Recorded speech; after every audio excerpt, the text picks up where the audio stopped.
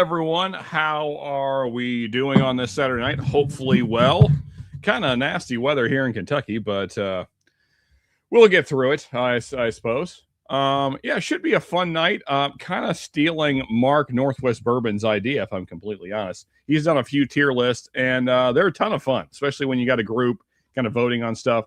So hopefully we'll have a few folks hop on and converse about their Scotch rankings. And hopefully you guys in chat as well have some opinions about various Scotch brands and where they should be ranked. I'll just briefly, show the tier list. We're not going to get into it right away. But so here is the tier list. You see you got all the brands down there at the bottom. And we'll be throwing them on the list here and deciding what's what. Anyway, I am going to start by pouring a little bit to fit the theme of the night. I'm going to start with a little Ardbeg 10, just kind of a standard release here. And then I got some samples I need to get through. I got my own Scotch, various things. Will be a Scotch theme night. But yeah, so cheers everyone officially now. Cheers to you. Hopefully everybody is doing well, and glad to see everybody.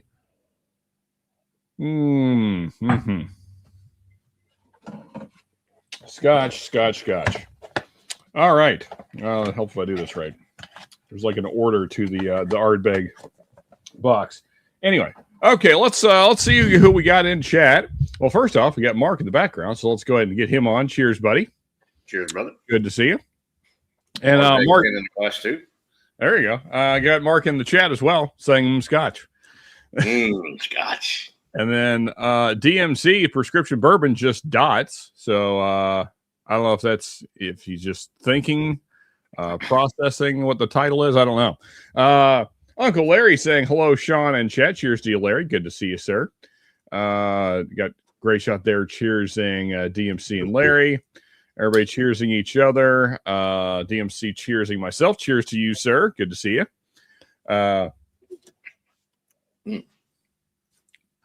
Daniel Berry Sports highlights saying happy Saturday. Hey, everyone. Cheers to you, Daniel. Good to see you, sir. Josh Fritz in the house says cheers all. Cheers to you, Josh. Everybody cheersing each other again. Cooley Running also saying cheers. Cheers, sir. Good to see you. Well, I mean, with my limited knowledge, but my thoughts are, Dustin, folks like you and Mark and figure collectively we'll have a pretty good sense of what goes where. Because Mark, Northwest Bourbon, he's already ranked bourbons, so I didn't want to do that since we just done that recently. And I think he's planning on doing a rye ranking, so I didn't want to steal that from him. So I thought, I know he's not going to rank Scotch anytime soon because he's not a Scotch fan. So I thought, let's do some Scotch ranking. Why not? There you go. But yeah, so Dustin, I'm curious, definitely curious, how you will rank these brands. Yeah.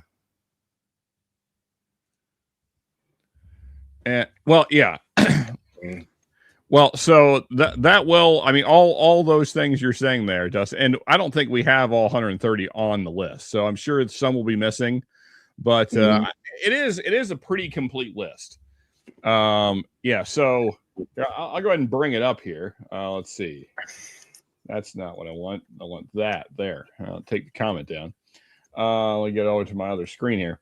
Yeah, so you can see we got quite a few here. Let's see, what is that? 1, 2, 3, 4, 5, 6, 7, 8, 9, 10, 11, 12, 13, 14 times 6. So that's 60, 78 plus 2. So 80. There's 80 on here. So that's pretty good. That should take us a good while to get through. For sure. Yeah. Not all 130, as you mentioned, but we got a lot of them. So, and there are some here that I'm definitely not familiar with. So Yeah. We're not doing like ones greater than all. Yeah. So there'll probably be several in the legendary category as well as great and so forth. Anyway, for now, I'm gonna wait until we get a few more folks in here before we start ranking stuff. But Yeah, I tell you, 2026 is really, really just going for it. Yeah. Well, So 2025, shut up and hold my beer. yeah, it's I don't even. We are 10 days in. We are 10 days into this year. Is that it? Just 10? Jeez. And it's been absolutely crazy. I don't even. I'm trying to. So I guess technically the Somali daycare thing that was actually last year. It was just the very end of last year. So it's not technically this year's news. But then Maduro was beginning of the year. Yeah, we're taking over Venezuela. We're gonna. I guess we're taking Greenland now. That's what the guy in the big White House says. Apparently we're taking Greenland now. Found out today that there might be issues, like I guess you would say prosecuting Maduro because apparently the CIA is still selling cocaine. So that's Well, I thought we were done doing that back in the 80s. Apparently not. Apparently we're still doing it. yeah. So I wouldn't put that past them at all. yeah, I don't know. I don't know. War on drugs has not fared so well for what, 30, 40 years now or so? Yeah, I'd say that's fair. Hey, look at this. Look at this fella. Good to see you, David. Hey, cheers, David. How y'all doing? Sipping on some scotch. You got Yeah, any? good, sir. Good. I do have some. I don't have it poured yet. I got to reach for it here. All right. Got a cup of coffee at the moment. Oh, there you go. Any blend in that coffee? You know, like sugar, cream. Cream only. Okay. It's acceptable. I'll drink coffee any way you want to throw it out there. Yeah.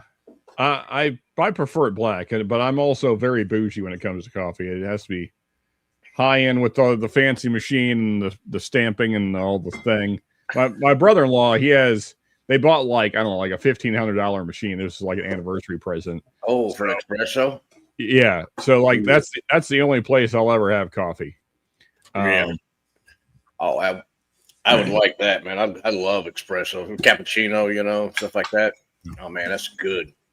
Uncle Larry, we are blowing shit up. We're blowing shit up. We're taking people from their countries. We're shooting other people. We're taking over countries. I don't know what's happening. I shouldn't say we. Oh, I'm not involved in any of this. Yeah. Our government. Yeah. Anyway. Don't know there, Dustin. I think we're just getting the fish high, blowing it up. Yeah. We at least found. Yeah. I don't know if they're even looking, honestly. Maduro might have 51 seconds of missing tapes. Yeah, I thought that's what it was. Okay. Abuna. Yeah. Okay. That's definitely on the list. He pardoned Buddy from Honduras to run the coke market out of Venezuela. Oh, okay. Well, there you go. Somebody's got to keep the business running, I suppose. I don't know. It's been a while, but anyway, I guess we'll go ahead and again, all you Scotch lovers, you want to hop on and help us rank. I guess we feel free to do so. I guess we'll go ahead and get to it though.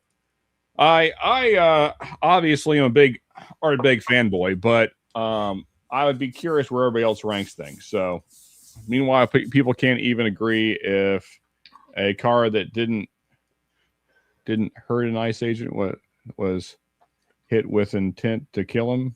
America, we're screwed.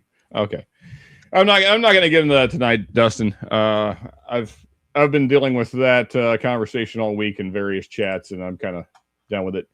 And I think people are going to believe the thing they want to believe. Anyway, let's rank some Scotch instead. And again, chat, feel free to say what you think, where you think it would be. So first up is Ardbeg. So what do we think, guys? I'm in general or as a brand. As a brand. Yeah. So would you say I'm between great and legendary on this personally? Yeah, I agree. But what is your guys' take? Is it a legendary brand or just great? I would say great. Okay. David, what say you? Do you have an opinion on it? No, I don't think I've ever even had any Ardbeg. Okay, well, I'll put it for It may be the only Isla Scotch I've never tried. Okay. I like that one better than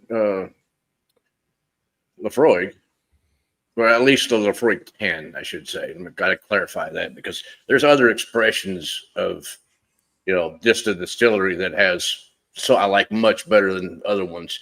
Like I like Ugadal better than I do the regular 10 Ardbeg. Yeah. So Dustin asked the question, Sean, are we ranking the distillate or the brand official bottles?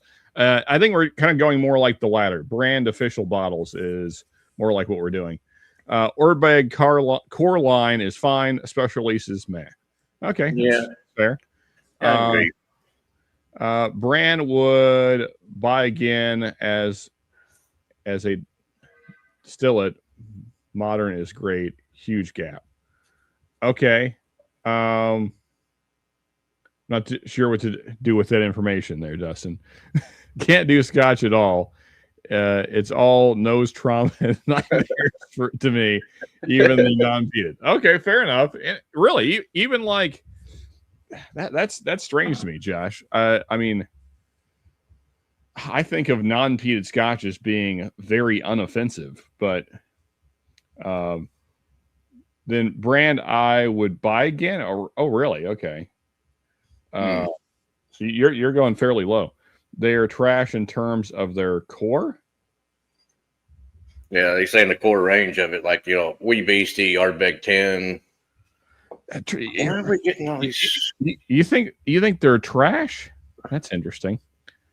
I mean, I think they're good value in Scotch for the price points they're at. I don't know. I don't. What does all the other Scotch drinkers say? Peter White says core range is fine, which is kind of now we are doing more than core range. We're doing everything that they release under the Ardbeg name. So, just to clarify, Mark, do you have further thoughts one way or another? Well, yeah, I think their core range is all right. I don't get the Wee Beastie, the number 5, the Wee Beastie one. I don't get that one very often. Ardbeg 10 usually is always on my shelf, and Ugadal is almost always on my shelf. Yeah, I agree. Those two I really like. I don't drink them all the time. I'll go to the 10 more so than the Oogie because the Ugadal is more expensive, But the 10 is kind of like a daily. If I want a good, peaty Scotch, I'll grab that one because it's relatively cheap. Now, so Ardbeg makes the Ugadal? Yeah. Mm-hmm. All right, then I retract my statement. I do have a bottle of Ardbeg Ugadal, and I love it. Yeah, that one there is really surprising. I would rank that as great. Okay. See, I'm with you, David. So, see, Dustin, I'm quite a fan of the Ano as well. Maybe I am strange in that regard, but I mean, it's also like $60 around here. It's basically the same as the 10. Yeah, I know. It's okay. I like that one. I drank most of the bottle of that when I was in Colorado last time. I think last time I compared it to the Yugi, I actually preferred the Ano. It's just, it has a smoke profile that I prefer. It's lighter, yeah. Not as meaty, I think. I would go the opposite, Mark. I think it is meatier, and well, I mean, we can compare them here in a second. I have both things, but Josh is definitely based. Wait, so Neo, are you anti-Scotch? I thought you were drinking some kind of Scotch last week. Maybe I'm thinking of somebody else. Ano or whatever is kind of for people who don't like peat much, but it's fine. Okay, I guess. I'm kind of a peat fiend nowadays. Yeah, I mean, I just like the variety of profiles. Anyway, I'm running the damn thing. I'm leaving it in great. Hey, it's your opinion. It boils down to I think eventually. the only Ardbeg I've ever had is the Ugadal. So I forgot that was Ardbeg. So yeah, I think they're good value for what they are. I'll drink Irish Redbreast. Yeah. Mm-hmm. Oh hell no. Cheers, everyone! Don't forget to hit the. There you go. Hey, yeah, Mark. I'm stealing your tier list ideas. You see, I'm doing Scotch though. I didn't imagine that you would ever do a Scotch ranking night, so I felt like I was safe doing this one. All right, next one up, Glendronach. I don't really have any strong opinions on this one. I've had a couple of Glendronachs, and they were fine. I can't say I absolutely love them, but I haven't had a ton of them. So, okay, so David's got one there, nearby there. Well, what are your thoughts on that one, David? Are you a big fan, or? Oh, okay, yeah. So, yeah, it's gone. So, yeah, it was good. Good stuff. It was nice and sherry forward. This was a 12. Yeah, I like it. Yeah, I like that one. That one there is good.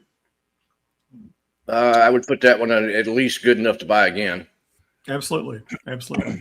okay, so at least now, but across the line, how would you rate Glendronach?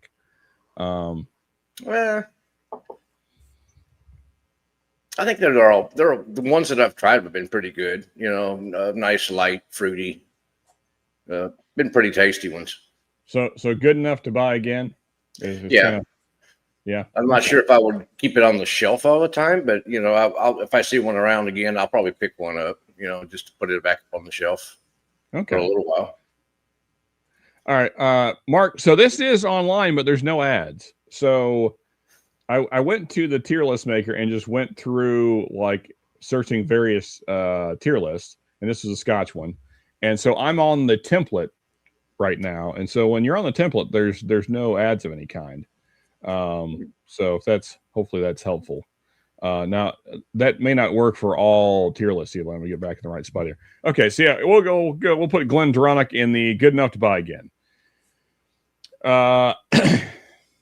Unless anyone, how Glendronach 5 years ago was great today, good enough to buy again. Okay. Cheers, Northwest Bourbon. Yeah, cheers. So maybe that's helpful for next time, Mark. I don't know. I don't rate Glendronach anymore. I have some older 15s and 21s. Their single casks are priced out of most pocketbooks. Gotcha. Okay. So they're getting too expensive. The good stuff is what you're saying, Peter. Yeah. Plus, I think tariffs are starting to kick in some too, so the prices are going up. Gotcha. Okay. Good enough to buy it again. Yeah, I guess. See, I think personally, I think that I like Ardbeg as a brand more than Glendronach, but I'm probably partial in that regard. Now this one, I do have some pretty strong feelings about it, and I've had a lot of them thanks to Moose and Mark and who else? Jigs has sent me some. Kill Omen. Where are we at on this one, fellas? I'm tempted to put it in legendary territory. Honestly, it's one of my it's brands. Hard to put it in legendary because they're so young still. I mean, compared to other Scotch brands, but I think they're on their way to that for sure. I would go ahead and stick it in legendary myself. As far of all the bottles of Scotch that I have, I got 6 of them are Kill Omen. I'm going to put it there for now. I'm curious what everybody else thinks. I mean, I haven't had one I didn't like, and they're priced very reasonably. Oh, yes, we got a shredder in the background. Cheers, buddy. Hey, Fred. He's wearing his sunglasses at night. No, these are so I can see better at night. No, they're actually really distracting. They're fucking really bright. They rose shades. No, they're the yellow, like hunters. Yeah, like 100 Thompson shades. Blue blockers. I don't need those yet, man. So Glendronach 15 is really, really great for the money still, barely. Yeah. Okay. All right, so good enough to buy again. Are you saying that to Kill Omen, or are you talking about Glendronach? You would have Glenmo. Or Glendronach. You don't know shit. What? I don't know what's happening here, but It's Shredbird. It sounded like a pull string doll. It's very similar. So you're okay. All right. So good enough to buy again. They don't have any top tier stuff, but they're going to be great eventually. So I will say, Dustin, one thing that I guess you're probably not considering or weighing as much as I am is value. and I think that Kilhoman is like legendary value. Yeah, I mean, I can't think of much else I can buy in that price point that I think is as good. But guess we're going to be hearing that a lot tonight. You might. I can't see what I'm doing. Kilhoman, Ben. Is there a way I can? There you go. Well, I can't. Can you put us on the top bar? I don't think that is an option I have. Hey, I can do that, but that would make things. I was fine with getting covered up. Just swap me and Shred there. And nah, I don't really care. I just can't. Okay, I'm gonna mute you if this continues, Shred.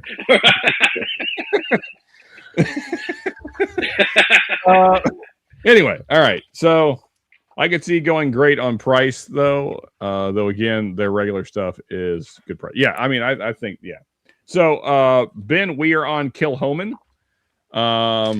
Great, not legendary. Hasn't been around. Okay, all right, fair enough. Yeah, that's kind of what I was saying. You know, they're really good. They just haven't earned they haven't been around long enough to be considered legendary. But they're going to reach that status, I think, if they keep up what they've been doing so far. I mean, personally, I don't really care how long you've been around. You're making good stuff. You're making good stuff. I don't know that. Yeah. Yeah, it's all about the heritage. I guess if that's the thing you care about, you can't taste heritage. Sure you can, dude. Let's see here. Scotch is too complicated for my pea-sized brain. Glad to help. Glad for the folks that enjoy them. I really enjoy it. I'm sorry, but they put out a 16-year for over $300. So value. Well, see, here's the thing, though, Dustin. I wouldn't buy it because it's $300. So this is not a problem for me. Not only that, I think that was probably one of the first barrels that they had laid down, more than likely, you know, because they haven't been around that long. 16 years is probably when they started. I don't know. I'd have to look it up, but. Okay, so. I can definitely say I don't think I've had Kilhoman before. So. Okay. Yeah. 16 years would have been 2010. All right, so I guess we'll leave it in grade. I don't even think I can come on tonight if Glendronach isn't near the top. Well, okay. I mean, it's near the top. It's in the top half there. Yeah, there you go. It's above 50%. Yeah, that's near the top in my fucking definition. You weren't here to vote on it, there, man. That's true. You were not here when we voted on that, so you have yourself to blame. One of the two best whiskeys I ever had in my life was Glendronach. Okay. The 11-year Kilhoman Madeira. He's not saying Scotch. He's saying whiskey. So there you go. It's true. Yeah. So I guess we'll leave Kilhoman in grade. I mean, Ben, if you can sway the rest of the group to put Glendronach in great, then feel free to do so.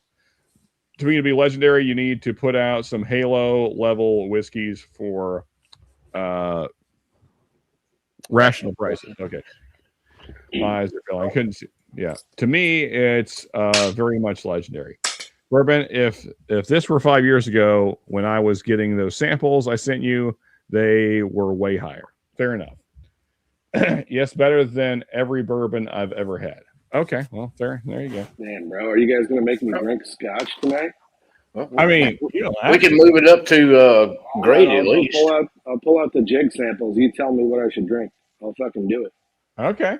Don't threaten me with a good time. Yeah, I mean, so I imagine he didn't send you peated stuff because you're anti-peated. So. No, he did. He sent me balls to the wall, Band-Aid fire, and a fucking baby factory. Oh, okay, fair. All right, good. And you're wearing. Let me go see what I got though. Hang on. See if we can bust them out. Then we'll see what we got. Can we just? Yeah. Can we just? I'm gonna say that or maybe put Dalmar at the rickety card table in the kitchen. Yeah. They're at the kid table. Yeah, we can go ahead and jump ahead. We can jump ahead to Dalmor. Let's hear it. Does anyone have any issue putting Dalmore and anywhere above straight garbage. That sounds about perfect for it. Anyone have any issue with it being there? I knew that was going to be one that we would probably shit on some. So I would go a notch higher, but I still wouldn't buy again, maybe. But yeah. Well, yeah, but see that's wouldn't buy again implies that you did buy it once, and so I bought 2 of them. Yeah, they're okay. Delmore, huh? Can we put Dalmore lower? I mean, it's straight garbage. Maybe, I guess David's right. We put it wouldn't buy again because, you wouldn't, straight garbage would be like a drain pour. You took one sip and said, and just basically poured the thing out the drain. I mean, so here's what I would say. Because of samples and trying it at bars, I've never bought one because I didn't think it was good enough to buy. Where is Jerry? It's on there. We have 80 to get through, Peter. So, Jesus, bro. Jerry, the Dickel of the South. Okay, well, strong opinions will be had, I'm sure. The Dickel of Scotch. Hey, it's Jigs. I'm about to pour some Scotch, Jigs. You're gonna love it. Yeah, there you go.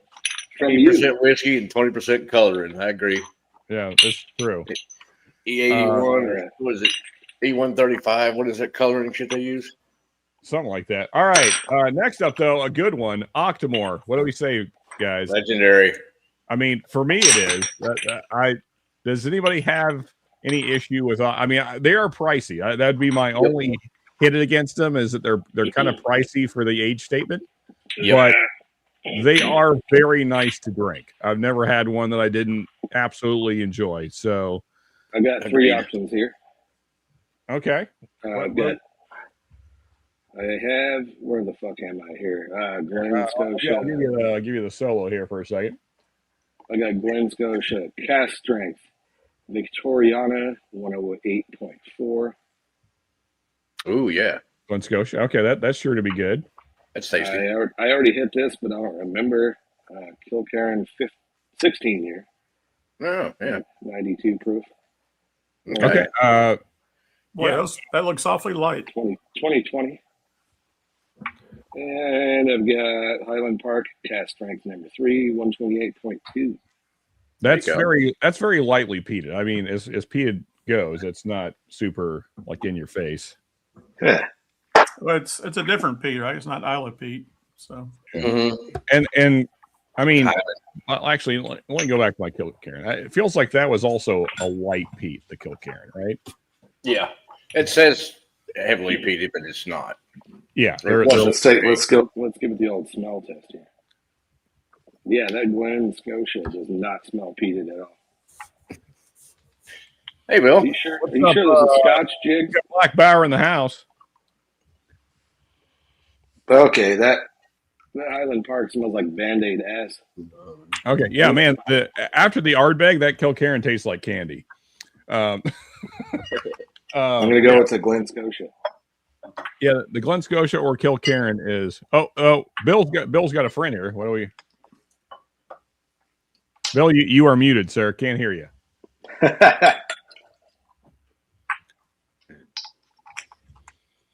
Yep, you're muted. We still can't hear you. Yeah, I'm not sure what's going on, Bill. We can't hear a thing. The fucking microphone, if you touch the top of it, was muted like weirdly. Here you go. Okay. This is Joe from Heraclitus. Joe owns Heraclitus whiskey. Oh, awesome, man. Hey, good to meet you. Cheers. Hey, Joe. Yeah, cheers, sir. Rocking the Primal Goat shirt. Nice. Yeah. We've been drinking since about noon today, so we might be a little sauced. Yeah, that's hey, definitely a possibility there. good for you guys. We are ranking Scotch, fellas. So I'm letting Joe taste through whatever he fucking wants to taste. I'm trying to talk him into buying a Spanish oak barrel for Heraclitus because he does whiskey. Is it aged in Kentucky? Yeah, well, I'm sourcing all out of Kentucky. Everything's out of Kentucky, pretty much. okay. So I'm like, hey, you should buy a Spanish oak, and I let him just taste the Rebecca Creek. which Fucking incredible.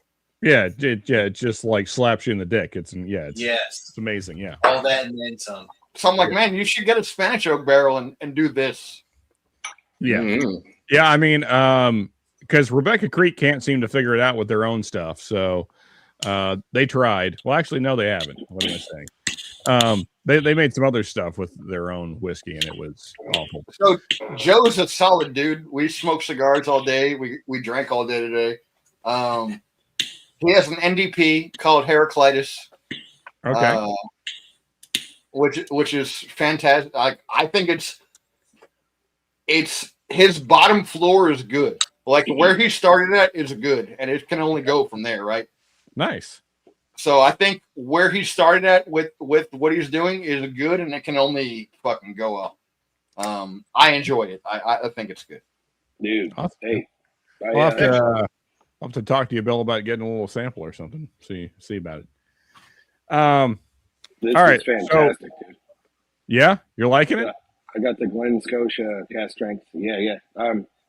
This is much better than Campbelltown 10-year. I'm gonna go ahead and put that out there. Okay. Shred, because I haven't seen you in weeks, half of me wants to go gay jokes for not talking to you in 3 weeks, 4 weeks, 5 weeks. Half of me wants to be nice. You go whatever direction you want, Bill. I'm gonna take it no matter how you give it, bud. Yeah. I hope you do take it however I give it. That's pushing more towards the gays. That's how we do it in California, man. That's right. Yeah. Well, fellas, currently we are on Octomore as a brand. We are trying to rank Octomore. What number? No, just Octomore as a brand. So how it looks like. So Top Shelf is asking, does value matter? I'd say great at best. Talking about Octomore because they are pricey. I don't think great. I mean, I don't think legendary. I think great on Octomore. Okay, fair enough. Too expensive. Buy Port Charlotte.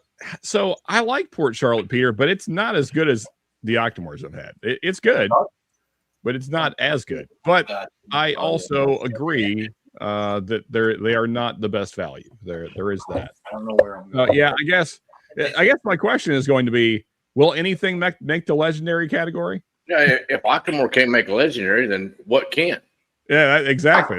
That's the thing. Well, Mark is the great shot. You are the Scotch guy. Side note, not to like detract you and not to like hype up my guest here, but he has a very pro 2A channel. He is very much pro 2A with cool. You guys would love. Okay. Hey, dude, I know where you're going. No, I'm not. I'm not. Hey, well, Joe, sir, I'm not going to say that your wife is hot. Don't fucking. We're not doing that. We're not talking about your wife. She's hot. His wife's kind of hot. Way hot. okay. Way All hot. right. Make sure it didn't happen. All right. Well, hey, good for you, Joe. There you go. Yeah, Shred's Get holding some a little QA going on here, bud. bit of Is freedom. it time for a desk pop already, dude? Let's No, go. We're not No, death no, popping. no. What's your wife's channel? American Gun Chick. All right, looking it up right now. American Gun Chick. Okay. Yeah, mods. If you can find it, feel free to drop that link in the chat. Hold on, is it chick with no K? And that's it. Yeah, she's hot. Okay. Good for Joe. Okay, so back to the Octomore ranking. So Peter said Good not job, bro. those special release piece better and cheaper. Okay. I mean, okay, like I like Port Charlotte. I don't like it as much as Octomore. But I agree with you guys on the price points. No, they're not legendary. Port Charlotte is better and better value. I don't know if I can say better. Thoughts, guys, on panel. Port Charlotte better than Octomore? I'm not the guy to ask. Well, I've got both. And granted, I'll drink Port Charlotte more than I would the Octomore simply because the price point on the Octomore. Yeah. And they're harder to get. True. Yeah. I think value-wise, Port Charlotte is obviously the better value, without question. Yeah. Mm-hmm. I've tried maybe 15 Oh, that's why it's scotches got in my spring. entire life. So. Okay. So there you go. Top Shelf Dustin is saying that Glen Scotia 16 is very, very lightly peated. Yes, that from it's been a while since I've had any. But I believe the Jiggler sent me some of that as well, and I also really enjoyed it. Is it 16? Damn, that's good. Yeah, you'll likely not get any of the legendaries. I think is what Dustin's referring to. Yeah, that's possible. Oh, Bill's with Dan Shook's dad from the Junkies. What? It does kind of look like a possibility. Harry Clitoris? No, not quite. Midstream ads? Oh yeah, it's monetized. I don't know what YouTube does when you monetize things. Apparently that's what it does. Yeah, it's taking over chat too. What now? The ads and stuff. I got an ad for some sort of hat. Where are you on the seeing YouTube. it? Oh, on YouTube. I guess I can't see it. Is he aging in Texas? Yes, he is, Uncle Larry. Yeah. Joe's aging everything in Texas, I believe. What I'll have to ask them when they're unmuted. Oh, I think I just got another ad for Bauer Power Tools. Bauer Power. What the hell? Well, if this is going to be an issue, I'm going to have to not. Apparently, YouTube's gotten more egregious with the monetization. Used to be you could monetize a stream and it not be an issue, but if it's an issue now, then we'll not do this in the future. Do like Jody did. When you get done with the stream, then monetize it. Well, yeah. I mean, the problem is nobody watches the stream after it's over, so there's not really much point in doing that. Donald Man, some are, some aren't. I've had some Isle of Barley Port Charlottes that were pretty dull, but still great. So I leave it to open debate. Octomore isn't a brand. Well, yeah, it's actually a release from Brooklotti. Well, whatever this thing has been, I'm not going to get into the nomenclature right now or whatever thing. Just go with what's on the screen, whatever you want to call it. Go with whatever makes your mind happy. Jigs this Glen Scotia. Oh yeah, it is very good. Glendronach can't. Well, but you're the only one saying that, Ben. So you'd have to talk everyone else into believing that Glendronach is legendary. Yes, Brooklotti. Brora Ellen might make the legendary. Okay. We're not quite there yet. Okay, you guys are chatting. Let's see here. Glendronach before Rachel Berry was legendary. Okay, not after. Roscoe P. Coltrane. Hey, buddy, it's been a minute. Good to see you, sir. Cheers. Hey, Roscoe. Cheers, Roscoe. Everything in the board. We'll go with one here. Yeah, we'll pour a little Port Charlotte. Let's see here. Those special release Port Charlottes are pretty available, though. More so than Octomore, but not regular. Wife is bringing home barbecue. Oh, nice, man. Low spot. Scotch will be, I would imagine, smoky barbecue notes with smoky barbecue notes. Which, of course, you can tell it to not do that midstream rolls, but have them at the start and finish. Okay. Well, actually, you know what? Let me see if I can. Give me a second here, folks, because I don't want that to keep going because we're going to be on for hours. So I don't want that to be a thing. Let me see if I can change it right now. That way you guys don't have to keep seeing this bull crap. Give me one sec. Continue debating whether Octomore is legendary or not. I still vote that it is, but and to Mark's point, if it's not, then what is? Okay, let's see here. Go to monetization. Other than Glendronach. Let's see here. Mid rolls. Okay. Maybe manual. Maybe that, because I'm not manually doing anything, so maybe that'll stop it. Let me know. Let me know what that does. I just changed it, so hopefully that changed the way the mid rolls are working. Okay. Anyway, Octomore is a brand, not a distillery. Okay, I would put Brooklotti overall as legendary. Okay, we're not quite there yet. I'm not as big a fan, but I'd not fight you two. Okay. Well, it sounds like we all agree Port Charlotte is legendary. I don't. But, well, I mean, see, the thing is, like, I mean, you guys were arguing that Kilhoman's not because of the time. Yeah, they're just a young distillery. But the thing is, that doesn't matter to me. I enjoy it more than Port Charlotte. So, you know, I don't know. I'm talking about enjoyment of the whiskey. I don't really care about legacy or what famous person is the distiller. I don't care about any of those things. What does the stuff in the bottle taste like? Hey, can I get a vote on the Dalmore? Can we put it on wouldn't buy it again instead of straight garbage? I've had a couple of good Dalmores. Well, you'd have to talk the rest of the group into that there, Fred. All right. I voted it wouldn't buy again. I'm not gonna waste your time trying to convince you guys that I've had a couple and they're good. Dustin asked if we could put it lower. Well, the guy's a snob about Scotch the same way I am about metal. This is true. I'm having last pour of Lefroy 10 Sherry Cask. There you go, Roscoe. Okay. There you go. That's a good one. But Black Arts isn't marketed as a brand, just bottling. Okay. Whiskey Wars, what Port Charlotte bottles have you had? I've had 3 different bottles of the 10. And then what's the most other common release? Port Charlotte. Just the 10 is all I've tried. You've had the 10 heavily peated? Yeah, I've had 2 of the heavily peated, and I've had one of the. I can't.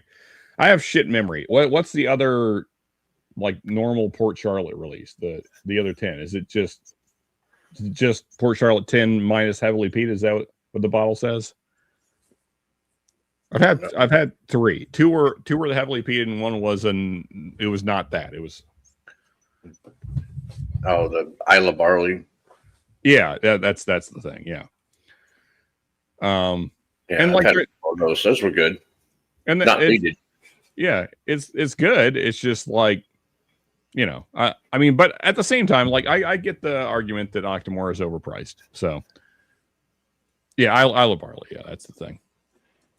I started with Port Charlotte 10 tonight. Ardbeg has to be legendary. See, I agree. I had it at legendary and I was talked out of it.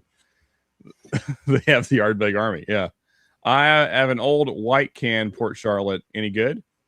Probably. So no, it's probably terrible. Ben, you should probably just send that to me so I can get rid of it for you. Okay, fair enough. Yeah, there you go. Yeah, just pass that along to Mark and he'll take care of it. All right. Yeah, I mean, so I guess, you know, if we're comparing price to price, then maybe that would change my mind. But we're not on Port Charlotte yet, but we'll get there anyway. So I'll leave Octomore where it is. I think you guys have made decent arguments that because of price, it's not legendary. Although, again, I don't know what will be. Moving along. All right. So next up, because we're only, we're 5 in. We have 75 to go, folks. The Glenlivet. I have no strong feelings about this. I'd buy it again. Yeah, I'm fine with it buy again. I've had a couple and they were fine. I've never had one that I was like, I need to go find a bottle right now. Like they've always been fine. I've never had one that I really, really enjoyed. That was my the first Scotch I ever had was the Glenlivet 12, just the basic bitch. Then I had the French Oak 15. I got one here somewhere. Then I had the 18. I thought the 18 was fantastic, but this is like 20 years ago, man. So it might be hot garbage now, man. I don't even know. Well, that's the thing with a lot of these. Apparently, 15 to 20 years ago, they were a lot better than they are nowadays. Same with bourbon. I mean, you could say that for sure. Oh, yeah, same thing with bourbon, Well, I don't know where it is, but anyway, it doesn't matter. Yeah, I would go with wouldn't buy again, but that's where I'm at on Glenlivet. That gets my vote. So Glenlivet has some great single casts, but once you're into Scotch, would you actually buy a backup? Wouldn't buy the same bottle again. Yeah. Okay. Fair enough. I mean, I'm not like, if they have one bottle that's great, I don't think that makes the brand as an entirety. Like, like what's the whole line like, and at the price point. And for me, they're like, at least the ones I've had, were just kind of like, that's fine. I have an old Nadura 16, was inexpensive and tasty. Okay. Oh shit! I didn't know that, Dustin. But I mean, would anyone put it higher than good enough to buy again? Mm-mm. Nah. No? Thoughts? No. Thoughts in chat? Is it anybody have it up there with our great guys? Limit 16 X bourbon is outstanding. Also, Modern Glenlivet has dropped from 43. There you go. That's no good. We don't want that. What goes in the wouldn't buy again category right there. Just Yep. Exactly. Yeah, we don't want lowering the proof. Yeah, we'll have to drop them down from good enough to buy again. Yeah, we're not trying to make alcohol for women here. For sure, 16 Nadura is great. Got a few left, but long. I almost spit that out. What's up? When you said we're not making alcohol for women, I almost spit out. Yeah.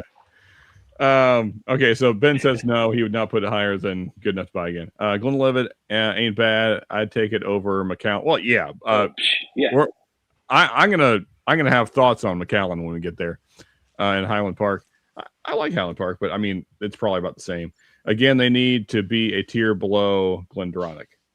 Do you think we're going to run into any that we haven't tried amongst the few of us? Well, I mean, so Dustin may have. I think that there will be a lot that only like maybe Dustin and Peter White and Donald have tried, and no one else has tried. Yeah. So can you add a tier? Maybe just label it meh. I like that idea. I mean, to me, like that's wouldn't buy again because like you bought it once and you had it, and you're like, yeah it's fine. I wouldn't buy it again. Yeah, it's the same thing. Yeah. So that's kind of what wouldn't buy again means to me. Like you bought it, it was fine, and yeah, you have no reason to buy it again. And to me, that's where Glenlivet is. Like as a brand, it's just like, yeah, okay. You might have to do move it down, man. Okay. Do we agree as a group that it can be moved down to be our first wouldn't buy again? Because that's where I was going to put it originally, is right there. If it was 20 years ago, I would say good enough to buy again. But yeah, I would agree. Nowadays, no. If we're talking modern times. All right. So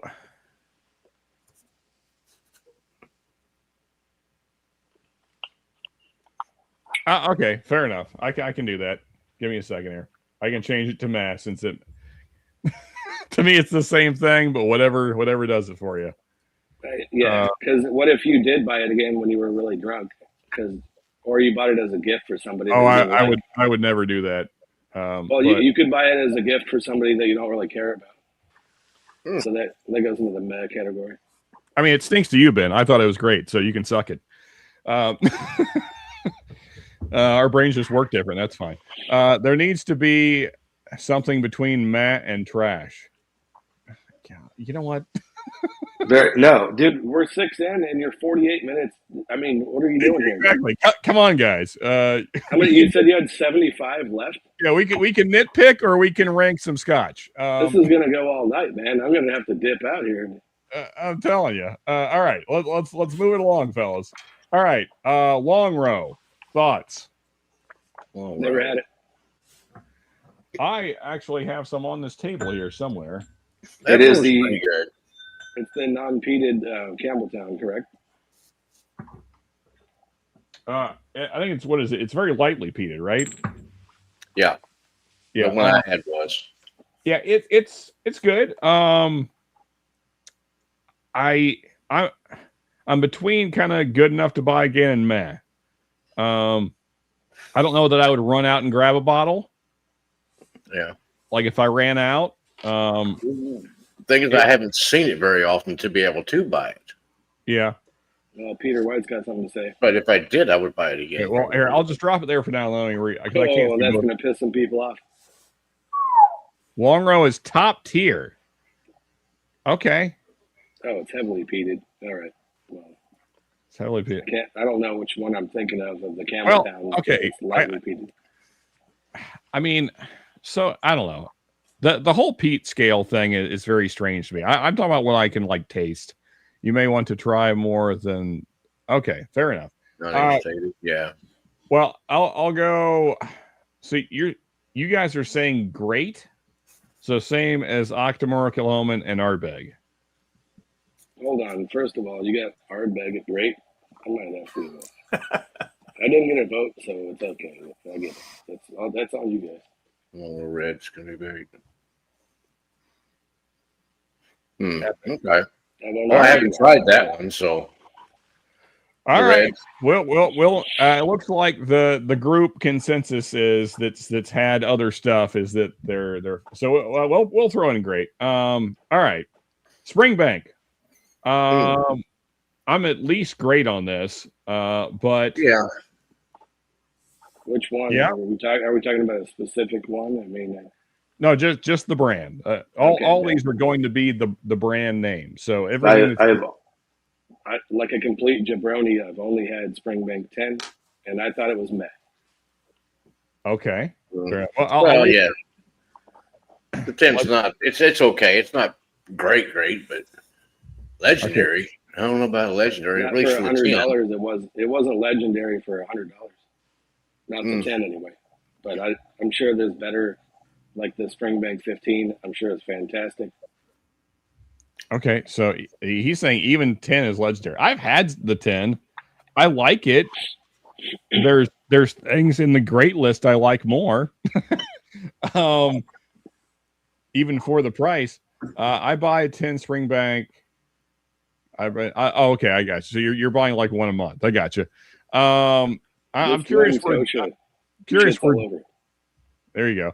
I'm curious where Donald and Peter White are on the hey, Copper Wolf, man. Cheers, buddy. It's been a minute. Good to see you, sir. Springbank 10. Cheers, Copper. Thoughts, Mark? I mean, so we got one vote for legendary. I'm fine with it at great. For those that have had it, what do you think, guys? I guess they are basically a legendary distillery. So, and it's hard to get, really. I mean, it's kind of one of those allocated type bottles to a degree. Yeah, Peter White has a point there. Okay. I guess my question is, are you guys talking about, we're not ranking distilleries. We are ranking whiskey. But if you're ranking whiskey, you have to pick a specific bottle. That's the issue. Yeah, because each one of these has a whole different lineup of whiskeys. So you have to rank it as a brand. You can't rank it as the whiskey if you're really doing it that way. Because there's so much variety within the Springbank. There's more variety in some of these other ones. I mean, yeah. But I mean, again, like, you know, like for instance, like if I was ranking Wild Turkey as a brand, it would be legendary. Oh yeah, because everything they make is just freaking great. I mean, you know, there might be that Matthew McConaughey shit. Yeah, the Long Branch. That's like the one exception. What about Wild Turkey 80 proof? Yeah, I mean, the 80, the 81 better than Jack Daniels. Yeah, exactly. I mean, for the price point, it's better than anything else at the price point. Hell yeah, I would drink 80 proof Wild Turkey. Fuck, why not? I would never buy 80 proof Wild Turkey. No, I wouldn't. Yeah, if I found an old ass bottle of it, I would buy it. Okay, all right. You guys are pushing for it being legendary. I guess. I think move that one. I think you guys are really leaning on the history of the distillery here and not the distill it in the bottle, but that's fine. I think there's just as good of stuff in the other brands that are in the great category, but that's okay. Okay. All right. Fair enough. We'll put in legendary, whether it deserves it or not. Maybe we can rearrange things later. All right. Moving along. This one's already been talked about a lot. So I'm going to at least put it in great. I know that a couple of folks think it's legendary. I'd love to hear the arguments, but Port Charlotte. Port Charlotte. What? Yeah, I think it's good at great, but yeah, that was at least great. Let's see here. History. I am biased. What is on my shelves? Okay, basing it was on the shelf.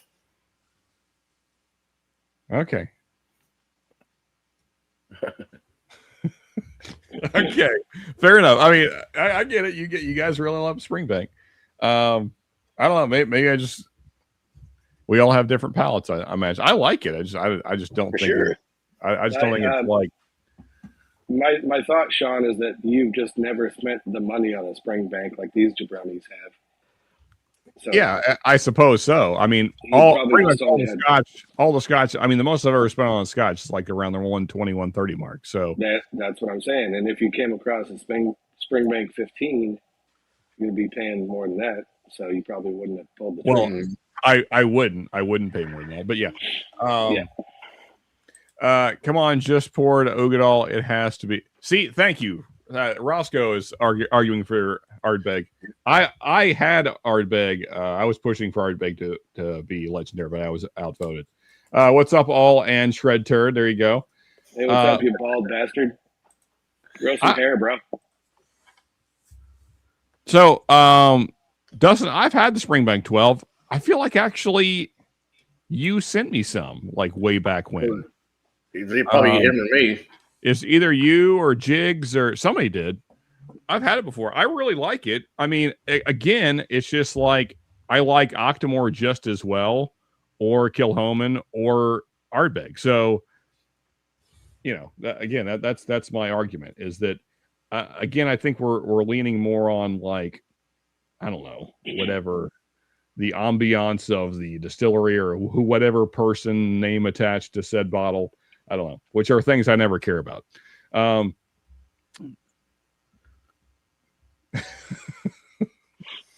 mean, that's fair. I've never had them, Dustin, but I've never heard anybody super happy about these special releases. Magical. Yeah, I mean, it's good. It is very good. Oh, no, hell no. Port Charlotte is legendary. Here we go. Okay. For Spank Bank, it should be at least 18. You're talking about something completely different, Jonathan, but good to see you, sir. I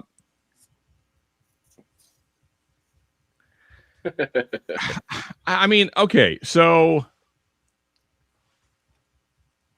how is it better than Kilhoman, which is in the same tier as it, and they're both very reasonably priced? I guess this is where you're missing me, guys. I'm trying to figure out. Well, other than Port Charlotte's been around a lot longer.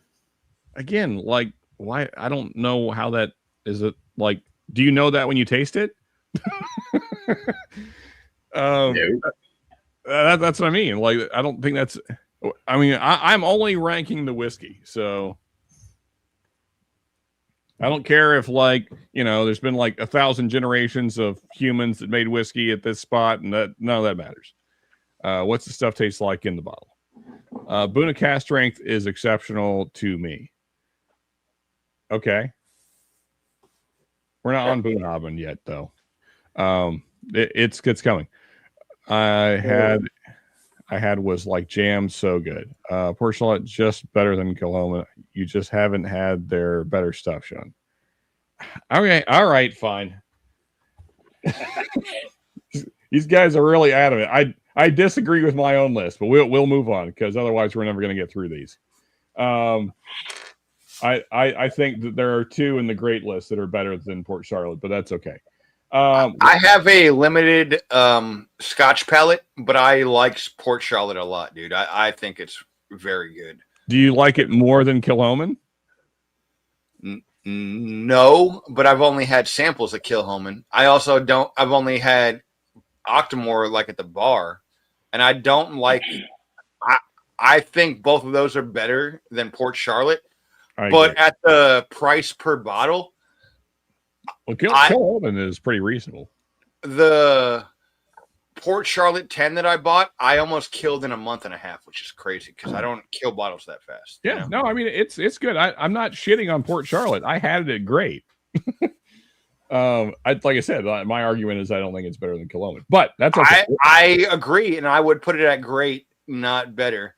I also had the what did I have tonight at the bar? I grabbed the Oogie. I grabbed the pour of Oogie, and I grabbed the pour of Port Charlotte tonight, and I got a pour of Octomore. The Octomore was stupid expensive, like $40 a pour. See, Donald, you said exactly what I'm fighting against. I don't care about Jim McEwen. I care about what whiskey tastes like. Kilhoman is killer too. It tastes fresh. PC is so sweet and sugary. Yeah, I mean, I like both of them. Again, like I had them at the same level, but you guys are pushing for legend, and that's fine. Well, but anyway, next up, we got to keep moving here. We got a lot to get through. Lagavulin, what say you? I am torn on this one because on the one hand, they made one of my favorite bottles, the Offerman Guinness cask, which I know was kind of divisive. I really liked it, but outside of that, the rest of their stuff I like. I would buy them again. I don't know if I personally would put them in great, but I'll leave it there for now, and then I'll let everyone say your arguments. What do you got, guys? I'd say it's good enough to buy again, and some bottles are great. Yeah, that's kind of Like I've bought multiple of the Offerman Guinness, but outside of that, no. Like the 12 and the 16, I've had them both, and I actually didn't buy them again. They're good, but yeah. So yeah, I mean, I like the Lager 12, but I rarely buy it again just because. Yeah, like there's just other stuff I like more. 16, I like that one. I usually keep one of those on my shelf. Yeah. So what do we think? Do we want to leave it at good enough, or do we think it's meh? Do we think it's great? Does anybody have any arguments about moving it up or down? I've never had it, so I'm not. I'm good where it is. Speak on it. I'm good where it's at. Good enough to buy in. I don't drink hate with Band-Aids. Jonathan says it's meh. It depends on which 12, of course. They've been doing some weird ass stuff. Fair enough. Oh shit! Ken's gonna freak out. Ken says, "Put it in great, or I will go ballistic." I mean, you don't want that.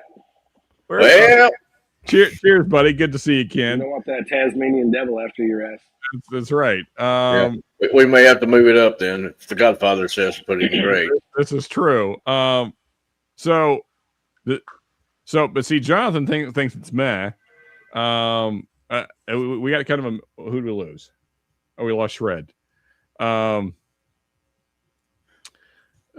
see here. When Laga wants to make great whiskey, there may be the best distillery in the world, but maybe some put out so much ass. Okay. What? I'd put Laga in great. Okay, fair enough. I mean, I'm fine with it at great. I mean, if I, yeah, all right, whatever. It's fine. Yeah, it is. It's a pretty damn good whiskey. Yeah, I mean, I've had 16, the 12. I don't hardly ever get. Yeah, same. I like the 16. I like the Offerman. Well, the Guinness one. I didn't really care for the Heavy Char. And what was the other Offerman? I don't remember. I've had an Offerman one too, and those are pretty good. Yeah, kind of come across a little bit young. Yeah, I didn't like the Heavy Char. I just didn't like the profile of it. It wasn't bad. It's just it wasn't really my thing. Next up, Aaron. I don't really have any strong feelings. Again, this is like kind of meh to good enough. Yeah. Maybe I just haven't had the high end stuff, which I never will. But the stuff I have had is just kind of whatever. That's where I would be, but I'm open to. Yeah. Oh, wait a second. We have Ken. Ken has arrived. Yes. Put it in great. Aaron? Aaron? You're saying Aaron? Yeah. Yes, and yes. Okay. All right. Aaron. How many bottles of Aaron that are shite? Yeah, exactly, Peter. Okay. All right. You guys must be buying higher end Scotch than I am. This is the I think I've only had the 10. Aaron 10. No. Aaron is good shit. All right. Fair enough. See, okay, so that's kind of my issue is that outside of peated Scotch, I'm not really that big of a Scotch guy. Like they're fine, but they don't really interest me much. So I guess that's why I'm kind of like whatever on Aaron 10. Like it's fine. Yeah, it was okay. I thought it was pretty decent. I've had 2 different samples of it and never thought to myself that I ever needed a bottle. I don't think I have. I finished mine off. I don't have any left. The Aaron 10. It's better than Dalmore. Yeah. Yeah. Fuck me, yeah, of course it is.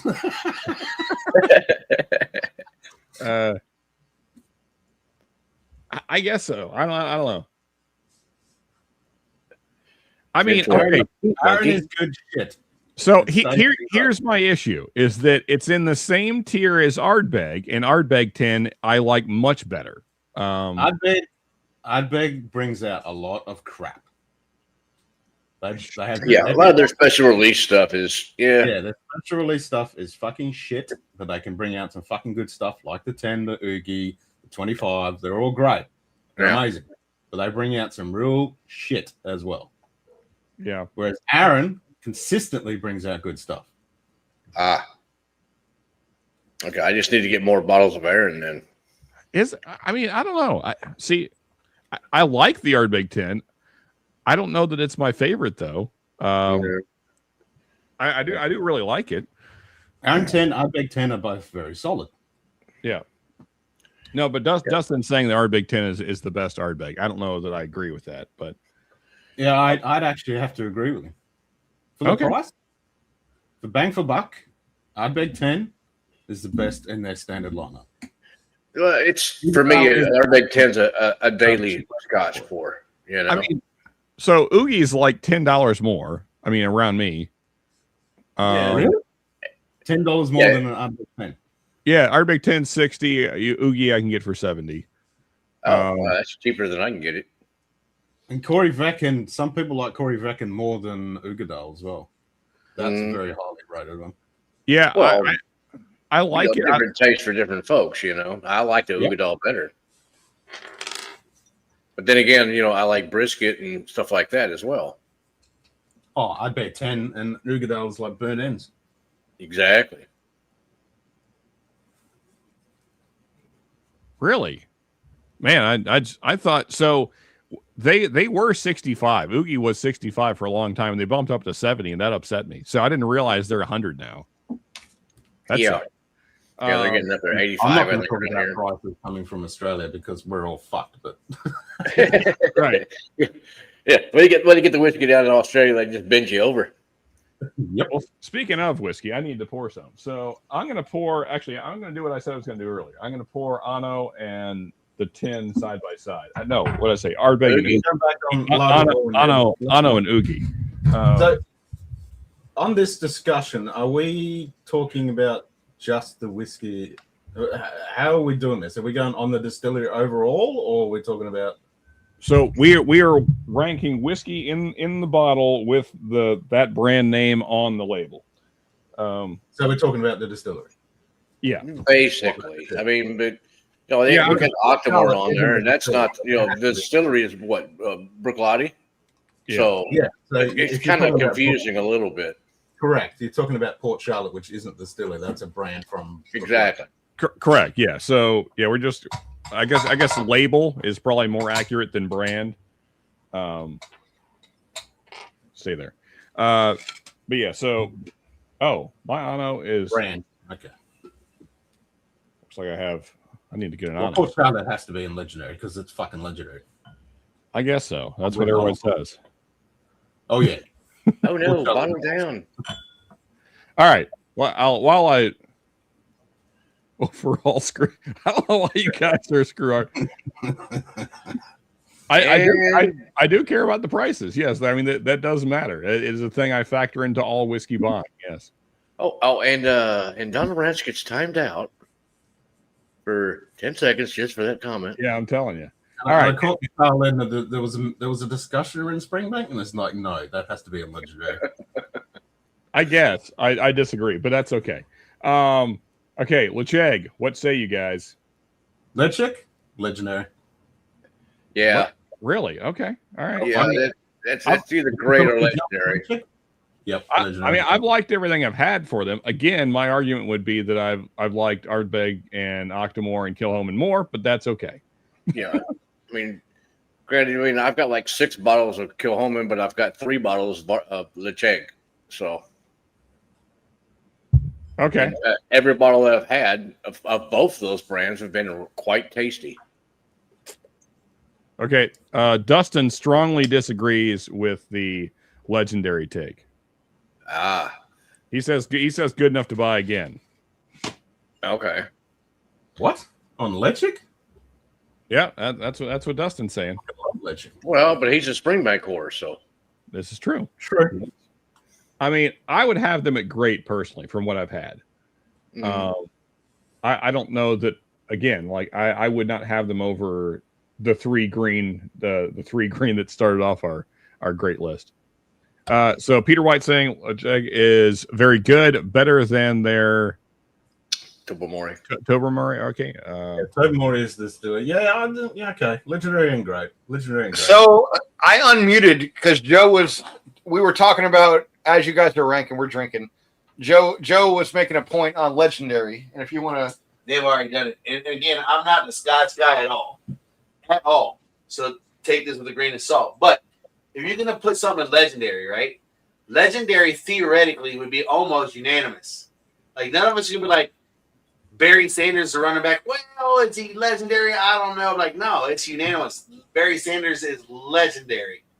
Right. But if you got 50% saying legendary, 50% saying great, that's just my 2 cents. And I said that to him in private, but he's like, dude, you gotta say that. yeah, that's why I was like, Joe, I'm gonna unmute the mic. So Legendary is not even negotiable, pretty much. It's gonna be unanimous for the most part. Not 100%. We're talking about a very subjective subject, so it's Yeah. Legendary is not subjective for the most part. It is when it comes to Legendary, flavor. you know, I guess maybe legendary is subjective. Yeah, well, Here's boys. When it comes to things like music, food, things that are subjective to individual people, because not everyone is going to like the same thing. That's why it makes it interesting. yeah. Whereas if you're talking something like a famous sports person, then it's going to be Can legendary. we pull up Whether the you like them or definition not. of legendary? I believe Michael Jordan's Legendary face. is subjective. Pretty sure Michael Jordan's face is just next to the legendary. Right. Like Peter says, most of us never had legendary Scotch, but if you're talking Port Allen and Bora, that shit's legendary. Yeah, and honestly, Legic for most of their releases, great. I wouldn't say legendary because, especially like the 10-year, fucking hell, that'll rival any other 10-year Scotch, like hands down. Yep. It's got such a dirty, nasty peat on it. You just, yeah. Peter White is what's up. Most of us have never had. I don't know because I don't know Scotch at all. But That's probably fair, Peter. But this is like if you saw 10 games versus 100 games. Sure, yeah. But I mean, I guess my argument against that, Dustin, would be if a distillery is legendary, then they're legendary at every price point that they make. We didn't say distillery. We went back to you said brand. Well, okay, yeah, brand. Sorry. Which distilleries are just hitting the home runs on every Scotch? Yeah, because Legic and Tobermory, same distillery, different products. Yep. So, but yeah, I would say if you really want to get into the dirty side of peat, Legic 10 is a great one. Like it's just fucking amazing. Like who's punching above their price point on every level? Like, oh, this is a $30 bottle. This should be a $50 bottle. This is a $50 bottle. This should be an $80 bottle. Like who's punching up every time? Like MSRP wise, obviously, be in my brain just spitballing. Like whiskey wise, obviously, would be Wild Turkey and fucking Buffalo Trace because their allocated shit is so low, you can't get it. I agree with Wild Turkey. I wouldn't say price because that is again very subjective. Like $50 to you and $50 to someone else is 2 different fucking values. True. And in the region that you live in. What's the old saying? $20 is $20, man. Yeah. Okay, well, here's $20 is $20. Here's what I do know, fellas. We're like 12 in maybe, and we got like 70 to go. So let's keep moving. No, I just unmuted because we were like debating it as we're sitting here drinking. I saw him. I was like, dude, these guys are gonna be busy till like 4 a.m. with all those ones. Yeah. All right, Glen Alecky. Where are we going, guys? I would say good enough to buy again. Yeah, I put it there. I was kind of between these two, meh and good enough to buy again. I mean, I've got a great bottle of single cask, but okay, like that can bring up some really good stuff. That's a whole thing. It depends on like if Billy Walker has, touched on that cask. But it's like, it's good enough to buy again, but Yeah. Yeah, I mean, I don't know a bunch of it. Okay, so Dustin says Glen Alecky can fuck off. Oh, at times it can, yeah. It can for times. Yeah, I agree. Absolutely. That's Well, why I mean, it's good so enough to buy again. I guess that's my question: is there just like one good bottle? Like, how often are they good enough to buy again? No, they've got shit bottles and they've got some really good bottles, like the single cask stuff, and the cask strength stuff is. But like, if we're talking percentages, what percentage is meh and what percentage is good enough to buy again? It's 50-50 right now, honestly. Yeah. Yeah. I'd say good enough to buy again, but I wouldn't put it in meh. Because Glenlivet is meh. Yeah. Unless you go in single cask. Yeah. Or Nadura or the Or Nadura's. But overall, with their lineup, that's pretty meh. Yeah. Then Matt, don't risk it. There you go. Okay, fair enough. I like Glenlivet. All right. Next up, we got Bowmore. Where we go? Okay. If we're talking current lineup, it's meh. Complicated. No, it's complicated. Okay. Agreed. Again, So- just let's break it down to percentages here, Donald. What percentage is great, good enough to buy again, or meh, or worse than that?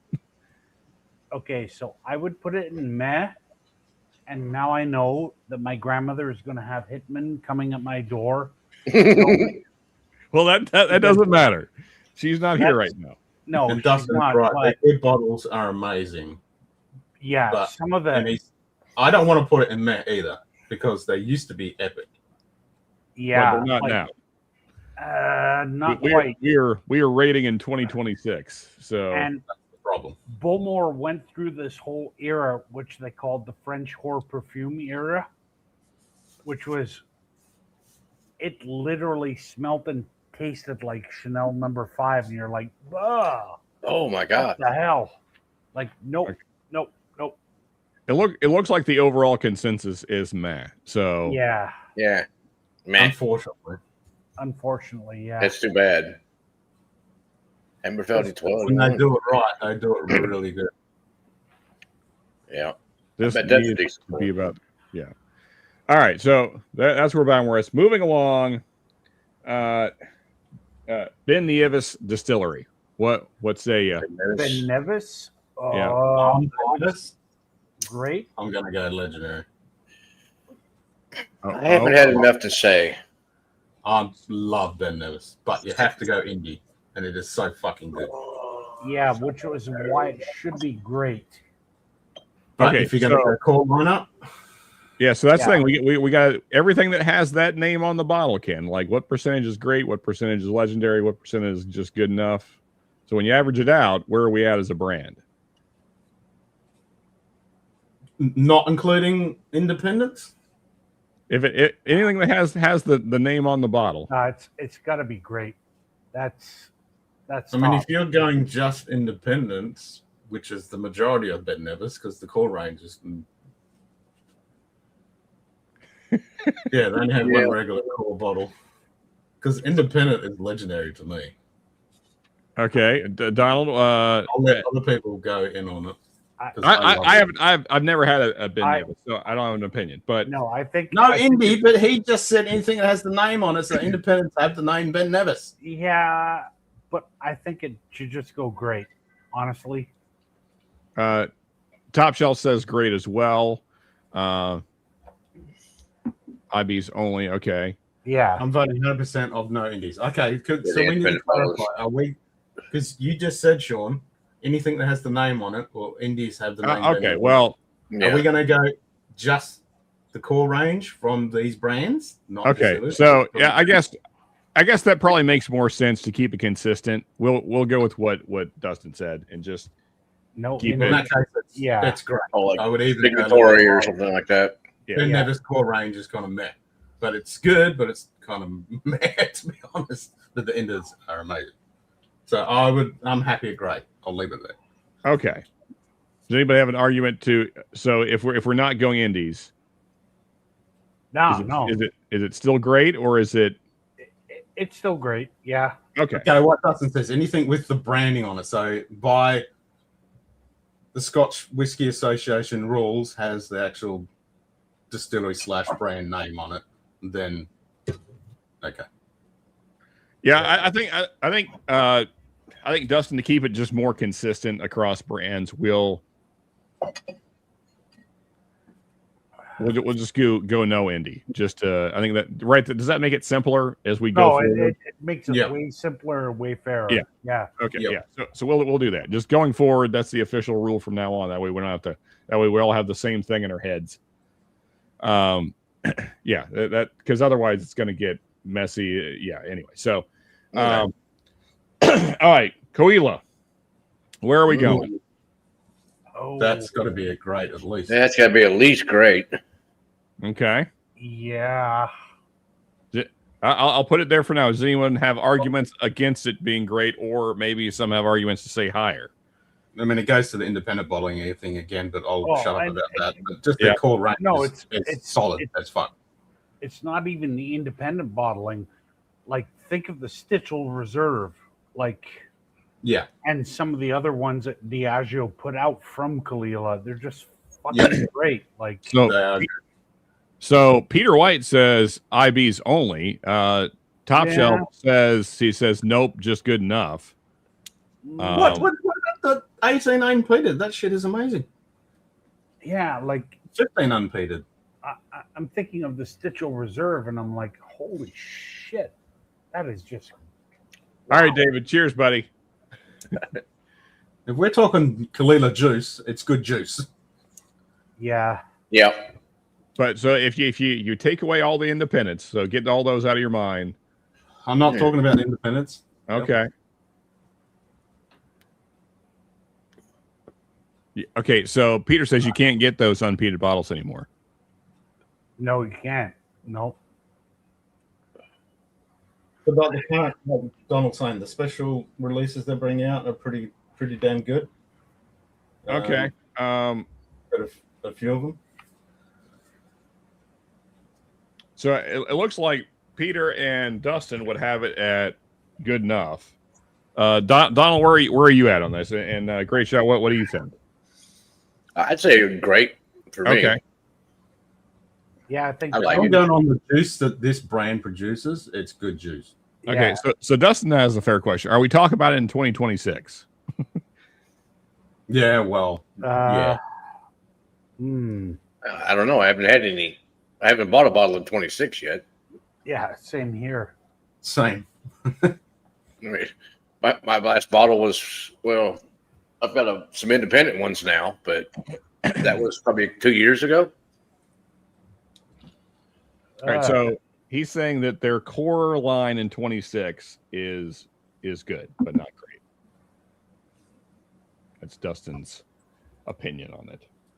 I'm fine either way, guys. I have liked everything I've had from Coila. I've never had any issue with it. I would probably have it at the good range. There's never been anything I've had. I've had 3 different samples, I want to say now, and they were all good. Again, kind of like other things in the good range. I never felt like I had to run out and grab a bottle, but I haven't had the independent bottlings and some of the things that you guys are talking about. So, I don't know. What do you think, Ken? Yeah, I think I still think the juice itself, what can be done with it, is pretty fucking good. Yeah, I agree. Yeah. And even with the standard lineup, the current standard lineup, there's nothing in there that's horrible. Well, I mean, good enough to buy again is not bad. That means you're going to buy it again when that bottle goes empty. Agreed. It's just not it's just not like quite. I mean, like when I think of a great bottle, it's like if I try a sample, I'm like trying to find the bottle the next day. Like I'm dropping what I'm doing. You know what? Then depends on the price. Yeah. Then based on that, then I would have to say good enough to buy again. Yeah, I mean, and good enough to buy again is still good. Yeah. It just the core range is like meh. Yeah, it's good, but then I hear Kalila and I'm thinking, oh, I've had these great bottles. Holy shit! But I mean, every time, like Kalila's in the green label. Kalila's in so many things, and it's one of the biggest produced. Yeah, right. It's an Isla. Yeah, fair enough. I'm fine with it either way, guys. I think, you know what? I'm happy with it there for the moment. I think I'm going to change it. Good enough to buy again. Okay, well then in that case, Ken, I think you're outvoted. No, that's fine. Because Dustin had it at good, and I think Peter kind of also does, and then Donald has also changed his vote, and I was kind of fine either way. I probably do have a bias of the independent bottling stuff because it's just so good. Yeah. All right, Longmore. What do we got, guys? Longmore. I don't know that I've ever had a Longmore. Maybe I have and I've forgotten. Yes, I sent you one. Okay, well then that does not bode well for it. Then if I forgot about it, then that tells you something. Yeah, it was good. It's good enough to buy again, but altogether kind of a mad bottle. Ken, Donald, what say you? I've had a Longmore. Yeah, only ever had a Longmore at 16, and it's like, yeah, good enough to buy again. Yeah. Yeah. Okay, so like if you got the bottle on the shelf, like you'd back it up, but you're not like rushing out to, Oh hell no. Yeah. It's not one you're going to go hunting for, but if you see one, you go, yeah, I'll buy that one again. Yeah, you're not like making phone calls and shooting texts to people like, hey, I got to find this bottle. No. Yeah, that's the problem, Peter. We can't go indies on it. So the Longmore standard stuff, it's fucking expensive. They've changed it a bit in recent years. Yep. Okay, here we go. Dustin going pretty hard on it. I said, in terms of core, I'd not even rank it. Okay, well, it's fine. Yeah, like I'd buy it again. I'm not in a rush, but yeah. Gordon McPhail, yeah. I mean, what you just said, Donald, almost sounds more like meh. But it is. I'm in between good enough and meh when it core range. I'm more at meh from what I've had. That said, I've only had what Great Shot sent me, and as I said, I don't even remember trying it. So that's about as meh as you can be. You thought it tasted pretty good, but that was about it.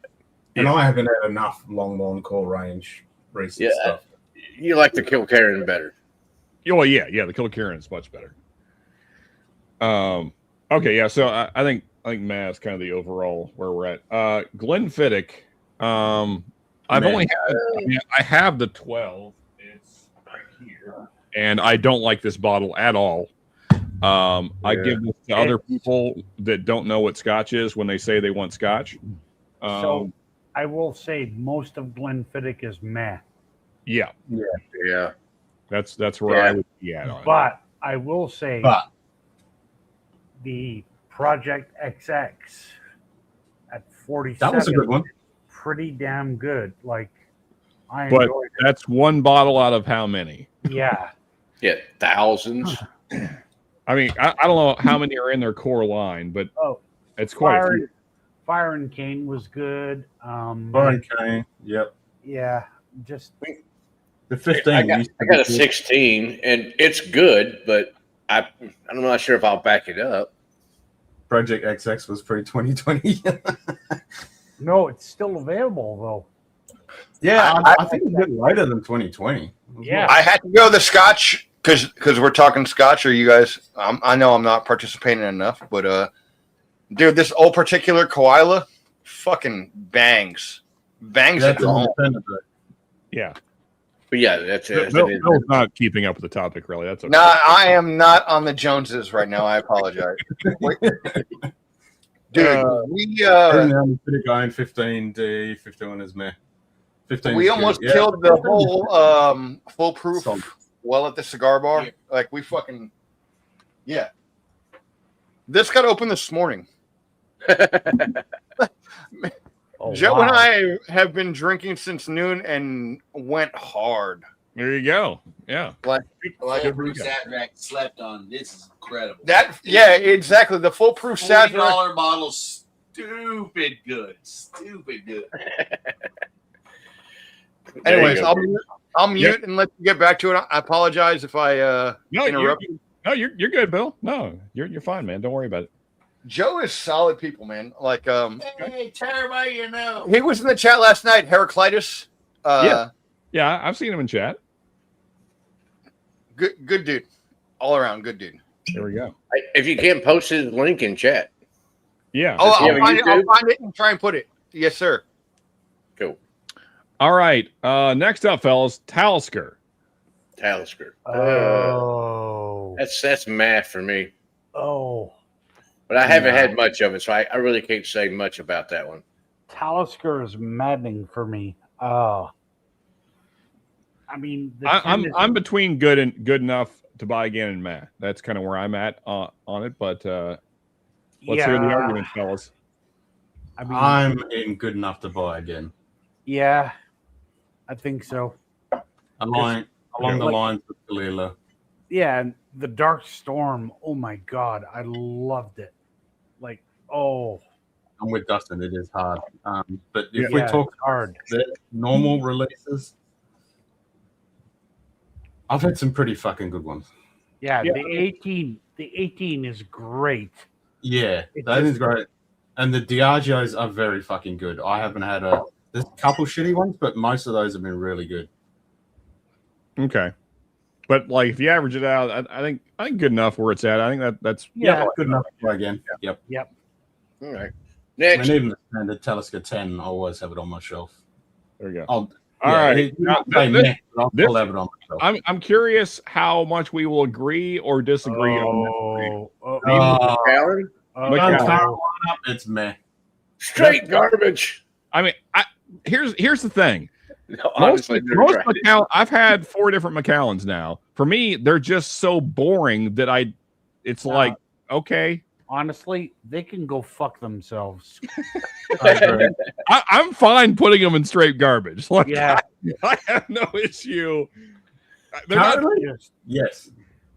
Like Macallan is like the Buffalo Trace of the Scotch. They have just tried to trade on their reputation from years past, and then now their stuff is like, nah, fuck you, I'm done. It's just they make really approachable, easy to drink Scotch that I never give a fuck about. And exactly, Roscoe. Talisker 10 is great. The whole problem is they also have like their own like boutique in the Dubai airport. So what the hell does that tell you? Yep. There you go. Like you said, they're boring. Macallan should be a perfume because it smells awesome. But the palette is fucking meh. Yeah, like I've got Emirati princes that buy this for their concubines and hookers, and it's like yum. The Indian people here, they buy it by the bucket load. As soon as whereas Johnny Walker and Macallan, they just buy it by the bucket load. They love it. No, it's nope. Roscoe, so like Talisker 10 is like usually if I'm in a Scotch mood, that'll be like my first pour of the day because it doesn't do well after anything else. Like it's fine. It's fine as like a starter pour, and I like it. I've bought a couple bottles. It's never a bottle I'm like rushing to go out and buy, but it's like a fine first pour. Like once you have something heavily peated, it tastes like nothing. But no, Macallan is Will Purple Top Scotch. I mean, yeah, like any like kind of tatery bottle is what Macallan is. Big time.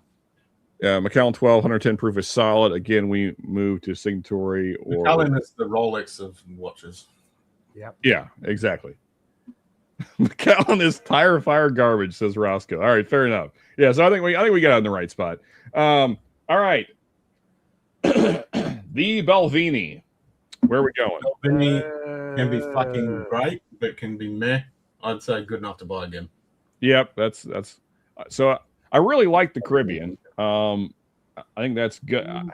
The price now. So here's the thing, because I live in the middle of nowhere, Kentucky, I can get it for $100.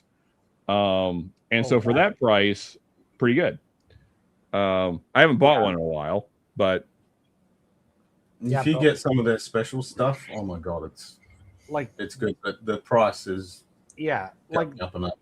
The ton series at like what $800 and like not here they are, but yeah, they can do great stuff. But Balvenie is just too goddamn expensive. Like no way. And then you got like the week of Pete. If you want to talk Pete, have you had a week of Pete, Sean? I have not. No. Sounds good though. Oh, it's damn good. Sounds like a thing I would enjoy. Yep. Yeah. So I mean, what is it? The double oak, double cask, whatever the thing is. I can't remember all. It's me. Yeah, it's fine. I think they're like $60 around here. It's fine. I bought one. I never bought another one. It was good, but yeah, it would be in the meh category. Meh used to be called Wouldn't Buy Again, but Ben didn't like that name. So yeah, I could put it in the meh or good enough to buy again. Just depends on the release. Yeah. Mm-hmm. That's why I made it good enough to buy again, because they can make some really good stuff, but they can make they put out some meh as well. Yep. Does anyone have anybody in chat saying anything otherwise? Yeah, if Ardbeg is great, Belvini is, but they both should be there. Yep, agreed. Let's see here. They make so much meh on the Belvini. Hard to paint them in a broad brush. Some great. All depends on. Yeah, I mean, I understand that the way this tier list is, it makes it hard to rank inherently, just because some of these names have a lot of bottles attached to them and some do not. So yeah, I understand that this, is what it is. If Ardbeg is great, Belvini is, but they both should be there. What? I don't know that I agree with that, Dustin. I enjoy more Ardbegs than I do Belvinis, but that's my own personal take. Thoughts, guys, on Dustin's comment here? I kind of agree with him. I do, because it's like either Ardbeg is great and Belvini is great, or Ardbeg is just good enough to buy again, or because they put out a lot of shit. Ardbeg is just jumped the shark in recent years.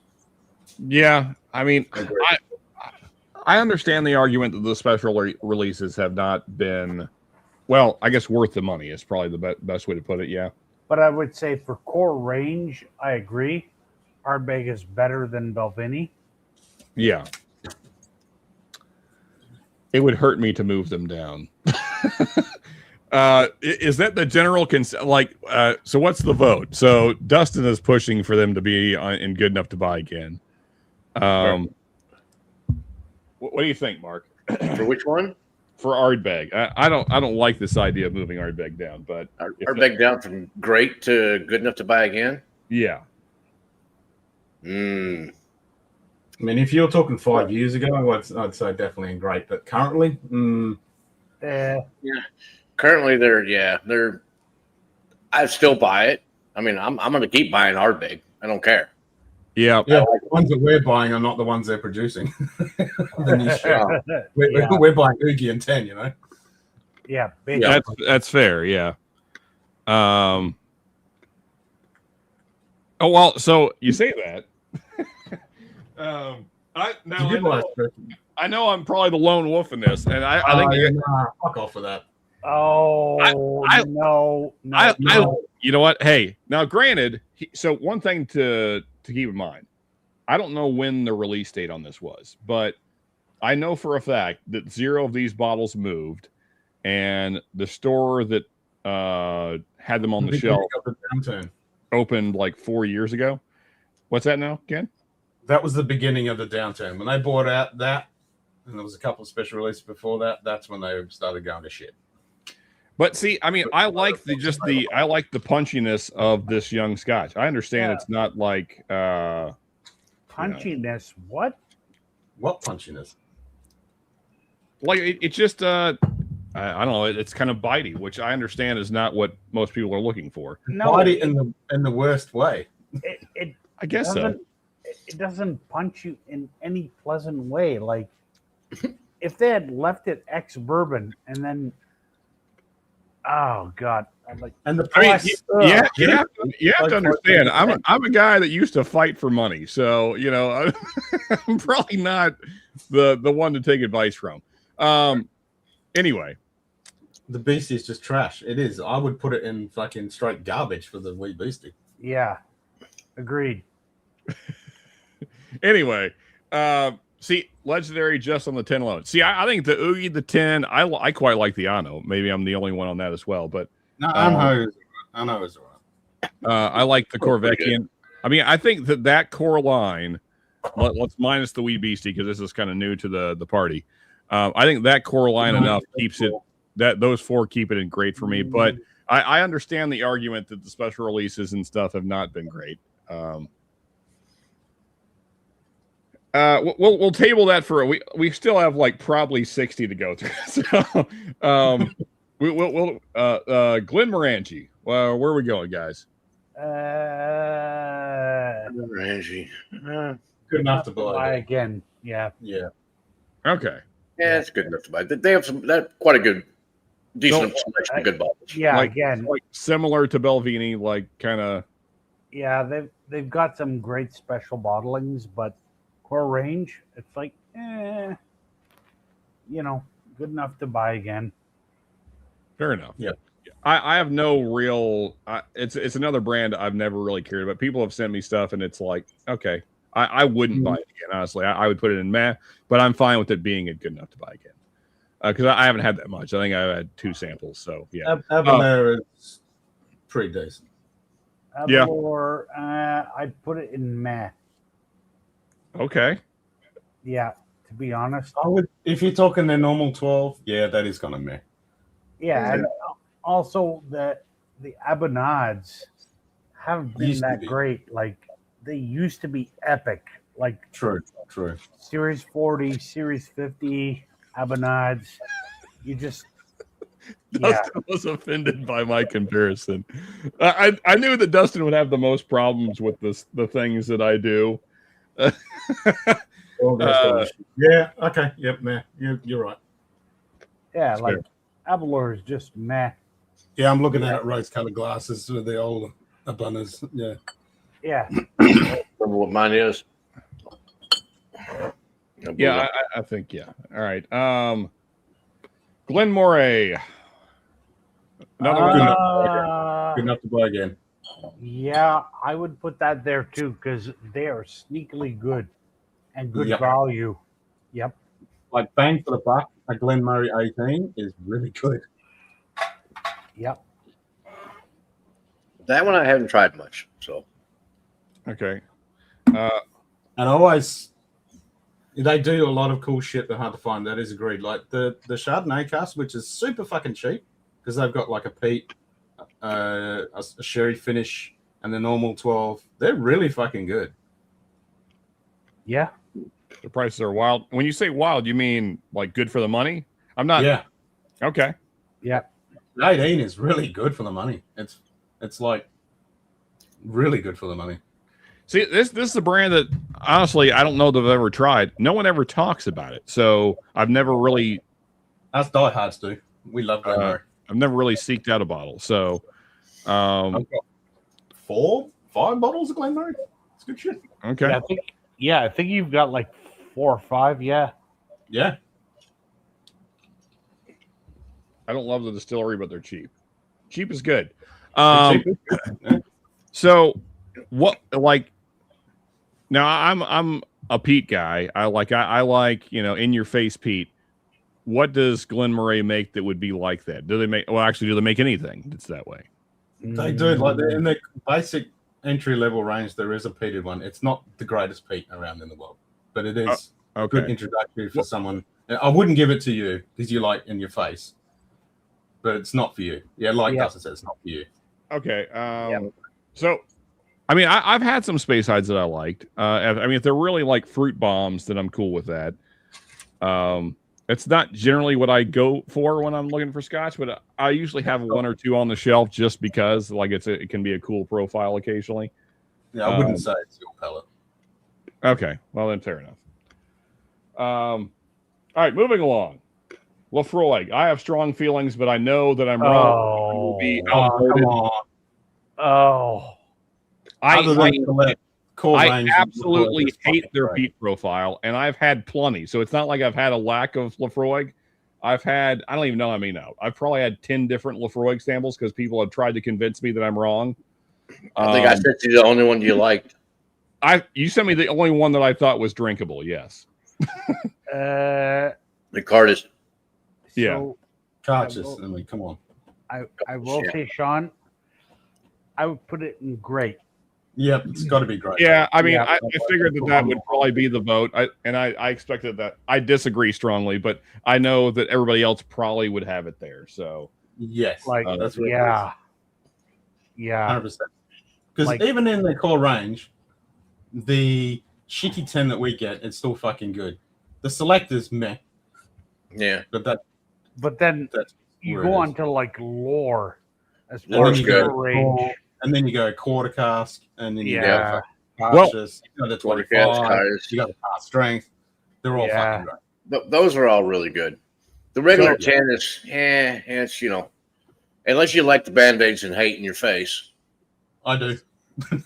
Yeah, I mean, so thanks to Mark, Dustin, I've had the latest cartridge, and it was good. It was good for Lafroig, because whatever they did covered up their awful peat profile. But peat profile. Yeah, their peat profile is just fucking dog shit. It tastes like a dirty ass. But that aside, I mean, I understand that some people like that. But so funny enough, I thought that I hated Scotch because Lafroig 10 was the second Scotch I ever tried years ago. I tried Macallan first because I think that's probably everybody's first Scotch just because it's no. Well. No. First Scotch I tried was Highland Park. No, so we were at a bar and I had a buddy that was into Scotch. Well, very mildly, clearly, because we got Macallan, and I think he thought that he was into Scotch. It's probably a better way to put it. And so we got a Macallan, and I was like, "This is okay." And I mean, I've been drinking whiskey since I was like 14, so I'm used to drinking whiskey. And I was like, "This is fucking boring." And then I went to a bar down in Florida, and I was with a buddy that also kind of thought that Scotch was cool or whatever, and so we got Lafroig 10, and I was like, "This is fucking trash. This is fucking awful." They were definitely fucking with you, and like it's not even because like that's what I've learned later. I thought I just hated peat. That's not it at all. I just don't like Lafroig's profile. Yeah, it's that Isla peat. Well, it's not like, even that. Ardbeg is Isla peat. Oh, you've never tried Scotch. Here, try this Lecheg. You'll like it. That's the thing. I like Lecheg too. Lafroig is the only peat profile I've had that I don't like. There is a specific note that Lafroig has that I just do not like at all. Yeah, I love the 10 cask strength. Like, it feels like you're being mugged in a dark alley, get the crap kicked out of you and left for dead. By a dirty penis? If you say dirty penis at the end, then yes. Yeah, dirty penis. Yes. if you say, I think when you said mugged, I think you meant face raped. Is probably the right. When I live in the US, yeah, I would say that too. Yeah, I don't know. There's like this. It's like old fish brininess. Yeah, and they live up on that. It's like kissing a fucking The yeah. old fish brininess. That's Worcestershire sauce. So yeah. Yeah, well, I mean, for me, it's like, so if you've ever had fish that's been in the freezer for too long, and then you try and cook it, and it's so fishy that you almost can't eat it. That's what Lefroy is like. Okay. Well, actually, leaving it in the freezer takes out a lot of the fishiness, depending on the fish. Not frozen fish. Well, I mean, anyway, I'm talking like pre-frozen, then you leave. Anyway, we're not going to get sidetracked on fish. Monkey shoulder was the first because of the Whiskey Tribe. Yeah, so I also bought Monkey Shoulder because of the Whiskey Tribe, and they're fucking wrong. It's I didn't much care for it. I bought one bottle, and once it was gone, I have not purchased one since. It's good for quick, easy, cheap cocktails and shit like that. All right. Another kind of divisive distillery, I would say, Highland Park. Well, if we're going to ignore all of the Viking bullshit and we're going on current stuff, I would say definitely it's got to be at least good enough to buy again. Okay. Yeah. At least. Yeah, I mean, I like the cast strength. I like the 12. Yeah, I mean, it's good stuff. Yeah, those are good. It's not amazing. I wouldn't have it up in the next tier, but Lefroy's there, so whatever. Well, I would almost say, if you're talking the current stuff, I would say great. Highland Park. I mean, I kind of had a bad. Not to interject, but this dude just went on an epic fucking, like, if this conversation would have been live right now, this dude just went on a fucking epic level. You would have loved everything he said right now, Sean. This dude just went epic level tear. And okay, what are we talking about? All right, I know that we've been drinking a bit, so it ain't gonna do it any justice probably. But how much bourbon means to us as far as it being about the experience, dude. I know it. Like I just felt take like the fucking chair, I'm Joe. not taking the chair, dude. Take the fucking chair, Joe. I'll have that in due time, dude. But please, y'all continue on. Is just the reason why I got into doing the bourbon stuff. The camera will zoom out if you put up an okay. I really want y'all to get back to your stuff. Like, no, you're fine, man. Go ahead and say what you gotta say. I can't now, dude. I'm on camera and stuff like that. But like, why are we getting this stuff? And this man just ripped on a level where it's like, holy shit, this guy just ripped. Hey, Joe. I know that we look civil tonight. We're usually complete dumbasses. So don't. I'm stunned about how well you're holding it together. I'm like, dude, by this time of night. But then again, we've been drinking since noon. I was like, by this time of night, everybody should be a little tipsy. They're all like squared away, putting this little chart together and stuff like that. Dude. Oh no! Well, the thing is, Joe, I'm going to be going for like another 2-3 hours. We're just getting started. I know. I see how many you got to go, bro. You know what I'm saying? I'm like, these boys are going to be busy for a while. Joe just preached. Joe just fucking preached. Look, like it's not organic and cheesy. If I try to say or whatever it is, I felt earlier and. I feel this way on the inside, kind of as far as why I got into bourbon, different reasons. And I'll come out and I'll hang out with y'all sometime. But if I tried to fucking say what I was saying before, it's gonna be cheesy and stupid, dude. Joe so just preached. He hit Thomas Sowell. He hit Martin Luther King. Joe just preached. If that ties into bourbon in any kind of way, in which it does, kind of. But again, like with our brand, what I was telling him is like, like we're not gonna I'm not gonna recreate Jimmy Russell. I'm not going to recreate anything you see back here on this bar. And so one of the things we're doing is like we're busting our ass to find the best barrels we can find to put out good quality product. Good background, great dudes pitching it. We're using all Second Amendment guys, Green Berets, SEALs, different dudes like this, dudes that train, yada, yada, yada. But predominantly it's about the shared experience, right? Yeah. Is the fact that so Joe, not to stop you there, but I mean, that's what this community is all about, man. I mean, that's what we do. 1,000%. And that's what I was partially in my little rant when we were going back and forth earlier. It's like how it builds this community and everything else. And some of me and my brother, where we didn't get along at all and stuff like that. And like, I introduced him to bourbon and he started like sipping it and he developed a palate very quickly. And we started bonding. despite the fact me and this dude couldn't sit in a room for more than 20 minutes without wanting to knock each other the fuck out, you know? Right. But like, it's just more about the bonding experience with like the Heraclitus quote. So we had a mentor that we trained under and stuff like that. And he used to quote this guy Heraclitus, which we named our brand after. Right. He had this quote regarding every 100 men that they would take into battle. He said, out of every 100 men I take into battle, they send me to take into battle, 10 don't even belong there. 80 are just targets. 9 are the real fighters, and she'll be thankful to have them, for they are the men who make the battle. Ah, but one. One is the warrior that will bring the others home.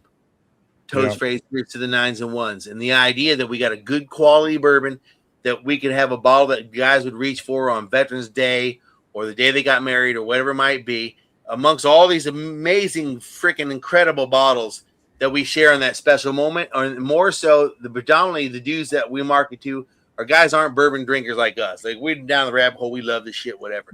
But it's something that you could give even as a gift to a guy that's like a 9 or a 1 in your life that it substitute is like, we don't buy each other flowers or crying on each other's shoulders. We're fucking dudes, you know what I'm saying?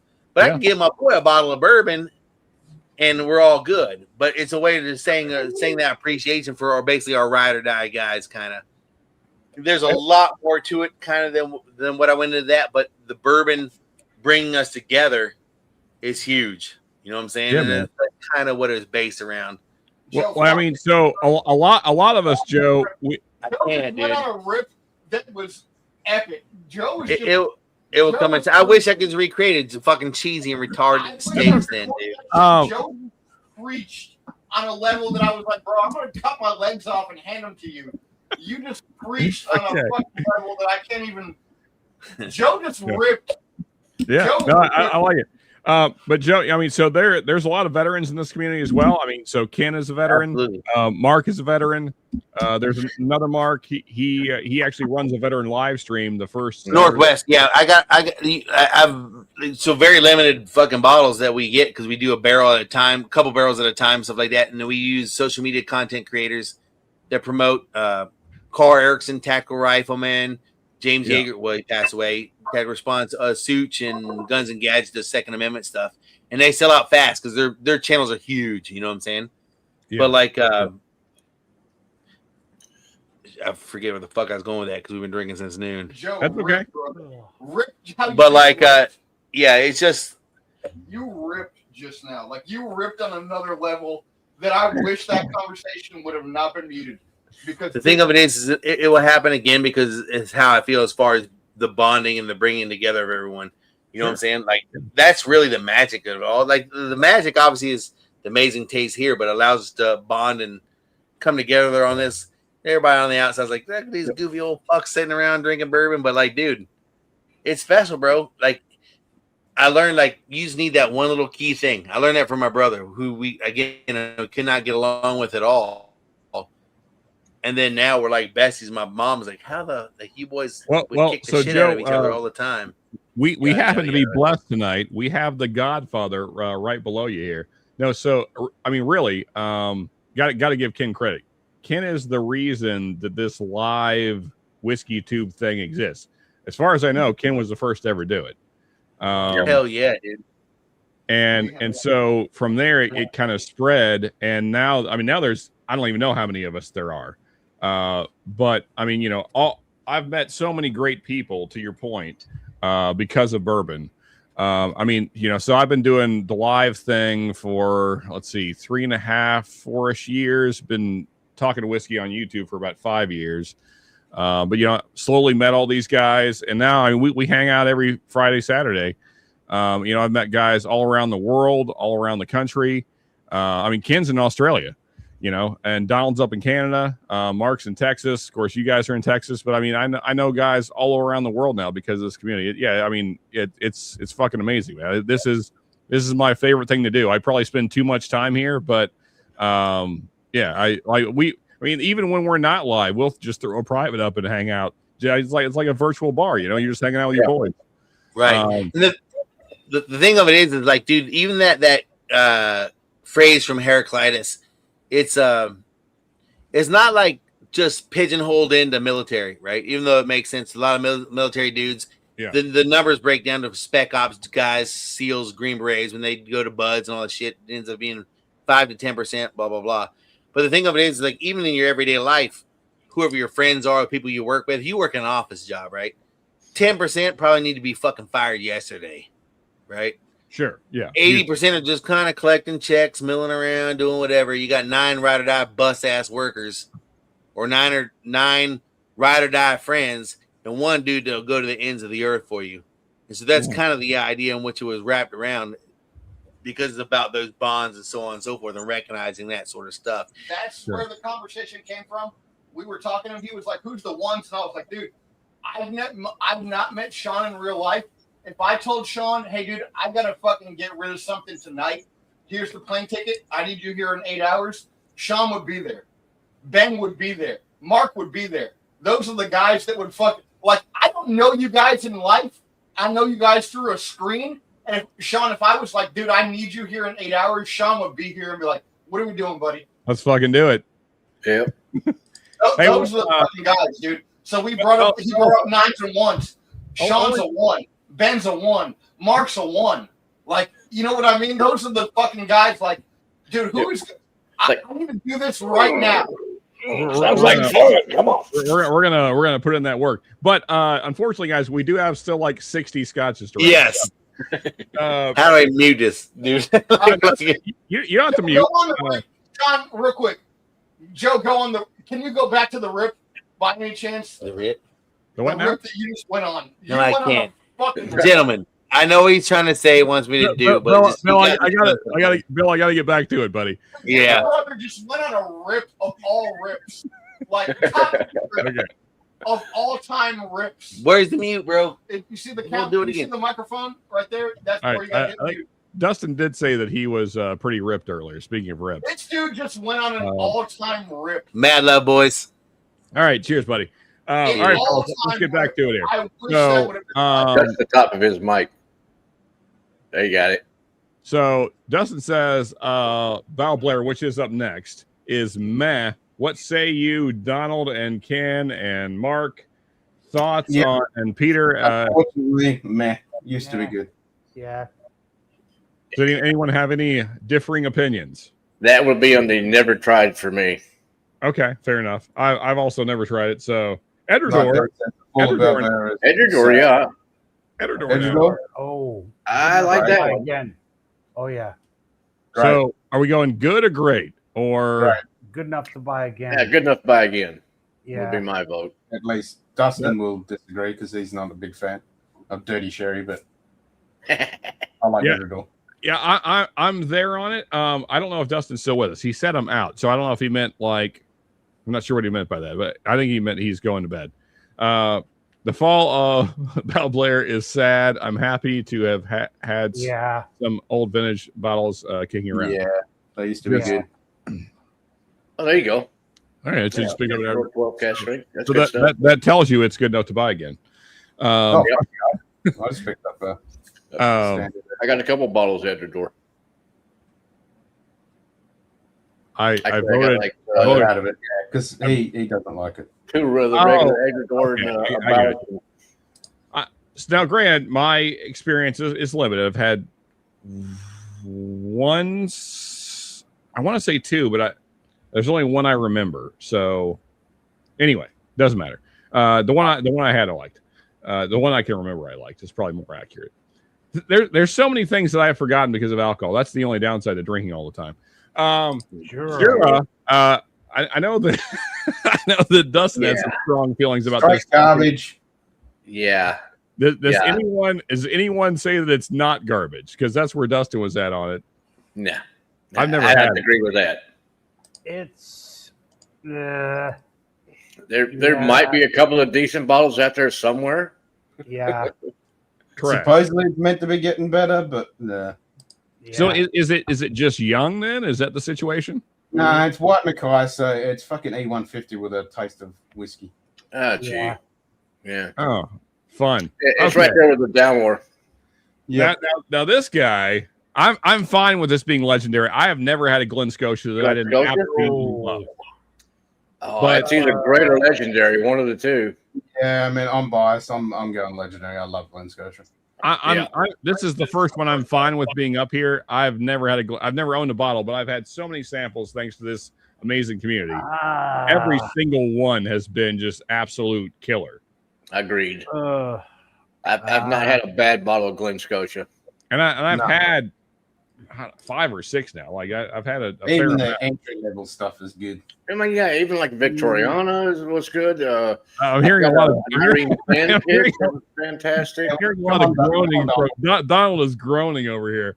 I'm like, yeah, I can get legendary, but the latest, Glen Scotias have just been like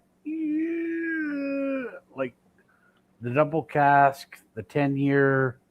It's like, yeah, they're great, but legendary, I don't know. I mean, I guess now, granted, I've not had the high-end Port Charlotte. Every Glen Scotia I've had, I like better than the Port Charlottes I've had. So that's okay that you're broken. I mean, I'm just, I can only talk about my own experience. So I had MCO1 last night, and fuck, it's good. Oh yeah. So what's the? I mean, so we got 3 saying legendary. I'm happy with it being legendary. I love. Yeah, I can live with that. Yep. So he says great. If you stumble across a bottle of Glen Scotia, you're going to buy it, aren't you? Yeah. Oh, for sure. Yeah. Everyone I can get my hands on. The problem is, Mark, is that here in nowhere Kentucky, I never see Glen Scotia. But if I ever do, well, I mean, here in Austin, I don't see it very often, and when I do, I buy it. Yeah. And I don't care what bottle it is, Now, granted, I got one from Irene Tan that she picked, and it's fantastic. Yeah. And it's what is it?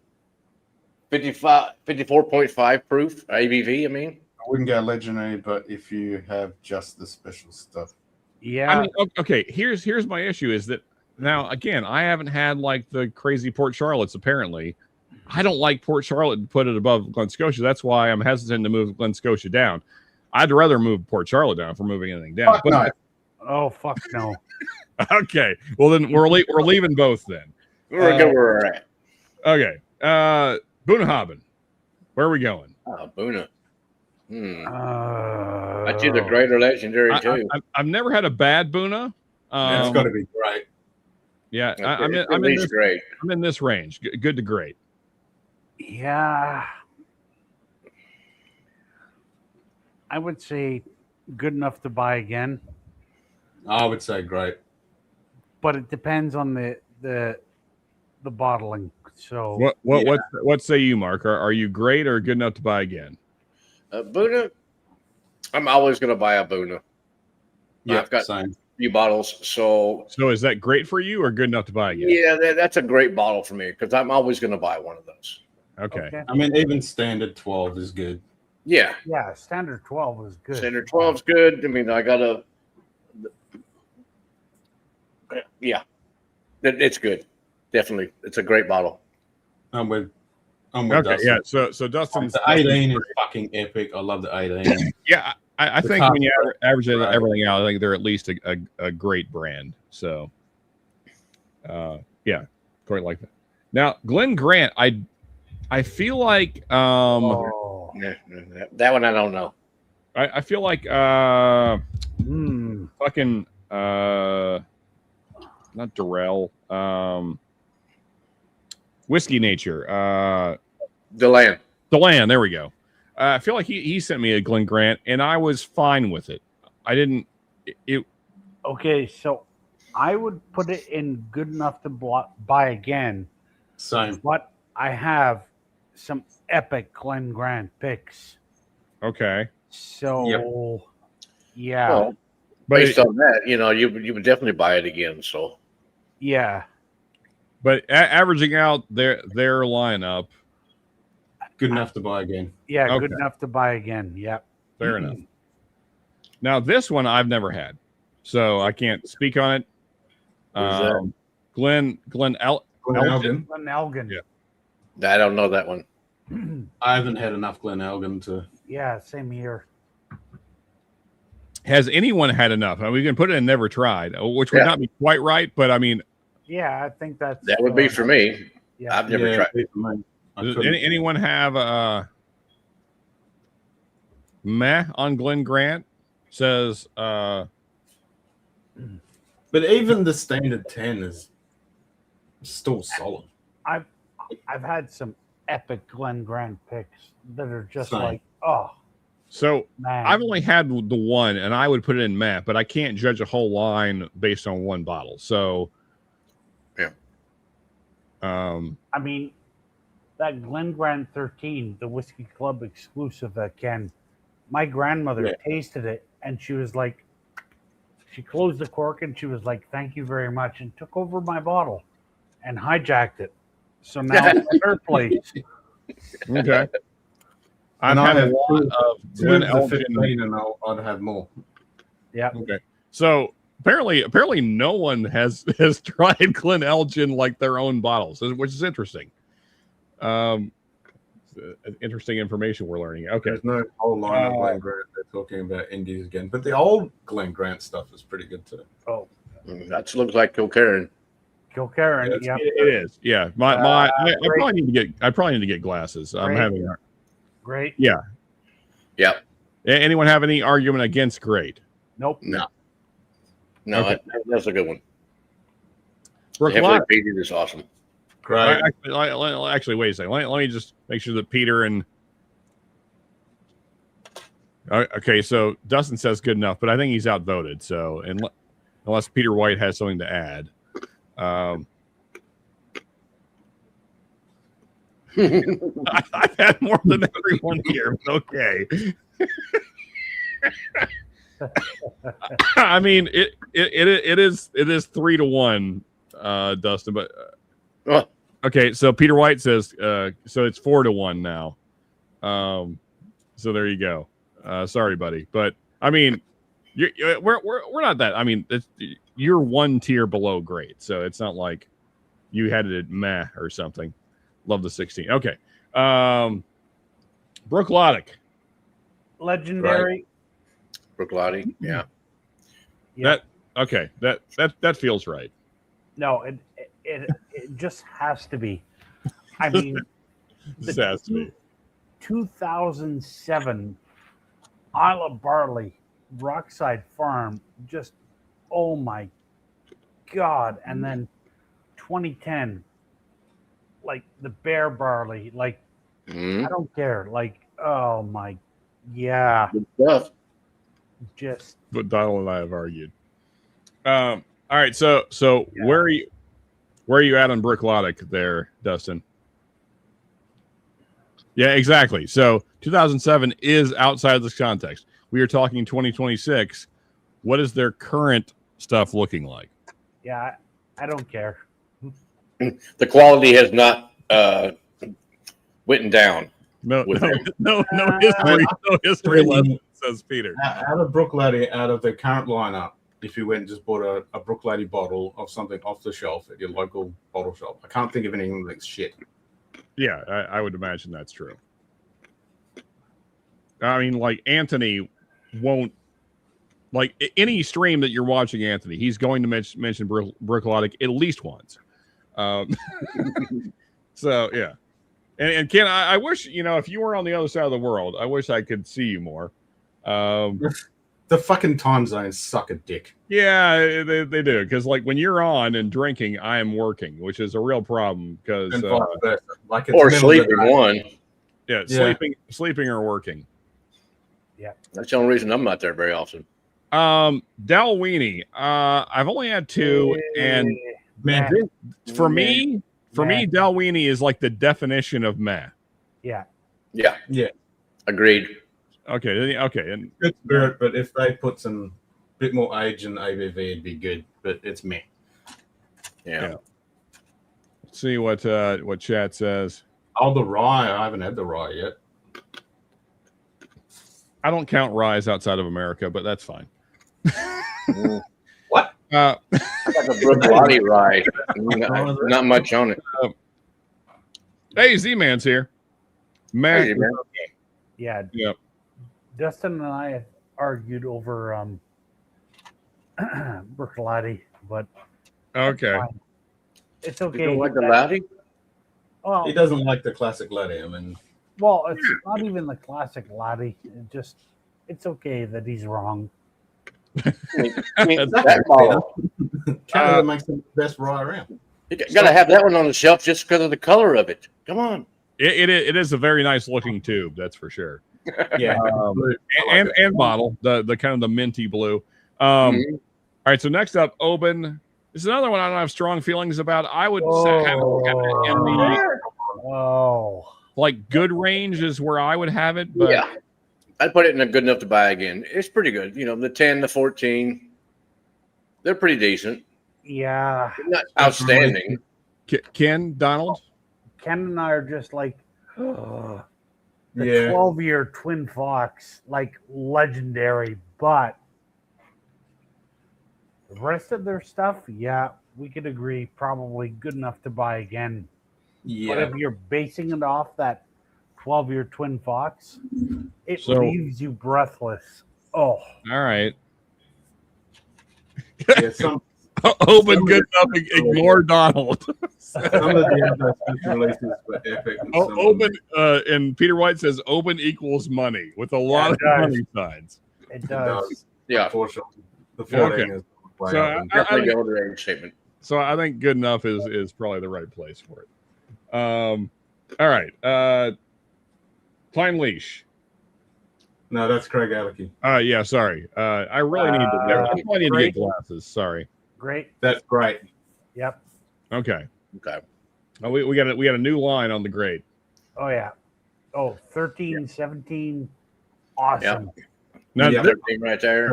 Last night. See this is another one I've never seen. No one ever talks about it. I don't think I've ever been sent a sample.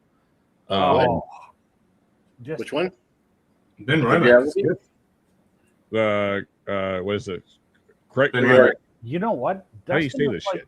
Dustin's like Craig legendary. Alecky. And you know what? Looks like that. I'm like, legendary. Legendary? I could go with that. Yeah, I could go with that too. Actually, thinking about it. I mean, so I've never had it, so I have no opinion. Mark, have you had it? I mean, this one? Yeah, that looks like the right thing. Yeah. Yeah, this is the 13. It's probably like my third or fourth bottle of it. Yeah, it's fucking good shit. Yeah, it's a good bottle. Fucking. Would you you have it at legendary status? That's what Dustin is pushing for. I'll never not have it on my shelf. That is basically the only bottle that I've tried of it. So I wouldn't put it in legendary. It's a really. It only gets better from there. It's definitely good enough to buy again for me because I've bought 2 or 3 of them. And Peter's got a point. Klein Leash is like the poor man's Bora, and Ben Nevis and Klein Leash, the characteristics that are in those are definitely in Bora, 100%. Yeah. Yep. Okay. I mean, Craig Alecky, legendary. Yeah, I could get behind that. I could live with that. Yep. Okay. Well, I have no opinion because I've never had it. So if you guys are all saying it's really good, very small range, but there's nothing bad about Craig Alecky. There's no bad bottle. Okay. Let's see here. Next up, Ben Romack. Okay. I probably need to get glasses so I can not be old. So where are we going on this? Another one I've never had. Good enough. It's mainly in independent bottlers and stuff like that and blends that I've seen. The bottle itself, I don't think I've ever owned an actual bottle of Ben Romack. Okay.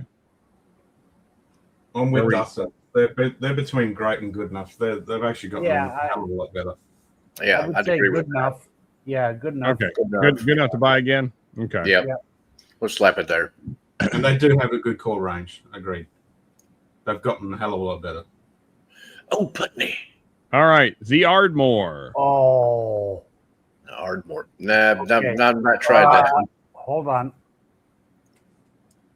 So Writer's Tears, blended Scotch. Oh, That's Writer's Tears Ardmore. Yeah. Oh yeah, that's another one that Anthony will not stop talking about. That one's pretty good. I like that bottle.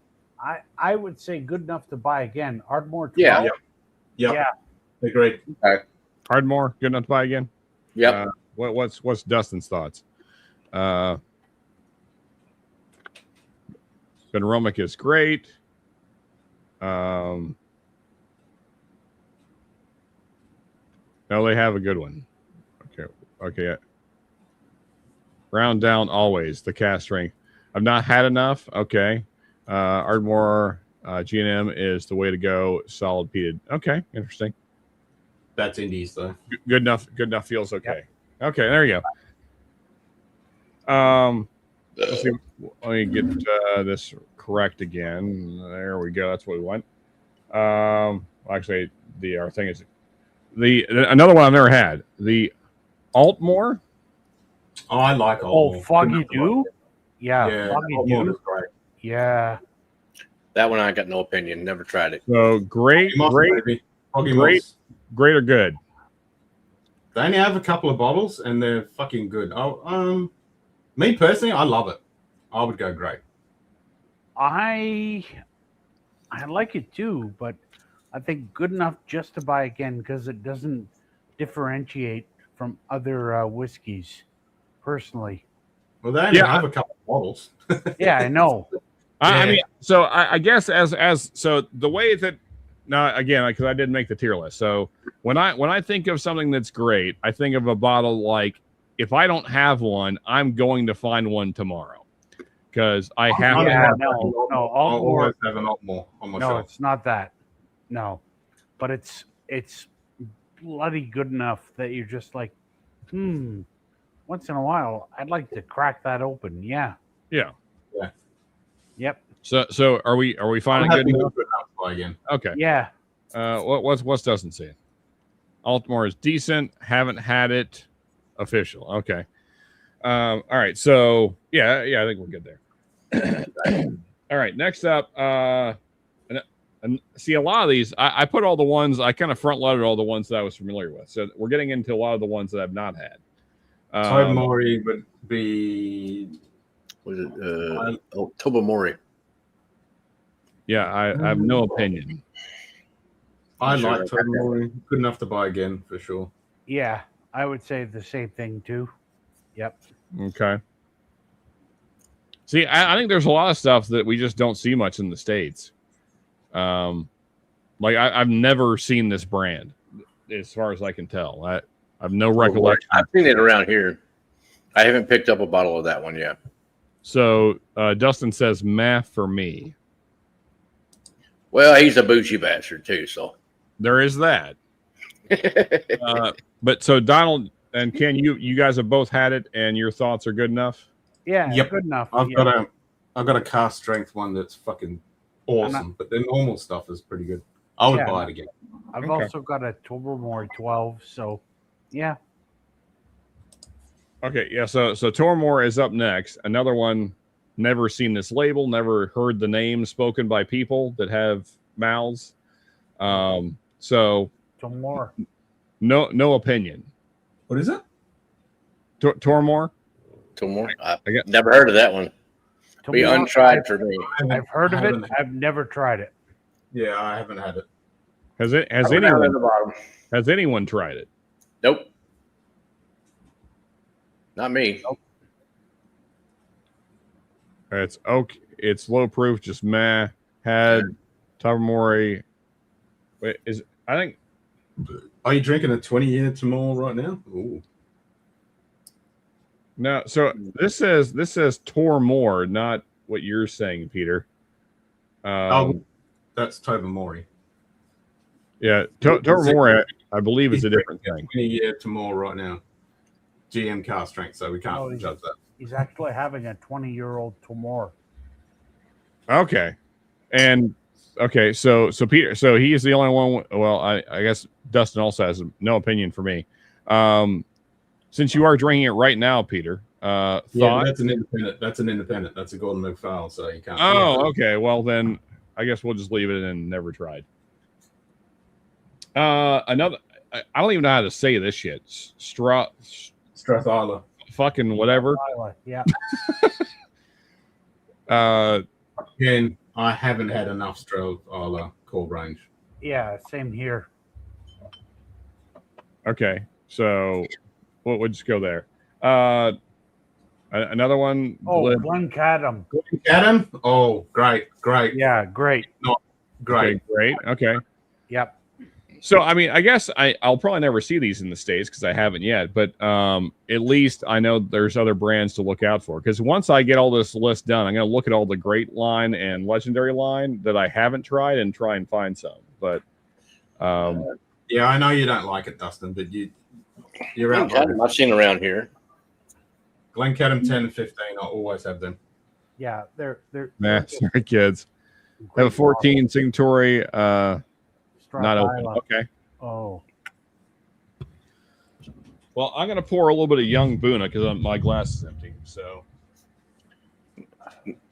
poured a little of this one.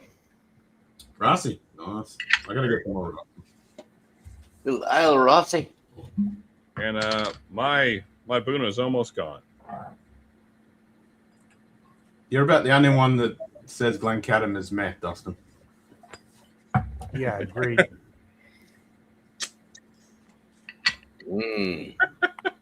Spicy.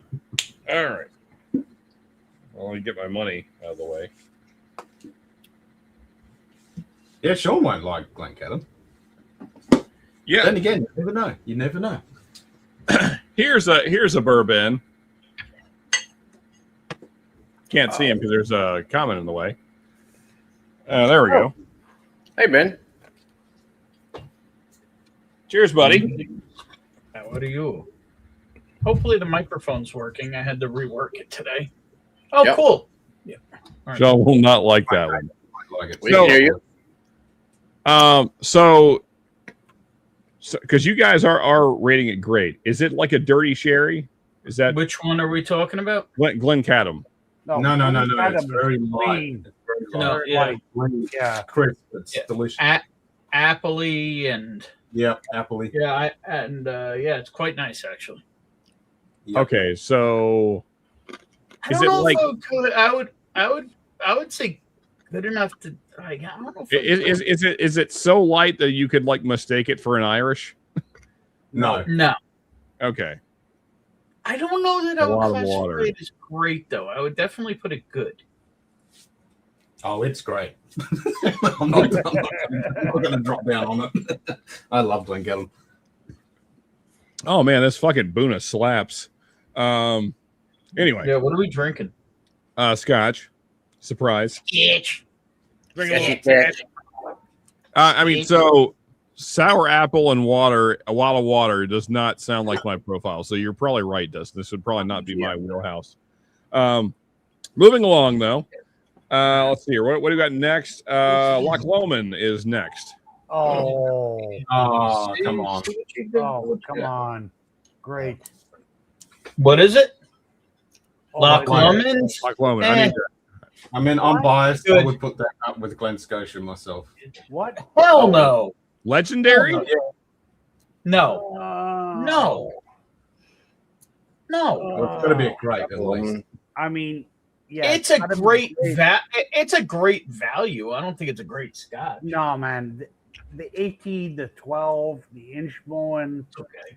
like Yeah. All right. So I don't believe I've had Loch Lomond, so I can't vote. But let's go down the list here. Mark, have you had Loch Lomond? And if you have, what do you think? I think I may have had it. I'm not positive. I don't own a bottle, so I'm gonna refrain from voting on that one. I'm not sure that I've had that. Okay. Ken, so you're saying great. Donald, you say what? oh, great. Absolutely. Great, Okay, for sure. so we got two I votes mean- for great. The 18, especially, like, Yeah, well, here's the thing but what's great about it is that you can get an 18-year Scotch for like $80. yeah, That's but what makes it great. but still, I don't think it brings it to the table. If it was priced like other scotches, I don't think it would be in the conversation nearly as much. Well, I mean, so Ben, the way I always look at things, which I think is fair, is it good in the price point? So when you compare it to other $80 scotches, it's. I mean, Ken and I would agree. It's not even the price point. It's especially because you get the grilled peaches, you get all these amazing flavors, and yes, the value is high. So it's got to be great. Yep. When it comes down to it, if you put a gun to my head and said I've only got to pick one distillery for the rest of my life, I'm going Loch Lomond because they make everything. Are you high? No, they make every type of whiskey because they have the Loch Lomond styles. They don't make bourbon. They don't make rye. They do peat. No, but when it comes, we're talking Scotch. They do everything. Well, they technically could make bourbon and rye, but it couldn't be called that. Yeah. So it looks like we have non-peated, pot still, hybrid. Fuck yeah. So we have 2 votes for great, and then Dustin is like between good and great, and Ben, you're at. And I'm good, but I also don't really care. So put it wherever you want. Okay, all right, we'll leave it at great. That's fine. Ken's cheating because he's talking distillery versus brand. They bring all the stuff out, so it's the name. That's fair. All right. All right. Next up, we got another one I'm not familiar with. I would have to put that as good enough to buy again. I like Elsa Bay. Elisa Bay, I've not had yet. I've looked for it, but it's very, very little of it in the U.S. Yeah, I've never had it either. So, I like it. It's sweet. It's smoky. It's awesome. They're the only distillery that actually puts the sweet level as well as the ppm level on the bottle. Has anyone other than Ken had it?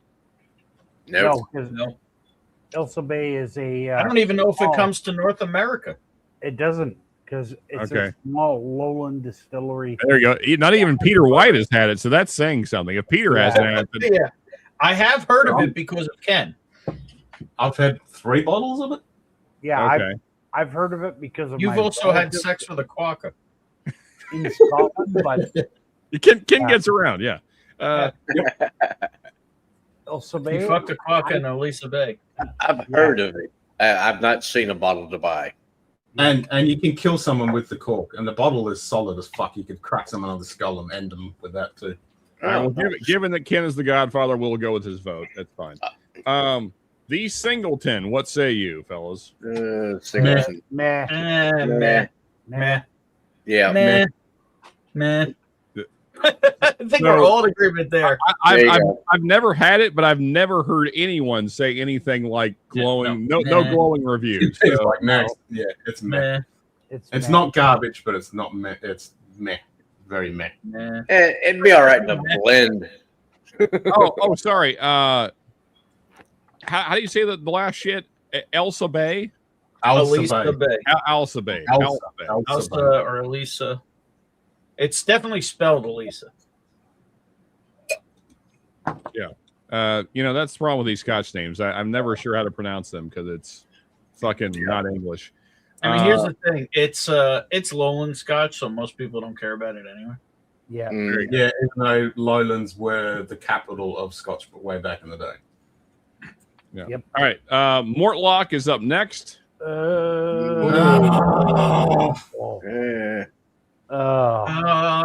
enough to buy again. Lot of grubbing. It's because there have been some really good ones, but it's like not core range. And it's like, and so Ben, just to catch you up, we are not doing independent bottling. So independent bottlings, forget all that. I understand that. That's fine. All right. I'm saying, I'm talking when you get a 20-year Mortlock. Okay. It costs as much as a 20-year of other brands, but it doesn't really bring it. That's where I feel like it's good enough to buy. Good enough to buy again would be my opinion. I agree.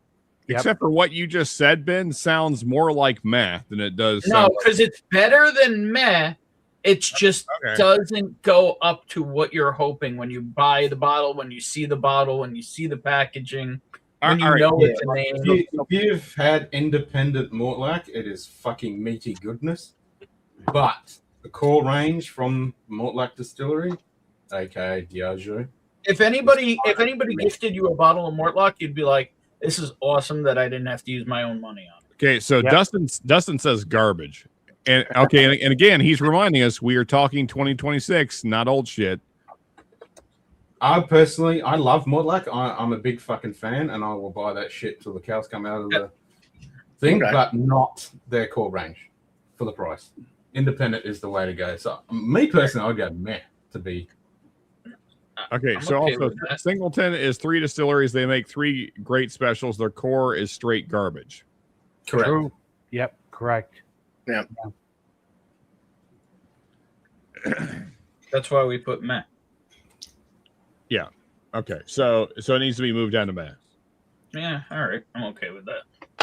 I actually have an older release from them. I need to open sometime. Maybe we'll open it tonight.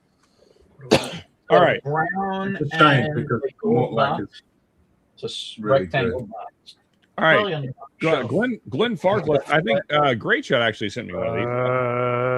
Oh. Glenn Farkless? Yeah. Oh. No. That is tough. I didn't send you that one. So maybe it was Jigsy then. Glenn Farkless 105. Yeah, let me have it. I remember liking it okay.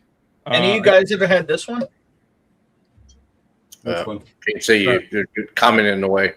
I know. Sean's not very good at this. Well, no, I'm on a different screen because I'm trying to move things around the fucking tier list, Ben. Nobody cares. Mortlach Finest? Yeah, I've got that.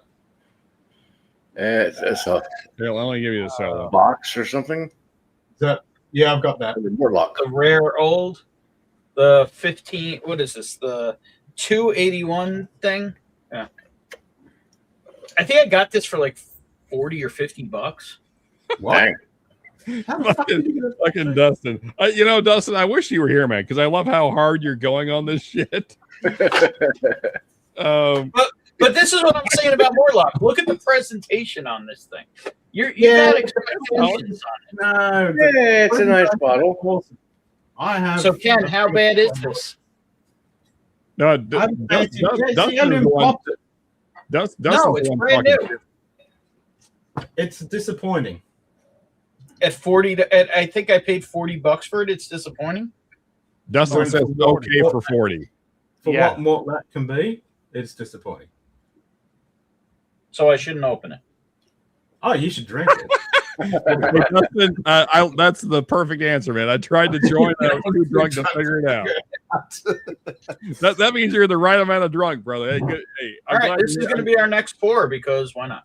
Okay, sure, man. Although I don't know, I have trepidation about the way the cork's looking. Okay, but we've moved on from Glenn Farkless. Let me unsolo Ben. So hold on, let's talk about Glenn Farkless for 1 minute because where did you put it? Good enough. They have so many different ones. They have so many different ones. Z, you're gonna be upset.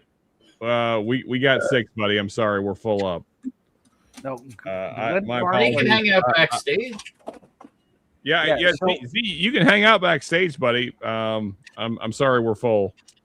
But because Sean's duck cheap. Sean's ducking cheap. Ben, I'm probably about to get cheaper if that's possible. But anyway, and unless we can make things work out up in your area. But anyway, we'll talk about that later. Farkless family casts are awesome and ass. 15 is solid. Yeah. Yeah, the 15. Yeah, 15 isn't sold in America. Absolutely fucking great. Well, also the 21 is decent, but also I was going to say the 105. It's like the introduction to cask strength Scotch. Well, and the 105 itself can also be, wildly different because that's part of Glenn Farkless DNA. They don't have any consistency, so. One bottle. So that's why good enough to buy again. Oh yeah, it is. Yeah, it's good enough to buy again. That's where it belongs. Because I use the analogy. It's playing a game of darts blindfolded. Yep. 21. This next one's going to be fighting. Is it? I can still get that, no problem, Peter. I'm get the 21 and the 25. I've only had one Deanston, and I thought it was good. But Deanston, you're going to get a fight with people because Deanston has like a cult. Okay. I would put Deanston as great. Okay, interesting. Yeah, I have to give a good opinion on that one.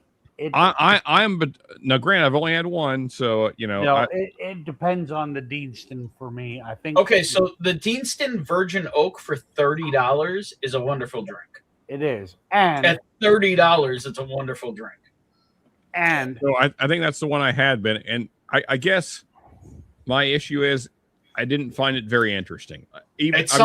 Sean, at some places you can get that Scotch for $25. Damn, for a bottle. Okay, I mean, yeah.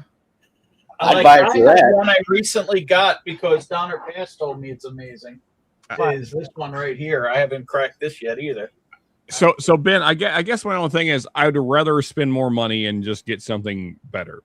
Well, according to Donner, this bottle slaps like up, down, left, and right. I'll set it in good for now so I can jump back over to the other screen and see you guys. No, Deanston is great. Put it where it belongs. Yeah. That's why I'm saying great. I'm not saying legendary. No, it's great. Deanston is great. Ken, have you had this, the 2008 Bordeaux? No, not yet. Fuck. Oh my God! What? Okay, so I've been always wanting to get. Yeah, hell yeah! I know. That's the one I've been always wanting to get. I picked this up for like 70. I think $75. Okay, hell day, all day, every day. Like fuck yeah! That. I mean, Donald, if we met in upstate New York, I could bring it with me. Or in Montreal or New York. Yeah, I know. So Dustin says Deanston is great in my opinion, but their baseline is good to me. Yeah, that's where I think great. Because when you take into account the price, it bumps it up. Yeah. He says, but I'd lean to great given their huge range. Mm-hmm. Yep. Okay, so we got to move him up, Deanston up one then. So we move it up? Okay. Yep. All right. I will tell you that is a favorite of Donner Pass. That's also a favorite of the first person to turn me on to Deanston was actually Will Davillard. Oh. He's a huge Deanston guy. I'm a Deanston fan. I like that shit. All right. Next up, we got Glengoyne. What say you? Meh. Good enough to buy again. Meh. We got a meh. We got a good enough to buy again. Mark. And good enough to buy again. Some of the good I don't know. Entry level stuff is kind of meh, but their other stuff is good. Yeah, like the legacies and cast. Yeah, legacy. Yep. Yeah. No, we are talking in 2026, right? No, we are. Yes. Yep. Okay. That's cool range. Yep. I'm back and forth. I don't know. I'd say Matt. That one. Yeah, I'm kind of in between. Okay, I'll drop it in Matt. I'm curious what Dustin says on this. He's kind of the tiebreaker here. So he said, "Great distillery, meh presentation, too much 43% crap." So that moves it to meh because they're fucking it up by. They also raise prices too much. Okay, so it's pricey and okay, meh. That's why I'm in between meh and because when they do good, they do good. Peter White also says meh, so we're at meh. Yeah. Fair enough. This is another one I've never had. I've had I think one Glengoyne. I've never had this one. The Ben Roik. I guess Ben Riek. Okay, sorry. They have some pretty good stuff. Yeah, it's I have a love-hate relationship because they make some really good shit and they make some fucking shit. Yeah, so I think that's good enough to buy again because it's got to balance out. Yep. Yeah. Wait, are my eyes deceiving me that Highland Park is only on good enough to buy again? Yeah. Well, I know I was in here. I was and Edredor? What the? That's where they belong. I like Edredor. Can we get this one ranked? Well, let's get this one ranked, Ben, then we'll talk about where the list is. All right. Yeah. Sorry, I had to go out. Sorry, I had to take my dad's 80th birthday over the stream. But no, Ben, I'm not trying to guilt trip you here. I need somewhere to drop this so I can switch to the other screen. Good enough to buy again, right where it is. Yeah, where you're at. Because it could have great, it can have meh, so it lands in the middle. All right, so let's review our list because there's a few I have issue with actually. Okay. So we're all gonna have issue because it's very subjective. So Ben kind of look it over now that you can see the whole. Yeah, I gotta zoom in because it is pretty small. Yeah, let me take that down. Well, if I zoom, it kind of screws it up. I don't need you to zoom. I'm gonna zoom in. Yeah. Let me enhance. Let me get rid of chat and okay. Why am I not seeing the whole? Why am I not seeing the whole freaking thing? Oh, because I'm like 10 minutes. So I'm looking on YouTube so I can see it bigger. Oh, okay. Yeah, that's not gonna. It's not gonna do the thing. All right, so. Legendary, Springbank, Port Charlotte, Glen Scotia, Brookladic, Craigellachie. I mean, I don't know that I'd put Craigellachie as legendary, but other than that, pretty good.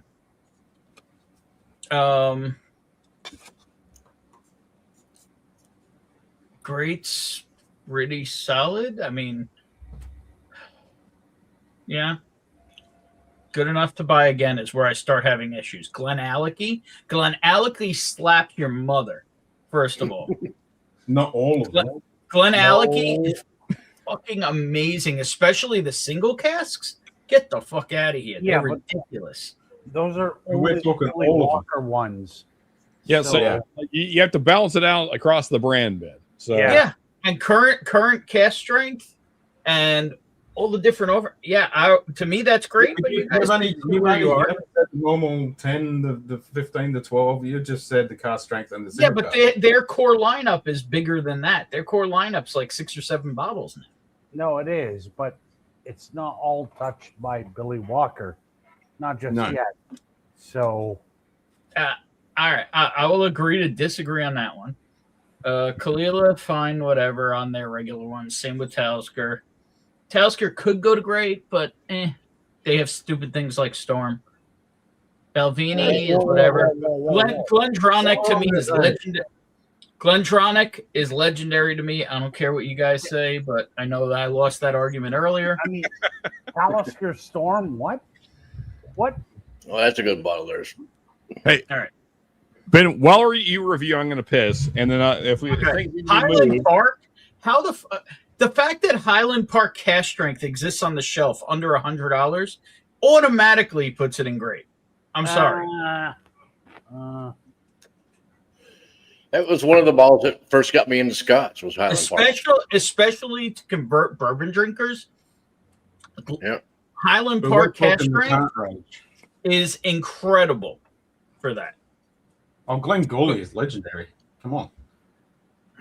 For the best of times. Exactly. Yeah. Well, that's. But I'm sorry, Highland Park. I know nobody likes the Viking shit they did, but they're getting away from the Viking shit. Yeah, we're not talking about that because we're talking current stuff. Yeah, but I'm saying the cast strength alone brings it up. But whatever. Talk the whole entire lot. Mm-hmm. Edredor is probably my favorite. It's absolutely finishing bombs, especially any of the single casks you get your hands on. But I've gone through multiple bottles of the 10. I love Edredor 10. I love Edredor. Their Sauternes cask blew my mind. Probably the best cigar Scotch I've ever had in my life would be Edredor Sauternes cask. Okay. So Ben, have you convinced anybody to move anything yet? I don't know. I'm just giving my opinion, and we'll see what happens. I got you. Okay. Oban, I mean, they have phenomenal releases. Yeah. Kind of okay with it there. Or more. Yeah, no, those are the only ones. The Edredor, Highland Park, and, well, I have issue with Glenallachie, but not winning that one. And Glendronach. Glendronach, I don't know how it's not at least great. When was the last time you poured a Glendronach 12? Just a base level 12. You're talking on it, but when was the last time you actually drank some? Do you even own one, Donald? Yep, I do. When was the last time you drank it? 2 months ago. Ben's not wrong about bourbon guys loving it. There you go. Yeah, Highland Park is a phenomenal crossover whiskey. So, but Dustin hates it. So there you go.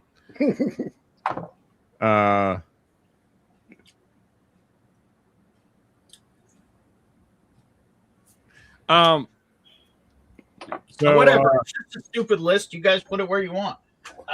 That's my. I gave my opinion. Those three to me would be way up.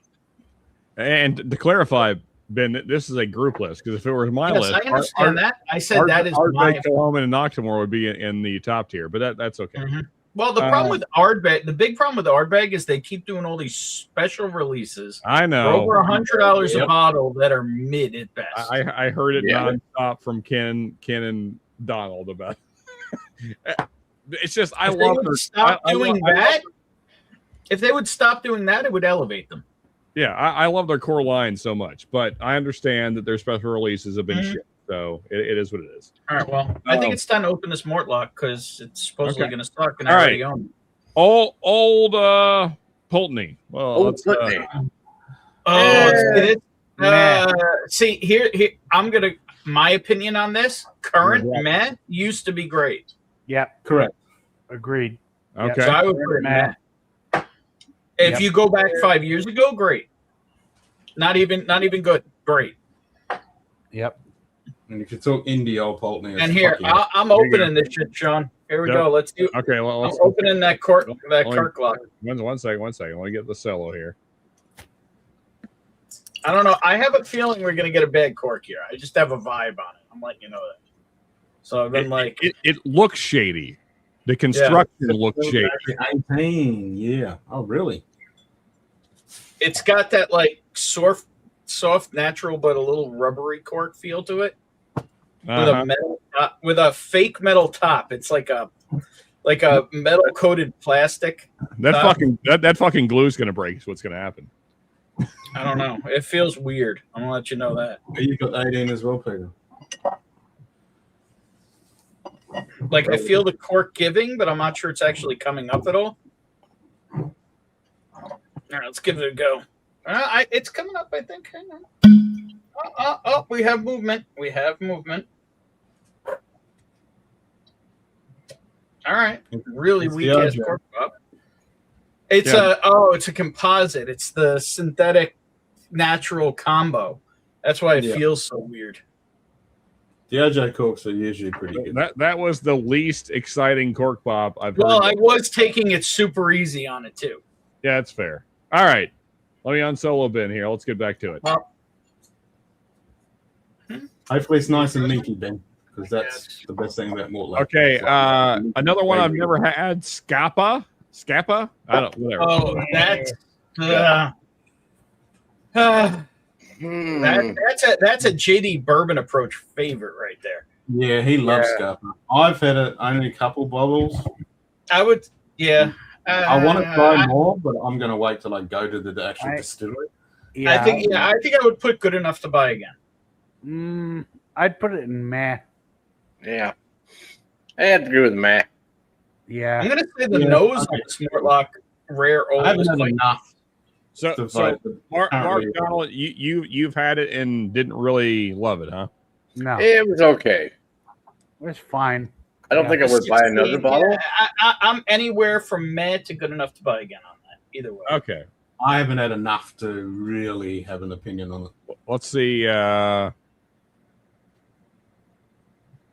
Looks like this Mortlock is oily as hell. Looks like 43. Dustin and Peter have not weighed in on it, but we'll leave Scappa there. I was drinking a 24-year Scappa Indie and an 8.5. Okay, bottle. Peter. I mean, that doesn't. I don't know if that counts. Yeah. I crossed the line though. What does their core line consist of? Does anyone know? I think we're good with Matt. I've only had the street one as well, Dustin, and I liked it. But I the other problem with them is, at least in the U.S., from distributor to distributor, the price can double. That same bottle is $130 in New York and $60 in California. Oh, that's fun. Yeah. All right, Glasgow. So that's not Scotch. Why is it here then? Because I haven't had it, so it's not fair.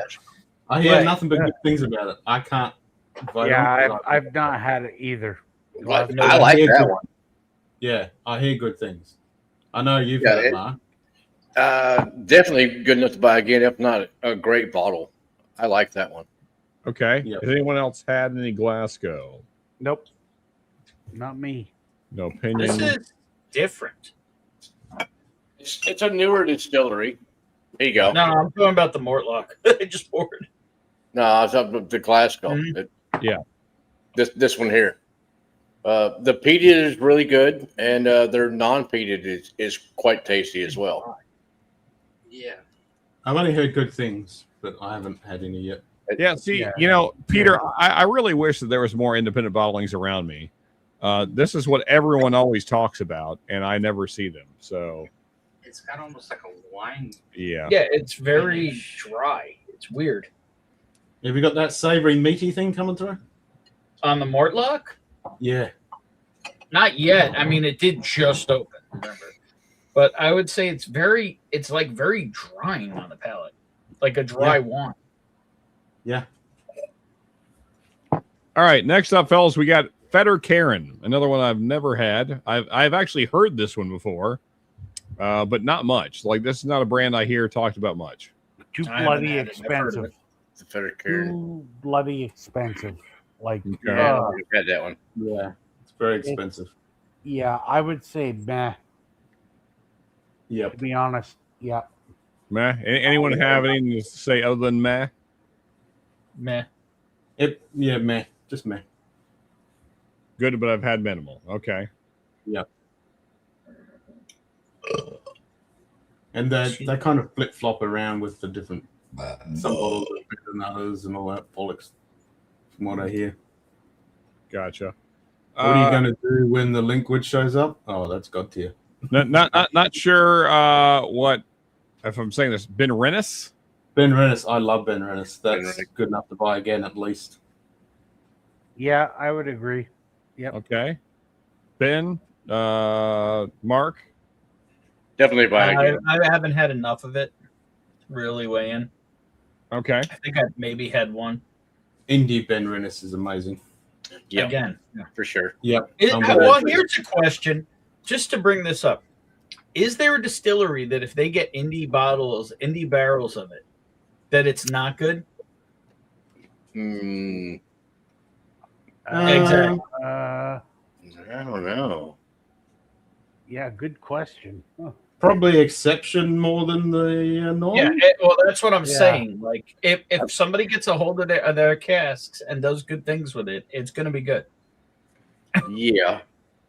I mean, I just poured a obligatory vintage of Bunahave.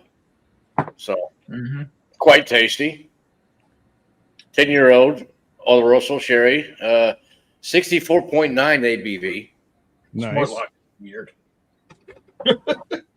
All right. How about we do this, guys? I'm going to scroll down to this. You guys can see all the brands that are left. Okay. Let's just rate the ones we actually care about. So you guys call them out.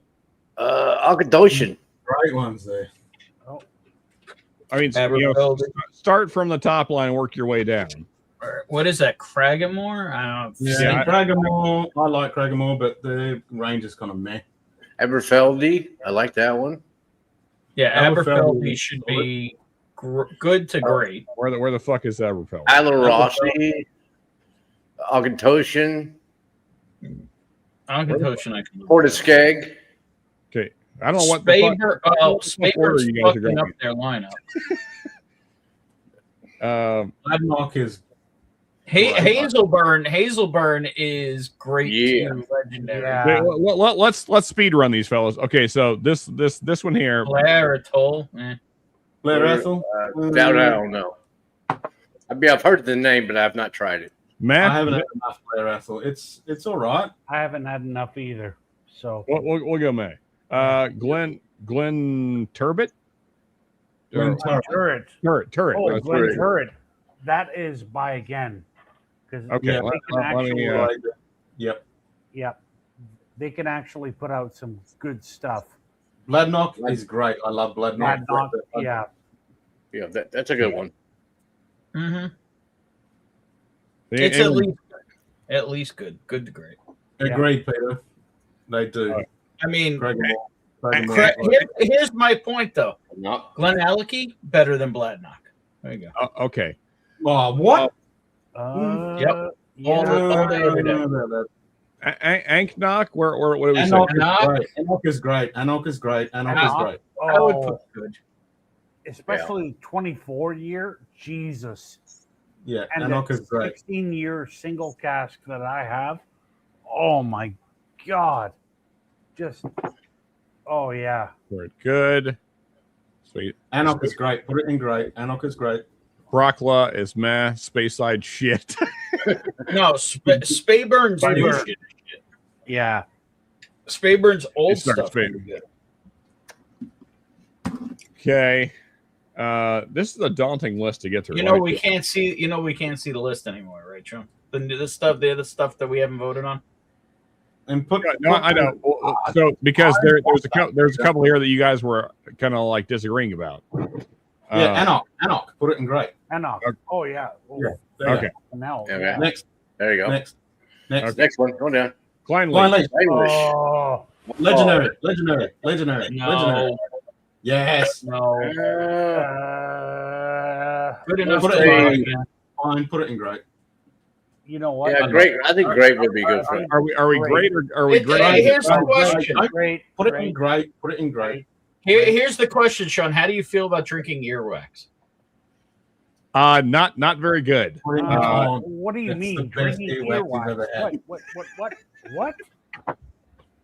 Kleinbush is fucking fantastic. Yeah. Yeah, it's That's got why that oiliness. It's got all Okay, that what's Dustin say? What's Dustin say about and Peter? What do they say about the Klein Leash? He did say Klein Leach legendary, and I'm with him. Yeah, just Klein Kleinbush. Leach Putty Cat is awesome. Yeah, the 14 is one of the quintessential scotches you have to drink. Period. Yep. Okay. It is legendary. So do we have 3 votes for legendary? Is that what I'm hearing? Yeah. I think Gary just summed it up.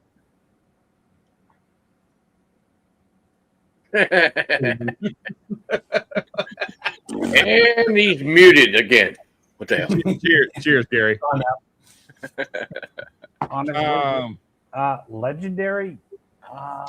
That one. I'm fine with it. Great. I'm happy with it there. I okay, think all right. they're great. Yeah. I think we'll leave it at great. Moving along, Glenn Dolan.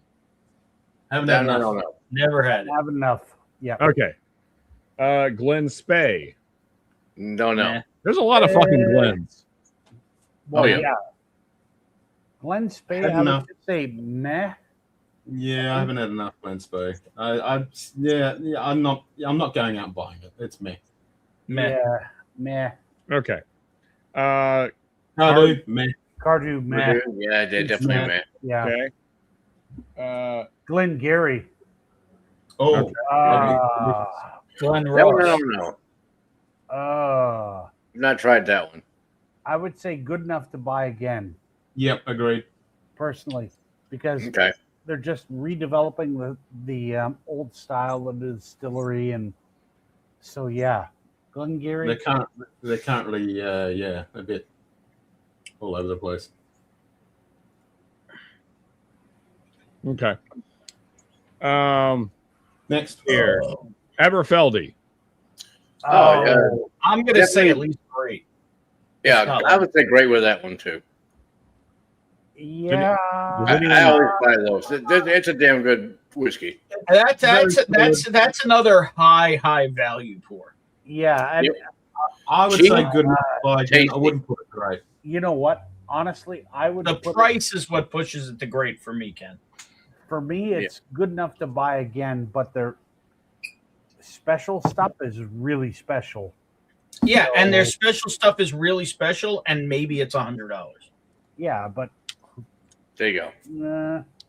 I wouldn't say it's great personally. I'd personally, say well, same here. I mean, it's not a It's 40%. spectacular knocky. So here's what I'll say. But You got to remember, you got two different audiences here. For me and Mark, that's a conversion bottle. That's a bottle that could pull bourbon drinkers into Scotch. Yep. That's a brand that can pull bourbon drinkers into Scotch. That's what its value is. I'm curious what it's 40%. A lot of it is 40%. That's the problem. Well, I don't view 40% as a problem. It's just also. But then again, 40% makes it an easy daily drinker or a first pour.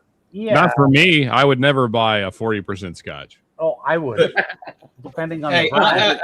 wait, You're never like you know what I just realized? Has Glenmorangie not come up yet? It has. Yeah. No, it's in. I would say again. good enough to buy again. Yeah. Where is it? It's here somewhere. I know we talked. I haven't seen it. That's why I'm like number 6. On the top of good enough to buy again, number 6. Oh, oh, yeah. okay, there it is. Yeah. Well, I'm going to give Ethan, I think, a little treat on the Glenmorangie scale. Okay. Bell cutters? And you can't see me, so. All right. So yeah, given that Aberfeldy wants to put out 40% bullshit, I'm fine with it. Good. Hey, take down the comments so they can see what I'm pouring. Scarborough is good enough to buy again. One second. Let me take the comment down. Just an acre, yeah. It's Yep. fine. How do you guys feel? How do you guys feel about this Glenmorangie? I like the bell cutter. Buckata, yeah. Yeah.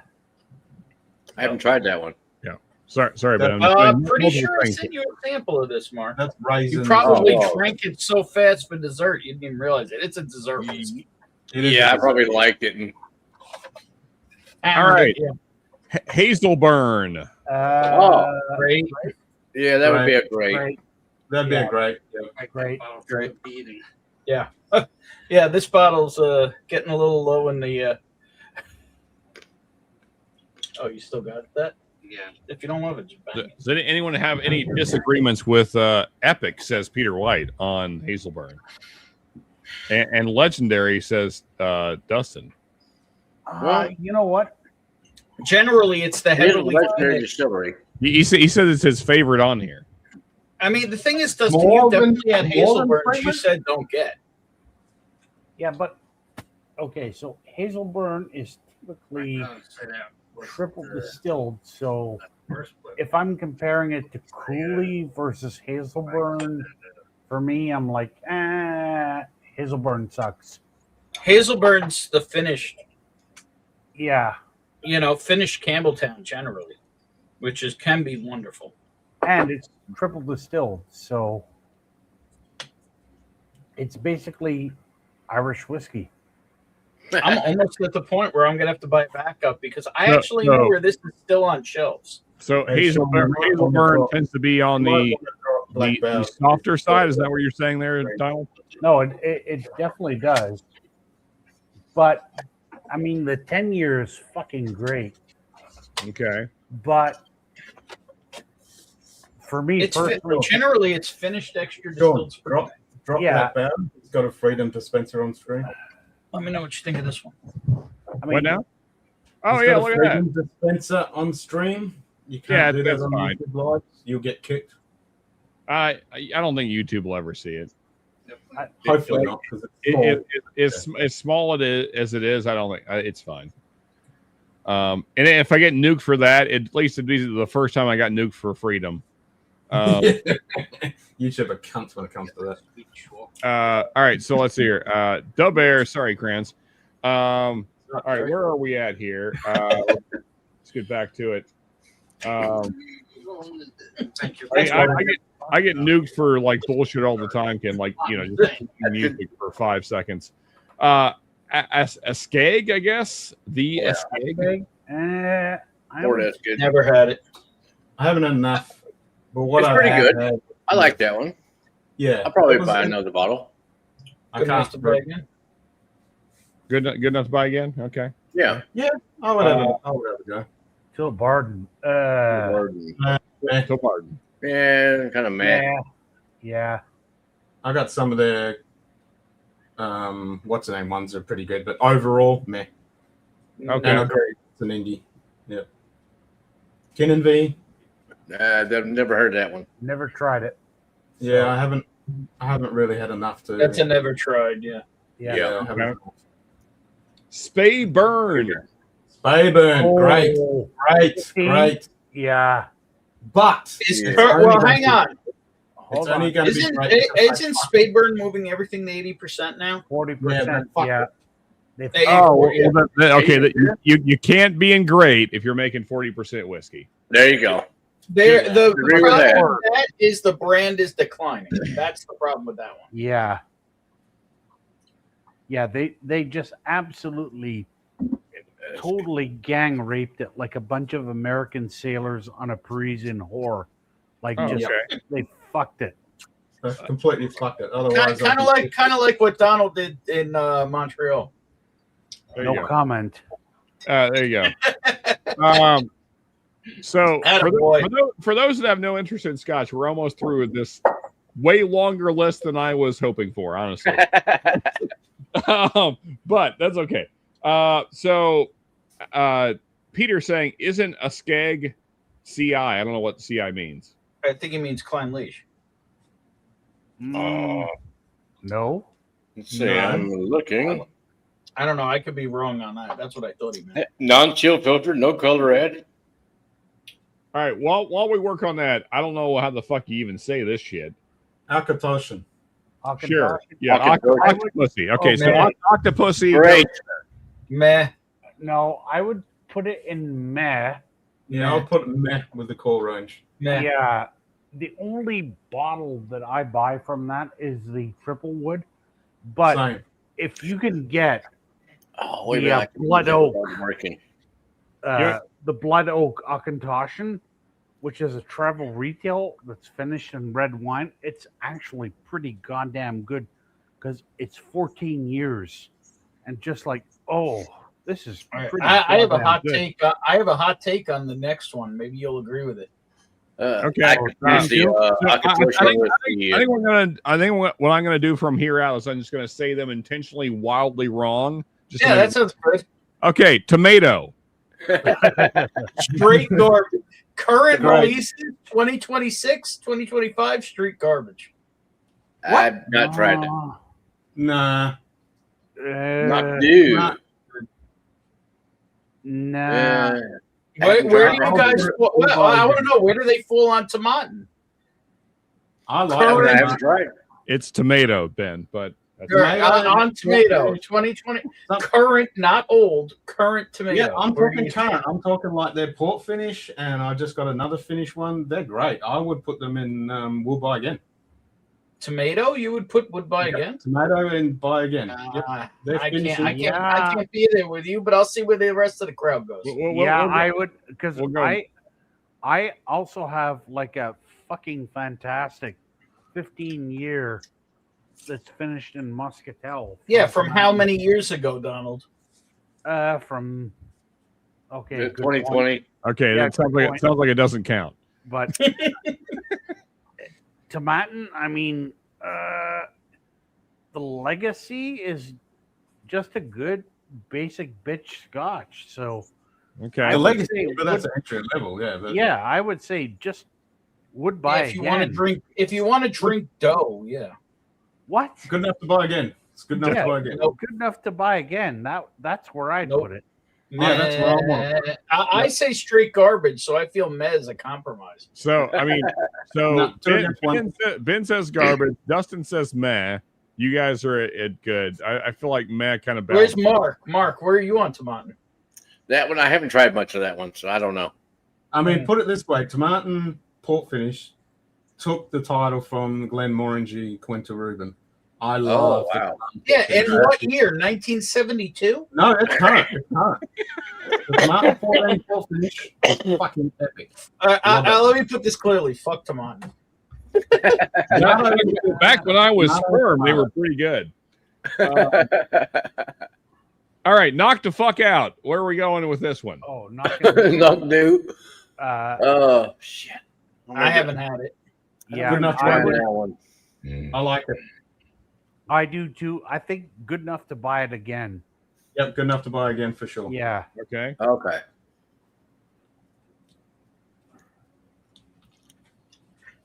We need more garbage brands, but not too much. Okay, fair enough. I have a ever-growing dusty Tomatin cast strength. Man. Oh yeah, Tomatin cast drink's the first one I bought, and I hate that fucking bottle. It literally tastes like dough. I hate that. Oh god. Okay. All right. That's probably my least. I would rather drink. Great. I would rather drink All right. What will Tammy do? Tammy will do you good. It will do you good. Yeah. Put it in great. Tom Dew is it's a up and coming brand. What? Nah, it's always been solid. What are you Here talking it is. Here it is. It's not been here long. Really, it's only a Total Wine here, as far as I know. Okay. Yeah, because that's why I say it's kind of, at least here, it's up and coming and getting interesting. Legendary. Legendary. I think we all agreed actually that Glen Scotia. Yeah. Yeah. Glen Scotia, but Glen Scotia's legend fucking dairy. Actually, I believe that Glen Scotia is the only one that we all agreed that is legendary. Of all the Did things, anybody say Springbank isn't legendary? No, it's up there. I know, but Sean's saying that Glen Scotia is the only one everybody agreed on. Something when there was a bit of discussion on Springbank, and I'm like, nah. Yeah, well, I mean, only because I said, Ben, that I've had Kilhoman's that I like better than Springbanks have had. But that's because you like a punch in the face. Yes, that's true. And so I think Kilhoman should be in legendary, to be fair, but that's a whole other thing. My thing is Kilhoman will be legendary 5 to 10 years from now. It already is. You guys just aren't up. You know, me and Sean are just early on the bandwagon for being legendary for that brand. I mean, what I'm saying is like good pussy isn't going to be like bad pussy in like 10 years. Anyway, whatever. It might be. Oh, that's not true, Sean. If they don't watch it for a couple of those years, that could change. Anyway, well, let's Glenn kill a chai or kill a Chinese person. Whatever the fuck this is. What is it? I think it's Glenn Killachink. I think that's what it says. Glen Kenchi. It's good enough to buy again. Good enough. Good enough to buy again. Yeah. I'll always have a bottle of Glen Kinchi. I like it. Okay. Fair enough. It's not for everybody. It's light. It's honey. It's good. Yeah. I know one thing. I'm tired of not saying English words. I know that. I can't even read that one. Deveran. Glenn Deveran. Sure. Another Glenn. Meh. No idea. Meh. We all agreed on that one. Meh. Meh. Rossi. Ray say what? Rossi. Oh. That one is a very new distillery too. I would buy that one again. Yeah, I would buy it again too. It's quite tasty. And it's getting cast drink shit too. Yeah. So good enough? Definitely good enough. Good enough to buy again. Heading towards grey. Yep. All right. Tommy told you. Tommy is meh.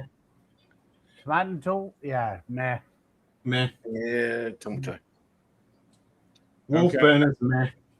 Wolfburn, meh. Unfortunately, Wolfburn. I'd buy that one again. I don't know. Wolfburn could go straight trash. No, it's not trash. Okay. It's good to distill it. I had the cast strength last night, first time. The only thing I'll say on the straight garbage is you got Macallan there. Can we really say that new 110 proof is straight garbage? Yeah, but Ben, we're not basing it on one bottle. Yeah, we're basing it on the rest of them.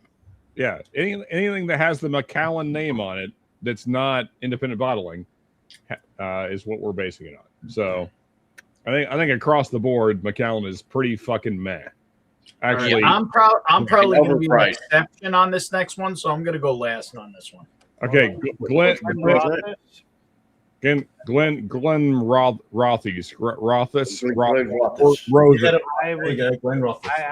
put it in man now. Yeah, before I would put it in fucking great. Yeah, I don't know as much about the current. You're right. I was going to say great, but but I'm not real. I don't I'm know. not having of the current. I think good enough to buy again would kind of balance it on Glenroth. I'd be happy with that. Yeah, fair enough. Especially some of the budget bottles are still really good. Okay, so Dustin says good enough. Mm-hmm. Okay. Yeah, I'm okay with that. I some of them though, I really enjoy. Like, And the 110 is like one of like 400. Exactly. Yeah. And then the rest of them are fucking so boring your dick will fall off. Yeah. Yeah, we know the last one. Price, well, yeah, that's the thing. It's not something I have to have. Honestly, I really enjoy the $50 bottle of the Glenrothes bourbon cask. All right. Baklava is our last one. Baklava. Straight garbage. I'd just say meh. Or the Royal Blackla. Yeah, straight garbage. Oh, that's Royal Blackla, straight garbage. Royal Blackula, straight garbage. Okay. All right, we did the thing, fellas. We got through 80 fucking scotches. And you only got like 4 of them really wrong. Where's the rest? I mean, overall, I think we did pretty well. I'm with Dustin. It's meh. It's not garbage. So here's our top tier, which I'm actually going to screenshot because I want to look for brands. Can you put Royal Blackla in meh because it's not garbage? It's just meh. Okay. Hang on. We need more stuff in garbage. What would you put in garbage over that? I wouldn't put Royal Blackla with fucking Dalmore and Jura. All right. So what would you move from meh to straight garbage? Because we need more garbage. I would need more garbage. We need to shit on more things. Yes. Royal Blackla, to be honest, man, I loathe. See? But I wouldn't say it. Shit. I mean, Royal, it's in garbage. Again, what would you put if you had to take something out of meh and move it to straight garbage over Blackula? What would it be? So let's go through the mess again and see if there's any we need to move down to the garbage. So I could put Singleton down there. It's kind of shit. Yeah, Singleton. Yeah, well, but but they have it's 3 distilleries. Not everything is garbage out of there. True. If we're talking the everyday shelf Singleton that you see, which is Glen. Abelauer should not be in Matt. Abelauer should be at least good enough to buy again. No. Yes. Just on Abuna alone. Come on. No, used to be. No, Abelauer Abuna. Yeah, the Abuna. Yeah. Used to be. That's a good bottle. I like that. Nice. I mean, I haven't bought a new one recently, but that's a dirty sherry happiness bottle. It's definitely sherry in your face. What it's looking like, Ben, is that no one can agree. No one can agree to move anything down. So, all right. So, guys, look at the meh. What would you put below Blackula? Nothing. Ken, what would you put below Blackula? Dalmore and Jura for sure. Well, they're already in garbage. They're already below it. I mean, from the current list, Blackula is not straight garbage. It's just very meh. No, it's Queen Victoria's urine in her underpants. It's not great. Well, that sounds super appetizing. I mean, Dustin's saying it's just meh, and Peter's saying it's fine as well. It's just meh. Yeah, it's not garbage. It's not. I've never liked it. Like, I don't know why. I thought it was boring, but I didn't dislike it. I disliked it. You disliked it. Yeah, so I think it's just meh. I just was like, yeah, you know what? God, I would hate to be a royal physician in Queen Victoria's court because I'd have to taste her piss, and this is what this whiskey is like. Excuse me. Like, so Shred says Glen Spey is garbage. It's meh. It's meh. It's not garbage. Devon, that's it. Yeah, so the Singleton Devon, that's the shit. Yeah. Yuck. So, do we move Singleton down because of their terribleness? Well, no, because Singleton could be from Dufftown or a couple of places. Yeah, Yeah, they've they're got pretty Glen, cheap. You've got Ord, Glen Ord, Singleton, Yeah. you've got Dustin, and there's one more. All right. Well, I think we did the thing. We did. Yeah. Yeah. It's a pretty good list. list. I still think Dustin and Peter and myself think that Raw Brackler should be in meh. I would still move Octomore and Ardbeg up to legendary. I agree. No. In my mind, Mark, that's where they are. Okay, I'm with you. I'm trying to know how Kilcairn is only great. I would. No. I mean, Okay, Karen's a good one. Yeah, It's quite crazy. Great, but I mean, to me, Campbelltown is legendary. If you're in Campbelltown, you're pretty much legendary in my mind. But well, we got Glen Scotia on the legendary. I know. So, Well, you we know. got Glen Scotia and Springbank and legendary, and then we have the two other distilleries owned by Springbank that are next door to each other in great. To me, the Campbelltown is just a place of happiness. But that's my opinion. Yeah, but There's a few other distilleries we don't have included on this list. You know, like Ardmarkin. Durkin? No, hold on. Ardmarkin. Ardmarkin is like the whiskey. Ardaho. Yeah, okay. Idaho. I'm sorry to say, Ardmarkin is like the Scotch Bros, like Circle Jerk whiskey right now. Oh, we all love Ardmarkin. Let's jizz on each other and lick it off. Like, no. That's weird activity right there, huh?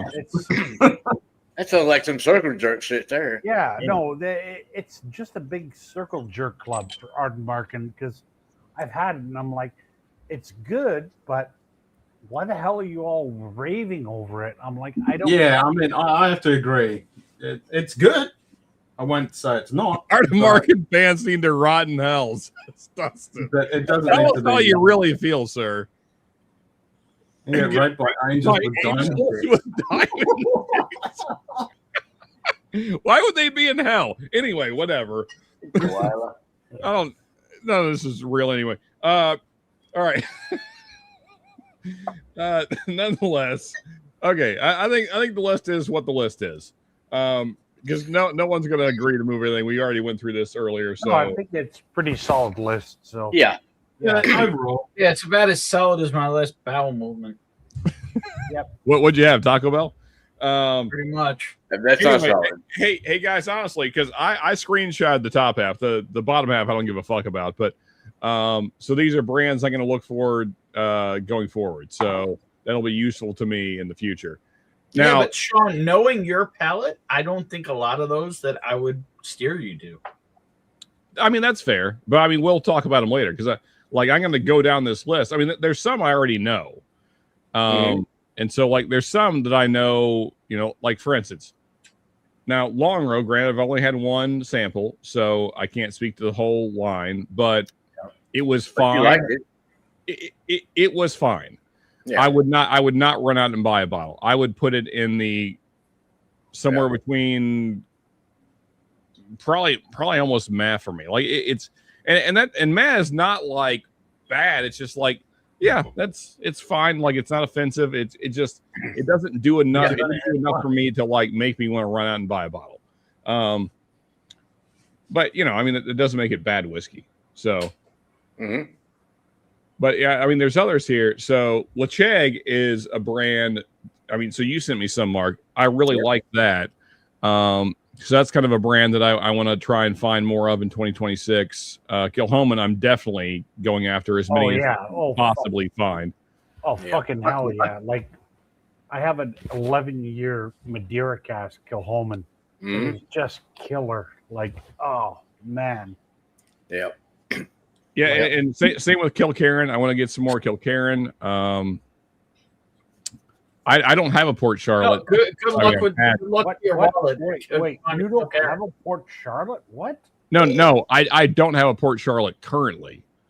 I've had Port Charlottes. I just don't. I don't have one currently. You need to fix that. You need. Oh yeah, I will. I'll get ahead. I mean, the heavily peated is available everywhere, so it's not like. Yeah, But exactly. it's not just the heavily peated. You need to look at like the MRC, the MCO1, the SCO1, like Well, see, all the different wine casks. we don't see those around here very often. Exactly. Now that's what I was about to say. Is that Okay. like all the fancy shit that you've been talking about and that Dustin was talking about. I never see those in my area, so I'm sure they're out there, but I just where The problem with that shred is some distilleries don't even have visiting.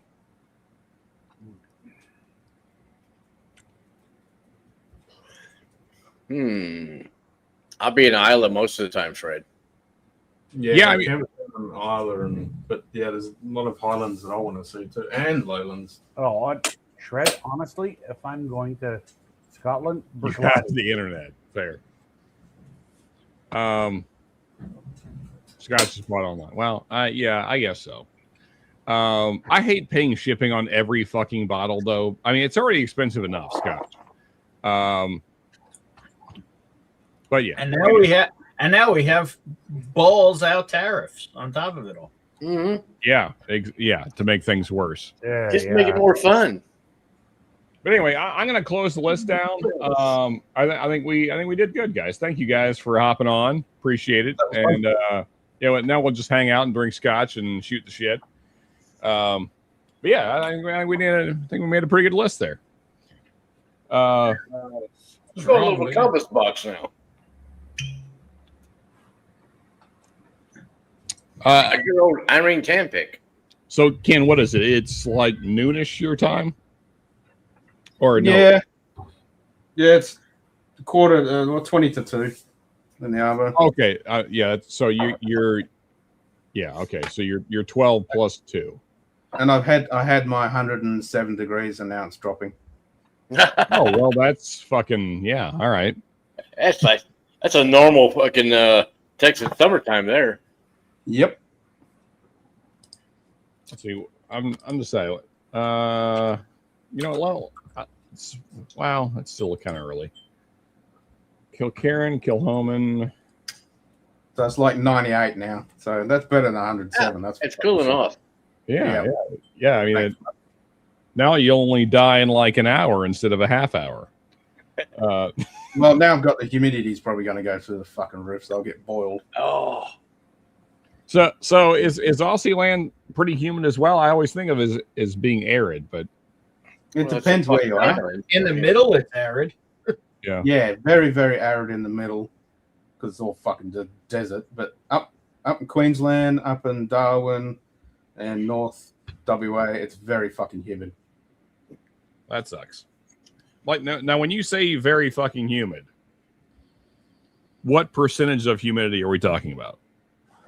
Florida style fucking humid. Oh, okay. Well, so that's very fucking humid then. Yeah. 80 plus. Yeah, Yes. yeah. If you're above 80% humidity, then your life is just absolute shit. If it's above like 80 degrees. Yeah. It's you sweat your ass off and you stay wet the rest of the day. Yeah, when your fucking taint is just wet all day because it's Yep. That's North Queensland, Darwin, North WA. That's fucking horrendous. Yep. Yeah. Yeah.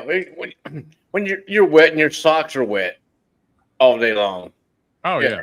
It just sucks. I mean, I have come home. This is back when I was doing landscaping in Florida. I've come home and like I could wring out my socks.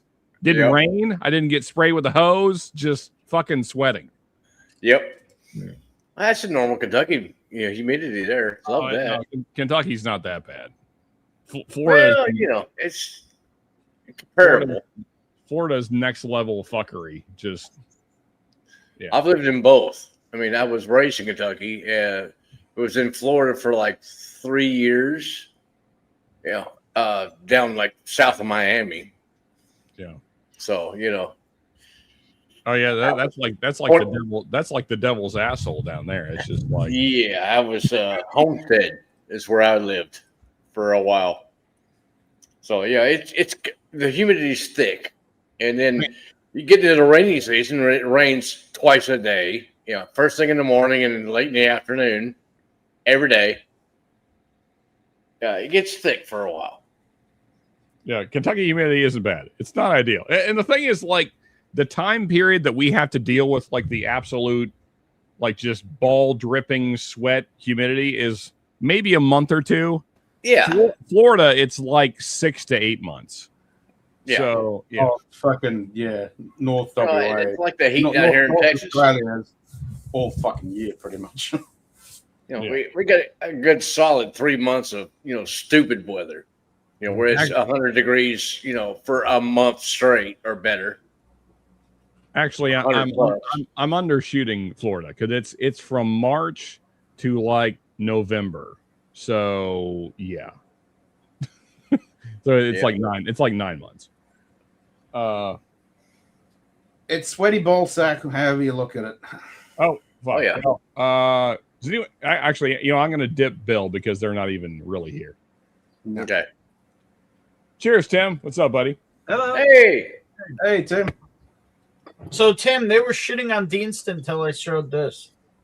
I didn't fucking shit on Deanston. I was. No, neither did I. What the hell? Are you enjoying that, Ben? I haven't cracked it yet. And Okay. somebody's calling my cousin this Slacker. Yes, indeed. What's wrong? Well, the 12 is So, not for everyone. Some people find it a little puny. No, but just I like food. it. So, Tim, I'll bring it back up for you. Here's how our list went. I'm curious what you think about our findings. Okay. Am I sharing? Yeah. Okay. Good. We don't need the Pepto-Bismol ad. Thank you very much. Cool. My mother called it the mystery. Make that go away. Stop doing this. Not interested in this ad. There we go. Okay. So, and we can look at the top tier as well. But so the bottom tier. Okay, you also. They are wrong. Tim, I'm just letting you know they are wrong about a number of these. These are individual bottles or just distilleries in general? No. So core lineup. Yeah, the brand. Yeah. Okay. So yeah. Go ahead, Ben. And current, like 2025, 2026. Sure, what you can get. Yeah. And no indies. Yep. Yeah. Non-independent bottling. Yep. What's any that you have hard, like, strong feelings about that you would move, Tim? Let's see. I mean, great. I see you've split the Springbank into Springbank, Long Row, Hazelburn, all that. Yeah. Kind of weird. That's fine. That's fine. I mean, they should all be legendary. I mean, as I kind of talked about earlier in the stream, like it's difficult because of the way this tier list breaks them up to, but it is what it is. Well, it'd be a different tier list if we're talking just distilleries, because then Springbank covers all three of them. Yeah. Is Ben Romack in there anywhere? Oh, there he is. There he is. Okay. What do you think of Glentronic and Glenallachie only being good? It's all personal taste. I love the old Glendronix, but I'm not really attracted to the current stuff. There you go. We were talking 26. And the Glenallachie, here's the thing. They did just release 3 new bottles that I haven't tried yet, and one of them I'm super excited for. There's the 3 that are they're not age statements. They're I don't know anybody who's really had them. I'm really excited to try. I've heard about those. Yeah. Let's see. I mean, it all looks good.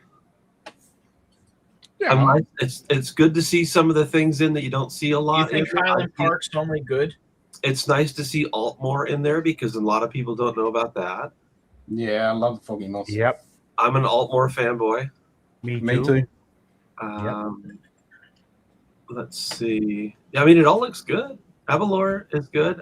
You've got Avalor a little farther down, don't you? But then again, their core range is not that great. Exactly. Amen. But it's cheap as hell. Yeah.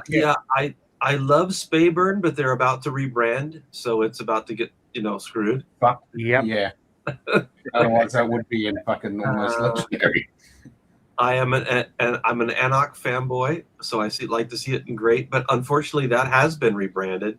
So a lot of that is stock on hand. If you love the 18, buy it now because they're not making it anymore. Yep. Holy fuck. And they don't make the 24 anymore either. What are you holy effing, Sean? Boys, I drank some pretty good stuff tonight. But this bottle just fucks. It just fucks so hard. Oh, still Austin, okay. So this is a Nancy pick. This is fairly recent. This is November 25. It's like blueberry blackberry pie or something crazy. Like honestly, I have had a lot of bourbon. I have never had a bourbon that tastes like this. I mean, it tastes like a flavored whiskey, but it's not. Like, it's insane. That's the last bottle I got for you. Yeah, it's. I mean, it's either 6 or 7 year old bourbon now. I mean, I just like it's so unique. I have never had a bourbon like that. Like it tastes like it's flavored or finished or something. It's for me, it's definitely a dessert type whiskey. Yeah, I mean, and so I'm having it after a bunch of scotch. I mean, I've had all kinds of scotch all night, which makes bourbon just taste like candy. Yeah. Oh yeah. It's like bright blue, like fresh, like right off very ripe blueberries. Yeah. Yep. Wow. And you were having scotch tonight. Okay. Yeah. I was over at the Baker's. I missed out on this. That's all right. Well, we've been drinking scotch all night. Sounds great. Yeah, we've done nearly. I just switched to bourbon, so we did nearly almost 4 hours of scotch. Nice. Mm-hmm. Oh, I got the Smoke High Hill. Okay, yeah, yeah. That is a little bit blueberry as well. I've not seen that one around here yet. I'm still looking for it. The worst part about the Smoke High Hill is this cork. Look at this. Oh my god, that thing is super loose. There's two things. The worst things about Smoke High Hill. One is the cork. Two is that the hype the overhyped it got. Oh yeah, way too much hype. As instead of people just saying it was damn good bourbon, it had to be better than GTS. And so I just picked this up. They're hard to find. Okay. So Tim, before you hopped on, I was saying that Kilkerran is one of the ones I want to find this year and add to the collection. Yeah, it's a little easier to find than Springbank, but not. You still have to look, and they're, overpriced. This is $100, but the U.S. market. Yep. Yeah, the 12. I think last time I saw it here in Canada was 98, and that was a couple of years ago. And that's not even in real money. No, funny money, right? You got that Monopoly money going on up there. You guys literally put plastic in your money at one point. Well, and sometimes we do. Thank goodness. Sometimes the Canadians get some really good deals because wasn't Craigellachie 17 around for like $120 for a while? In fairness, I believe there is at least some plastic in our money, but so Craigellachie. No, they actually have right now plastic. Where if people were putting them in the dryer or leaving them in their car, the bills were like shriveling and crinkling. Oh, okay, I got you. Yeah, so Craigellachie 17 right now is available for $109 Canadian. Oh, that's a buy on site. Jesus, I mean, that's what like $30. That's what like $30 US, or 85. But I mean, 85. That's just holy crap. Get three of those. There's no way the conversion is that right now. No, it's not that bad. You know, guys, I gotta say, and I know that given the long conversation we had about Scotch, that I'm gonna be just shit on. Bourbon's just better, man. Oh, you're sick. I know it. You know, like I mean, I'm having probably my favorite bottle from last year, so that's maybe not fair. Well, that's fine. It's whatever you like. Whatever you like is whatever you like. It's so good. Like it's just like it's like a unicorn just came on my face or something. I don't know what the fuck is happening right now. Yeah. I mean, whatever you like is what you like. That's this shit. Yeah, no, it's and that's the whole thing. I love that there's differences in whiskey between Scotch, Irish, Canadian, American whiskey. Like it's great. Like, and I like Scotch. I do. It's just, you know, that's like, I know Donald, for instance, I am able to get. There's a Total Wine near me that has old stock of Napoleon Castle 14 sitting on the shelf still for $58, and that's wonderful for $58. Yeah, 46 ABV. And that 14 is great. Yeah, that's old Middleton stuff. Oh, I thought it was Bushmills. So that's a whole trick, because or something you want to happen. Start drinking unlabeled bottle. What happened there was fucking loose dick cork. Bushmills and Middleton were part of the same distillery company, IDL, and then they got sold off. So then Bushmills had to supply Middleton with single malt. Which one? And yeah, so technically you're right, it is Bushmills, but it's IDL single malt, quote unquote, that's going in there. I actually think this is going to be okay. So those were the years where it was all kind of muddled. Yep. And it was just down to one. Yep. Interesting. So I poured Smoke Eye Hill into a glass that I had Scotch in, and like a heavily peated Scotch. I'm curious how this is going to be. Sometimes, like the smokiness works with the bourbon. So the one to the right of the 3 ounce, I think, is probably going to be Scotch. I think Ken's talking to us. Oh, sweet. That's $100. Donald, I'm curious, man. So, like, of recent purchases, what will be your favorite Scotch purchase of 2025? The Carges 2025 War Cask Strength. Okay.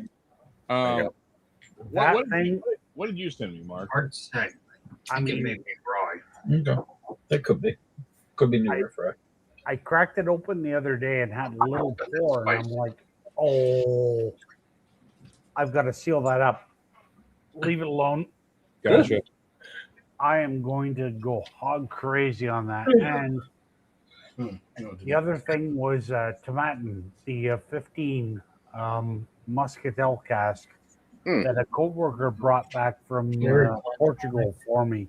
27-year. I tasted that and I'm like, oh, it should be on the bottom. Tomatin Muscatel, hell yeah, 15 years. That sounds like Glendronach 93 or something. Well, I mean, Fred, I'm a Kentucky boy. I can't, like, there's no way to fight like my DNA. I mean, literally, you know, I have had guys. I mean, I've had local shine more times than I can count. I mean, it's just, you know, I know guys that still are distilling it illegally. Yeah. Nice. Hey, ain't nothing wrong with some good shine now. Well, I mean, and there's guys aging it as well. It's not very good because I mean they don't age it long enough. But you know, I mean they're fucking rednecks in the hills that don't know what the fuck they're doing. So you know they're just grab the old wild turkey barrel, throw some whiskey up in that. For a while. They're buying fucking Temu bottles and all. I mean barrels and all kinds of shit. You know, it's just. But I mean, I've had some stuff that wasn't terrible. I mean, a lot of them just, you know, there's a lot more science that goes into bourbon than people give it credit for. Probably over there. Actually, just go Oh wow, is Ken here? Is he working right now? Or he's tugging one out. Okay. Yep. Yeah, there you go. So Sean, what is your number one Scotch of 2025 that you bought in 2025? Oh, bought? Well, that's a completely different question. I mean, I know what I want to get as far as like what I could actually buy, and it's pull that out. We should drink that. It's a Kilhoman. I can't remember which one. That's the It problem. looks I just need like I need to go back and watch the fucking moose stream that we did. But I'd have to go back and watch the moose stream. But so because I ranked them, and the only thing that beat the Kilhoman that Moose sent was the Ockmore 11-1, which is one of my favorite scotches I've ever had. Ethan, don't go crazy. Yeah, but we had some fantastic scotch from him that day. Yeah, I mean, oh my God, Moose sent some incredible stuff. Yeah, that was fantastic. What do you like? Down the path of socialism, I mean Scotch, but found its way back to freedom.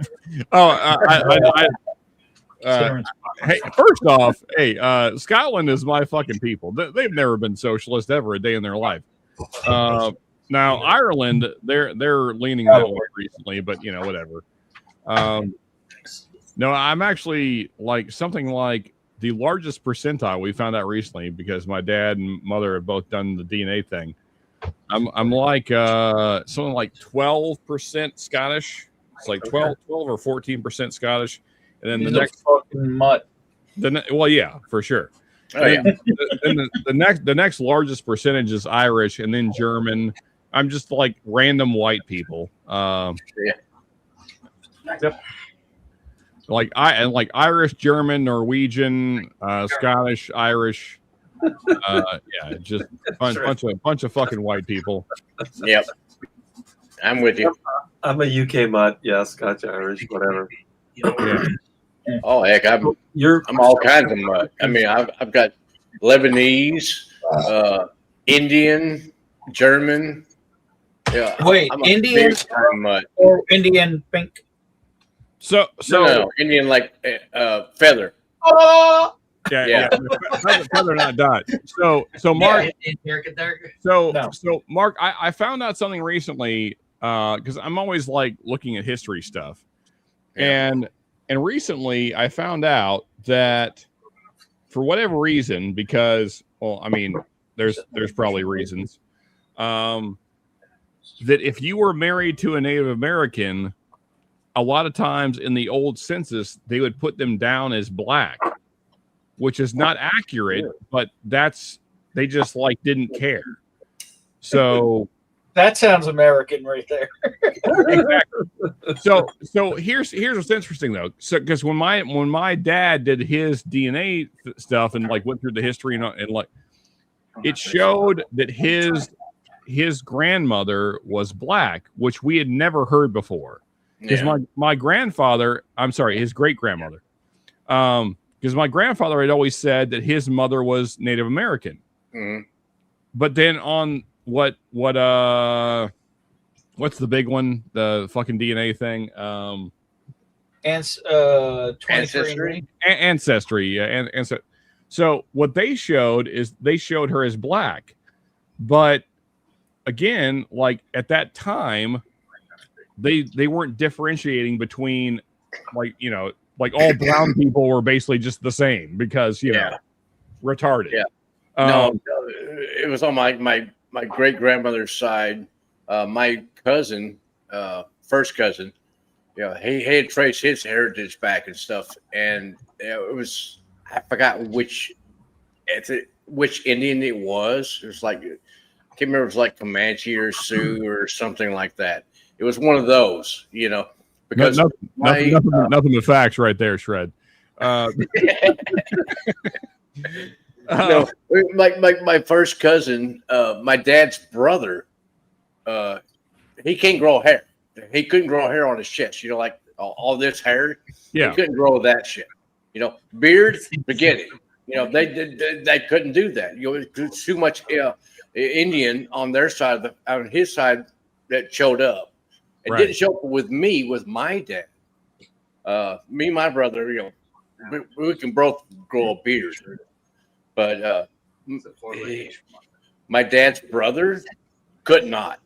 His kids, they can't grow hair like that. They can't get a good beard. They don't have hair on their chest. A lot of arm hair, things like that. It was too much Indian coming through. So, then again, I get, if I get out in the sun very much, I get really dark because of the Lebanese from my mom's side of the family. Yeah. So, like my grandfather, like his dad, who wasn't Native American, but his wife was, like he passed down like Native American tradition to my grandfather. Okay. Because like that was just a part of like the family culture. And so like when my dad found out that she was black, he's like, well, that can't be right. Like that doesn't make any sense. Yeah, exactly. And so then like because like I said, when I'm not with you guys, I'm always looking at like history stuff and like how like America was formed and stuff like that. And so like I came across this thing where like censuses were like they just didn't differentiate, like all brown people were just basically black, which is weird. It's like I mean that's pretty much how it's done today by the right wing, right? Well, I mean, except for it's reversed, Ben. Now all white people are the same, even though that's not how it works. Back then, the Irish and the Italians and the Jews weren't white either. I'm gonna go Irish. Exactly, Tim. That's what I mean. Like, so now, like, there's so many people that are just thrown into the white category that I would not call white. Like, when I think of white people, I think of England. But like, I would not call Italians white. Like, that doesn't feel like they're their own culture. Like, that's not the same. And like, I want to just hang on time. More importantly, I just want to quickly raise a glass. This is Tim's second channel I believe he's ever been on. Oh yes, you know what? Oh yeah, it is. I didn't even think about the fact that this is the first time you've been on. Thank you for pointing that out, Ben. And he for some really weird reason chose me of all people to be the first one to hang out with. And the first time he'd ever been on Whiskey Tube was the night that me and Sean just ripped into each other like blood. Tim, you know what? It got better. Tim, honestly, how many times does that happen? Since Ben brings it up, I want to apologize for that night. That's okay. I wasn't my best self that night. I was very upset. Nor was I. But we worked Obviously. it out. Alcohol that was factored in on that. That's fine. Yeah, I mean, it's more our pride in us just being us than having anything to do with alcohol. I mean, so here's what's funny is that Mark is part of the group chat, and like Ben and me were cursing each other out off stream for quite a while. I'm like, chill. Fucking chill. Yeah, what the hell? I'm pretty sure that day everyone muted us. It was just me and Ben just like shooting shit at each other. That's okay. I knew what I was by the next but realized 24 hours later we're drinking together again. Yeah. Because brothers fucking fight. That's what it is. That's right. Yeah. We're men. We work shit out, and then it's fine. Yeah, no worries. I knew what I was getting into. But either way, Tim, I want to apologize because I'd forgotten that was your first time on a live stream. That's not ever. That's not the kind of environment that I want to make. So that's because back rooms don't. I can appreciate Tim jumping in because he likes Scotch. Yeah, but I yeah, always think it's funny how people say I don't like Scotch, and yet I pull out more Scotch than almost anyone. Oh, you got tons of it because we had talked, and that's why I sent you all that stuff because I thought, well, geez, you corrupted me too. You brought me to the well, side. Tim, I'm still working on your setup. I'm good. My goal is to make Tim like American whiskey again. I can't grow a beard either, says Neo. Yeah, exactly. Except for the giant, come on, Neo, giant beard in the picture. Yeah, he got a better beard than me. What the fuck? Yeah, Neo, I come from a long line of hairy people. Between the Scottish, the Irish, and the German, I'm plenty hairy. Yeah, I come from a long line. I used to have one, but it's all Santa Claus now. I got a plenty big back beard, like a silverback gorilla. Oh, my There you go. cousin. Oh my God, you would not believe that guy. He had, I mean, this was growing here. He had on his shoulders and his back.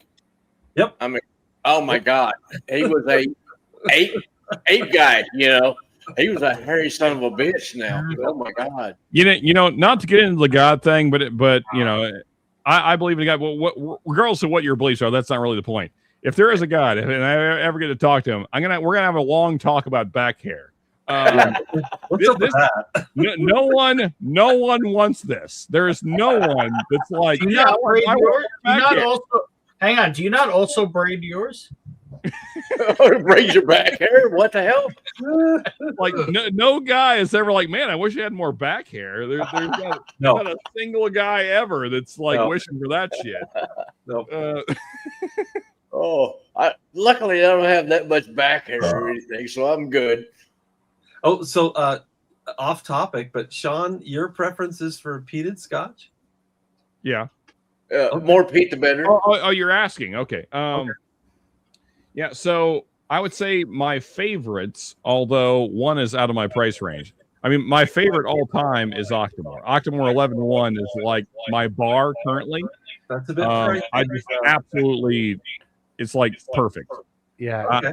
I'm getting a little echo all of a sudden. I'm not sure. No, there's a lot, not a little. Really? Like it just started. It was Sean, just quickly mute and unmute everybody. Okay. Maybe it's You want to go through here? It's StreamYard. Mute. I think it went away. Let's see. Yep. Good. Okay. Yeah. Okay. We're good. Maybe me. You know, Octomore 11-1 is like the bar for peated Scotch for me. But again, like now it's back. Okay. I'll mute myself.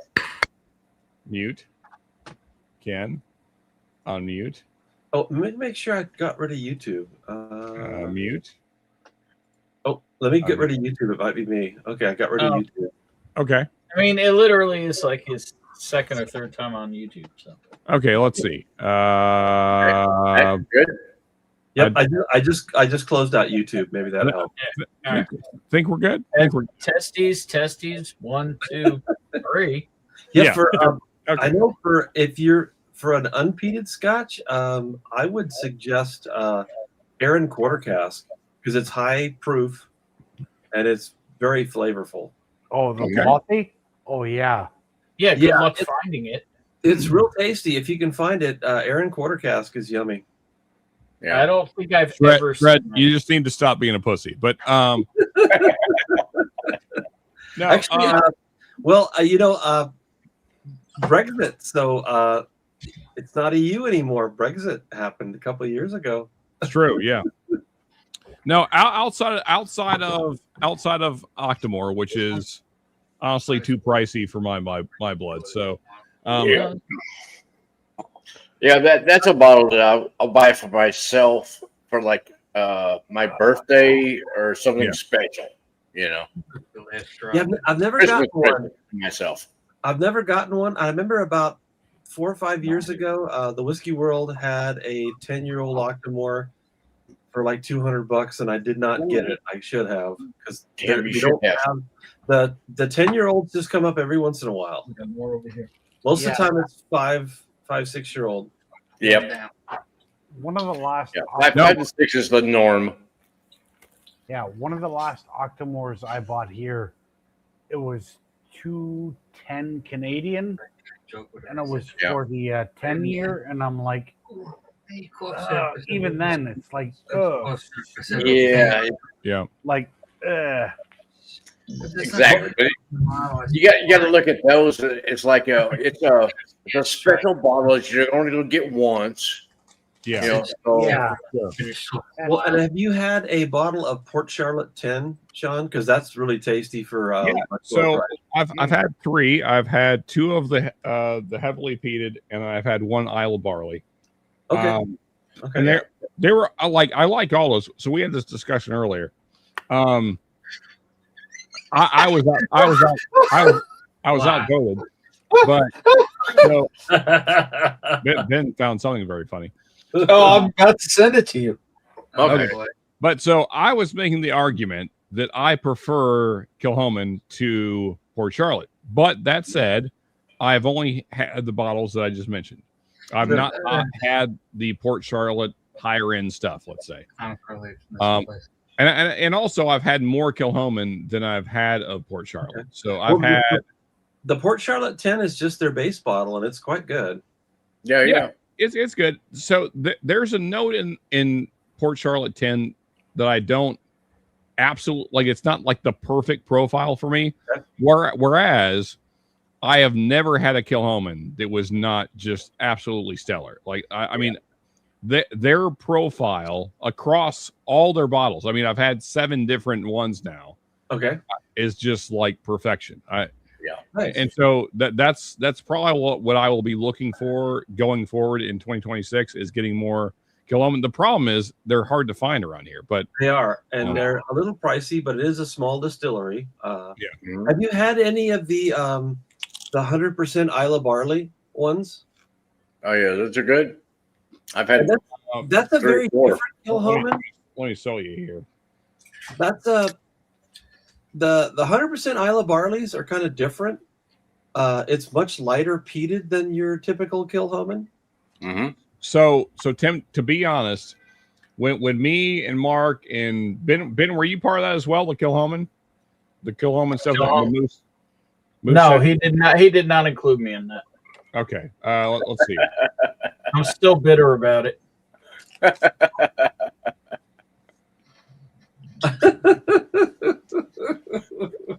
There you go. You see why I was openly laughing now? Yeah. If there's oil out there, we're gonna find it. I will be right back. I gotta go water a tree real quick. I don't really news, but did you see the reports? I came across it doom scrolling Facebook, but apparently it's been in multiple news outlets now that apparently we used some kind of like directed energy weapon at the troops in Venezuela when they went and got Maduro. Really? I had not heard that. Yeah, apparently 20 U.S. soldiers took out over 500 Venezuelan. Jesus, like dead? Well, some apparently they were bleeding out their noses and felt like there was like their brains were going to explode. Now, are these the people on site where they landed? Because I know they kind of suppressed. Okay. I got to find the article. I saw it earlier tonight. It was like because I know they did some suppression of surface air missile sites as they were flying in. Yeah, they're saying like their radar just went dead. Like everything just like they're basically like saying, do not. If you think you're messing with the U.S., you don't even know what they're bringing. So I know that our government has been working on like sound weapons, which that doesn't sound that intimidating until you're in front of it. Yeah. Well, and those have been around for a while. The crowd control stuff, yeah. But they're finding ways to make them more dangerous, basically. And it's a sound that you don't necessarily hear that well either. Yeah, it just like wrecks like to the human brain. It's absolutely abusive. I just sent the link about it. Apparently, I mean, it's the Post, so it's almost a tabloid, but like apparently it is like witnesses from the Venezuelan military in it, like saying, "Do not even think about messing with these guys," because like they like saw their lives ending. Wow. Because I know the surface air missile stuff, they probably sent in the F-18 Growlers are set up just to go in and suppress those. Well, so I saw a report, which is wild. I mean, like when you think about what we saw on the news, that Maduro did not know that he was being invaded until roughly about 3 minutes before they. Well, that's the thing. Apparently, we just like drove over them. Yeah, because he had hundreds of guards. Yeah, because just eviscerated them. Yeah, and the helicopters flew in very low level, and that was just apparently there was 8 helicopters. 8. Yeah. They took out all of his guard with 8 helicopters. Oh, okay. I was surprised it wasn't more like 18, 32, and with a ton of above air support because I know they definitely flew in stuff to attack the surface to air missile sites. You could see the explosions. See, that's what's so frustrating to me. And like, I'm not even like a pro-Trump guy, like, because I don't really like him as a human being. But like back when the whole Russia thing was going on, it was like, oh, Russia controls Trump. Like, you don't know what the fuck you're talking about. Like, you have no idea the level of control that we have. Now, granted, by the means by which we have it is not good. But but I mean, like, if we wanted Putin to dead, he would be dead tomorrow. Like, this would not be. There's no conversation to be had. If he was a real problem, he would be dead tomorrow. Because it's not like Russia has. I mean, especially right now, they are so strained because of the war in Ukraine. That's been going on for quite a few years. Yeah, I mean, like their power has diminished so much. Like, if we wanted Putin to dead, that it would be done. Like just like what happened in Venezuela, it would be no different. It would be over tomorrow. So I mean, the only reason he's alive is because he's not a threat. I mean, we think of them as being a threat, but he's not really a threat. Like he's allowed to exist. Like there's so much news out there that just is so frustrating to watch because it's like intentionally misinforming Americans. And that has nothing to do with Trump, because I think Trump is not a good person. Well, because I mean, the whole thing with the Ukrainian invasion happened when Joe Biden was president. Yeah. But before that ever happened, if you would have asked every leader in the European Union and the UK and the US what the most corrupt country in Europe was, they would have said, "Oh, Ukraine." Yeah, exactly. For their Middle Asian, not Europe. But. Yeah, I mean, and to your point, Tim, nothing has changed. No. Yeah, they're still fucking corrupt. Yeah, yeah. I mean, what's happening to them is very sad, but this is just really ongoing, and it's a just typical, like Korea, Vietnam version proxy war that we just can't get enough of, and people who live there are really getting shit on over it. Well, I mean, we make too much money on it. That's why. I mean, I hope that we're not still making money on it, but we were for a long time. I mean, the people who are pro, it's like, oh, this is the greatest, value for dollar of running down the Soviet, or not Soviet, but the Russian ability to make war and running down their weapon stockpiles. And it's great. And it's like, yeah, but the Ukrainians must really hate it. Yeah. Yeah. I mean, that's the thing is, like, even though the Ukrainian government is awful, that doesn't make things better for the people that have to live there. So it's typical. It's just old school U.S. versus Soviet Union proxy war style without the Soviet Union. Yeah. Yeah, I mean, and that's my hesitation to really celebrate with the whole Venezuelan thing. It's like, I'm very happy to get Maduro out of there just because we have Venezuelan friends, and so I'm fairly familiar with the problems there. And so for that reason, I'm happy that we got him out of there. I just hope that we make some real change there that makes those people's lives better, because they deserve to not be under some fucking dictatorship. Yeah, because their economy was run into the ground for the last quite a few years now. Oh yeah, like 2 decades. Yeah, it's been awful. I mean, so we have a close friend, and she hasn't been able to see her mom in 12 years because, like, they're like afraid for their lives if they go back to Venezuela. So, because they were very pro against the current regime, and so they basically had to flee. Like, their house was taken over, like they lost everything. And that's what's so frustrating about the news is, like, these fucking white Karens on the news, like, talking about how, we gotta send Maduro back. You have no idea what you're talking about. Like, you were so lost. And like, also just the fact that, like, they don't take the time to, like, look, what are the Venezuelan people saying? Like, they're celebrating. Why are they celebrating? Yeah. Like, you're clearly wrong if you pay attention to the people that live there. Like, what your opinion doesn't matter. Exactly. If you think it matters that much, take your ass to Venezuela and live there and see what's going on. Yeah. It's hard to know and cautious about, like you said, what's going to happen next, though, because that's the problem with the whole so-called Arab Spring when Obama was president. I mean, you had Gaddafi getting wiped out in Libya, and then, which, on the surface thinks, well, maybe that's a good thing. But then, I mean, then the absolute radical crazies took over. And to this day, there are still open air slave markets in, Libya now. I mean, I will say it does look pretty good what's happening in Iran right now. Well, so if we could get Persia back, that would be cool. So kind of to Ben's point, here's one thing that we need to state outright. Venezuela is not the Middle East. No. And we all know exactly why it's not the Middle East. There is an absolute hateful ideology that has consumed the Middle East that we cannot get rid of, that we absolutely should. And that does not exist in Venezuela. Although it was starting to exist, which is part of the reason that we're down there. Because Iran was running terrorist groups through Venezuela. Yeah, because the Middle East, I mean, you take out the strongman and the ideologue, religious zealot crazies take over. But I mean, Islam needs to disappear. That's all there is to it.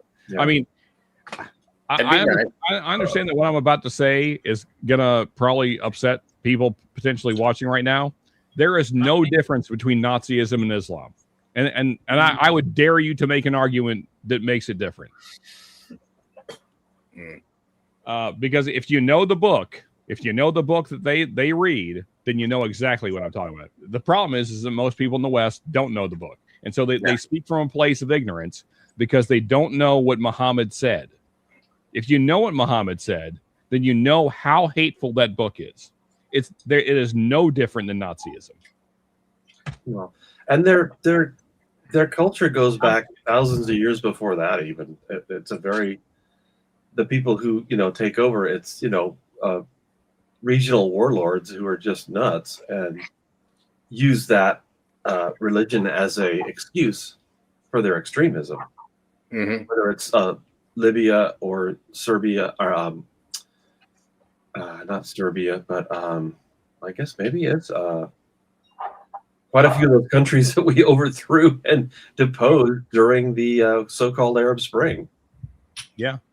But Tim, so like the reason that we see this kind of like constant shifting of power in the Middle East is because we have these differing parties that, and like I hate the way it's framed in the West, because we say things like, well, these are extremist. That's not accurate, because to them it's not extreme. Well, yeah, exactly. To Western culture, it does seem extreme because it is, but it's not extreme in the zeitgeist of Islam. That's what Westerners don't appreciate, is that there's a word you hear every day. Yeah. So like when Westerners say that, they're coming from a Western viewpoint because we don't think that way. But the reason we don't think that way is because we weren't raised under Islam. But if you were, then your global view is totally different, because to you, Muhammad is the guy. He is the standard for living. And I'm not saying that. That's what their book says. This is not Sean's opinion. That's what the book says. So the Quran says is that Muhammad is the model for all mankind, roughly. I mean, I'm paraphrasing, but that's what it says. So when you look at Muhammad's life, he was a pedophile, and again, not Sean's opinion. He married a 6-year-old girl. He had sex with her when she was 9. He was a murderer. He chopped off the heads of men and then raped their wives in front of the dead body of their husband. Again, this is in their book. This is not Sean's opinion. This is in the Sadi Bakari, I think is how you say it. So, these are the holy books that speak on how to interpret the Quran. So it'd be like I don't know what you can. There's really not like a direct comparison in Christianity because there's not like external holy books that talk on the Bible. I mean, the Jews have something sort of similar because they have the Talmud, but that'd be like. What are you saying? What? No, so well, I realize you're only catching part of what I'm saying because you're talking. No, I'm listening. I'm just kind of staying out of it. But what is that? What is the Talmud similar to? No, so what I was saying, Ben, is that like what Sahih Bukhari and the Hadiths, which are the external holy books that talk on the Quran, like in other words. All right, I see what you're saying. All right, you could draw a parallel there. Yeah, except for like life lessons to live by and rules of law versus just how to murder people. Well, I wasn't saying why to murder people. Well, so Ben, if you heard everything I said the closest thing. I'm agreeing with the parallel of the outside book of the book. Yeah, I'm agreeing with that parallel. But again, to Ben's point, the huge difference is, and this is why I hate these comparisons. When ignorant Westerners make this comparison between Christianity and Islam, they do it from a place of ignorance because they don't know what the other book says. And so they say, well, a lot of Christians killed people. Yes, here's the difference. The belief system doesn't say to kill people. The belief system of Christianity does not prescribe you to go out and kill people. Did Christians kill people? Yes, they did. There are terrible people of all walks of life. Yes, obviously. The difference is Islam prescribes you to go out and kill people. That is the huge difference. Muhammad said, "Go do this." Attention, Josh Fritz. Attention, Josh Fritz. No, the indoor air quality has become poor. But I mean, and so that's why when I say you're right, but I mean, various popes down the centuries did the exact same thing.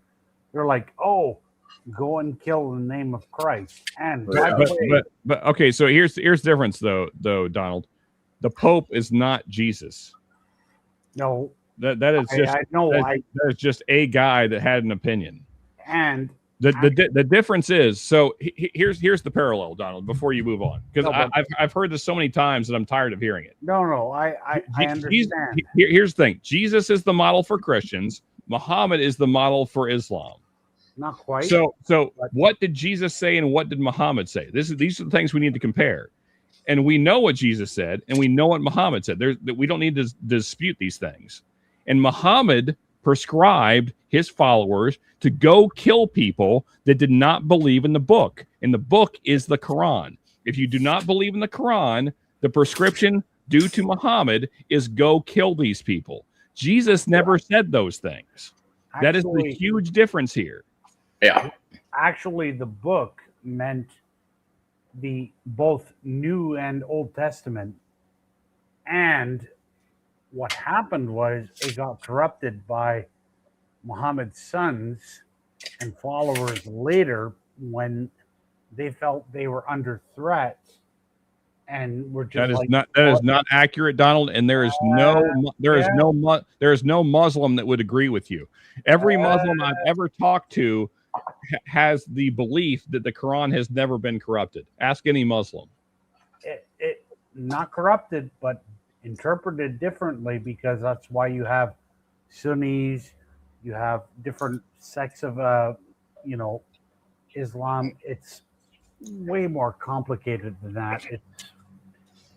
So Donald, I'm familiar with the Sahih Bukhari and the Hadiths. Here's the problem: is that there are universally accepted Hadiths and Sahih Bukhari verses, and then there are others that are not. The problem is the ones that are universally accepted are the ones that are hateful. So you can't say that these are fringe beliefs. Like that's not. It's the opposite. The opposite is true. But Islam has also had its own problems, same as Christianity, because think of it. for 400 years. And Donald, I'm not talking about what people did. I am talking about a belief system. No, I don't care what someone that said they were a Christian did. I mean, Ted Bundy could have called himself a Christian. That doesn't matter to me. No, I understand that, but it's just belief systems are just so fucking stupid. And you know what, Sean?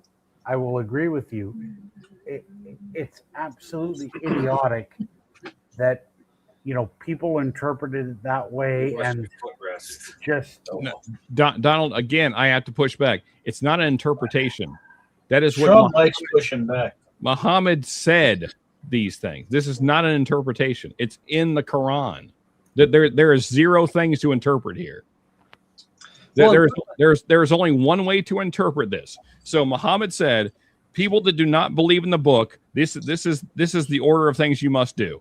You have to incur the jizya on them, which is a tax on non-believers, and if they refuse to pay the jizya, you have to kill them. That is the order of things that Muhammad said to do in the Quran. There is no disputing this. Ask any Muslim that's worth their salt what it says. That's what it says. There's nothing to interpret here. Yeah. What's even wilder is if you ask the RZA and the ODB. Some of it too is, the culture has moved on. I mean, the Christian Crusades were 1,000 years ago, and we don't do that anymore. Well, but see again, Muslims 1,000 years later still do. Well, so Tim, here's the difference, and this is why I'm trying to get people to focus on the belief system, because Jesus never said to do the Crusades. That was random people's decision in Europe.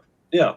So that was the popes and various Roman Catholic Church and everything else. Yeah. Which that's a whole other thing that I won't get into right now. But I mean, my personal belief is that Catholicism and Christianity are not the same thing. But that's a whole other topic.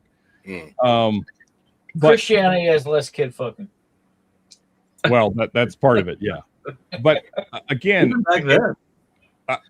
what I'm trying to get to, Donald, and anyone else listening, is this very simply: what do the two books say? That's what matters to me. And so, because you can't, I mean, if people believe in these things, then it matters what those books say, because that's what the people that subscribe to that book will believe. And that's why Islam is problematic, because of exactly what I just said. And I could Google it if we want to read right out of the Quran.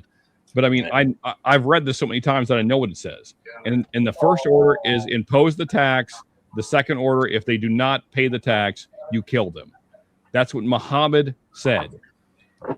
And another thing that's interesting about Islam is that, again, prescribed in, I think it's Sahih Bukhari, it's not in the Quran, but the goal of Islam to non-believers is to deceive them until you are in a position of power.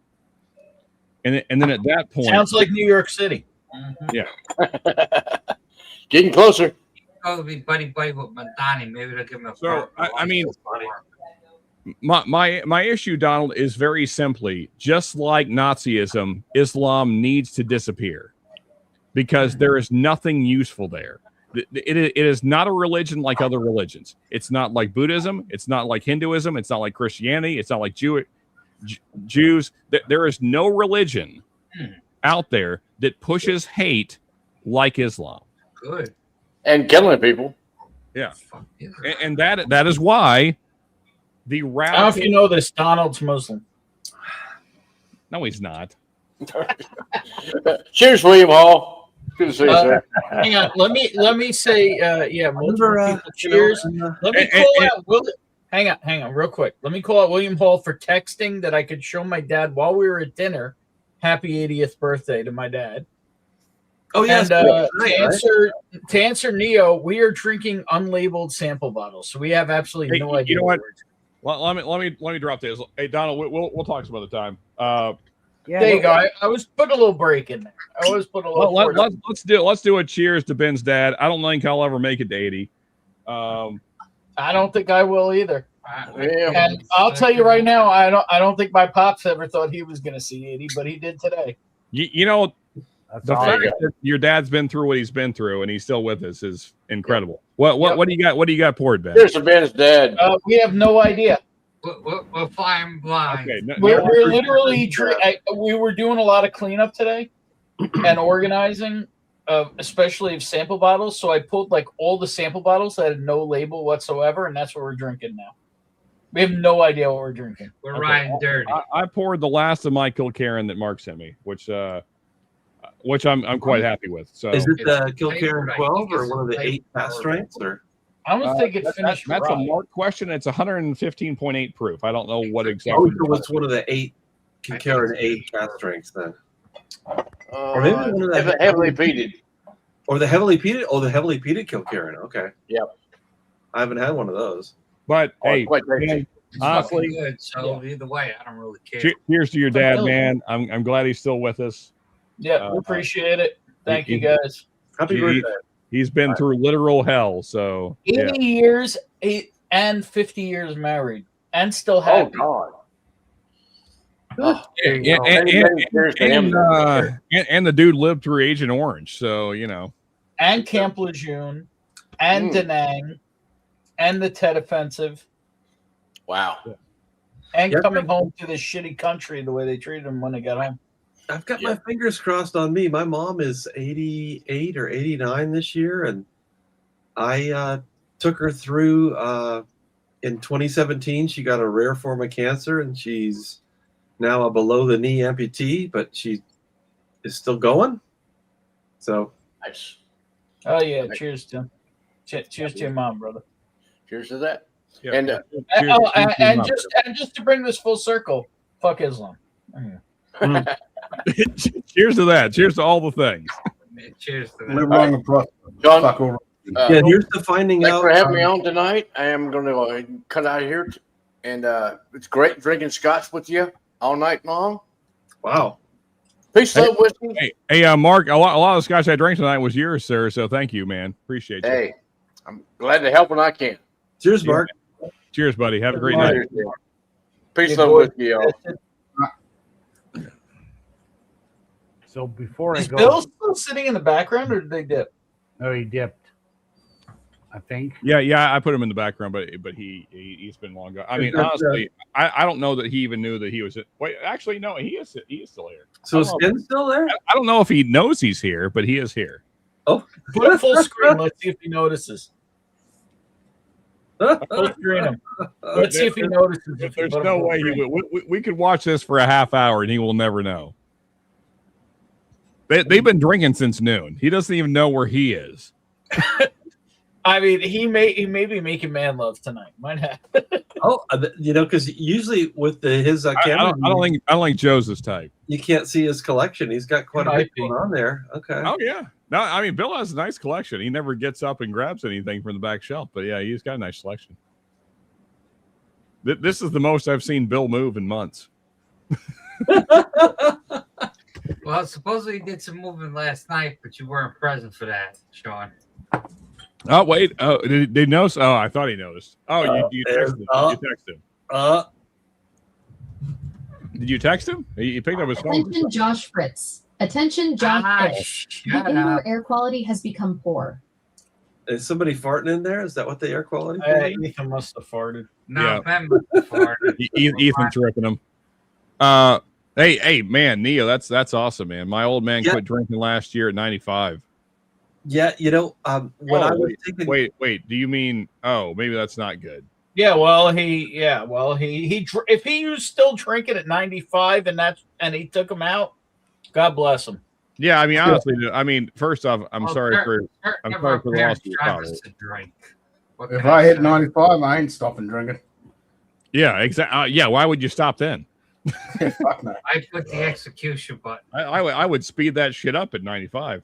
Yeah, in 2017 when I was I spent 5 weeks staying at my mom's house. I'm unsulling Bill. He doesn't know that he's there. When she was trying to beat cancer, and I learned at that time that she loved Scotch. And when I was a little kid in the late 60s, she always had a Glenlivet 12 bottle stashed. And ever since then, I've been giving her all kinds of samples. And you just figured it out. She's Yeah, Ben, I'm looking at the screen right now. Joe and I have been ripping, dude. This is Joe from Heraclitus. We have been You introduced him like 3 times. This is the I'm fourth sorry. introduction. We've been drinking for 12 hours straight. Alrighty. And not once have we seen one of his bottles yet. Bill is going to have a rough Sunday, is all I know. It's just the beard in the mouth. What happened at your party time last night? That's the hairy clitoris, right? Hairy clitoris. Great rename should you ever decide I'm to. gonna go so. grab one from the car, dude.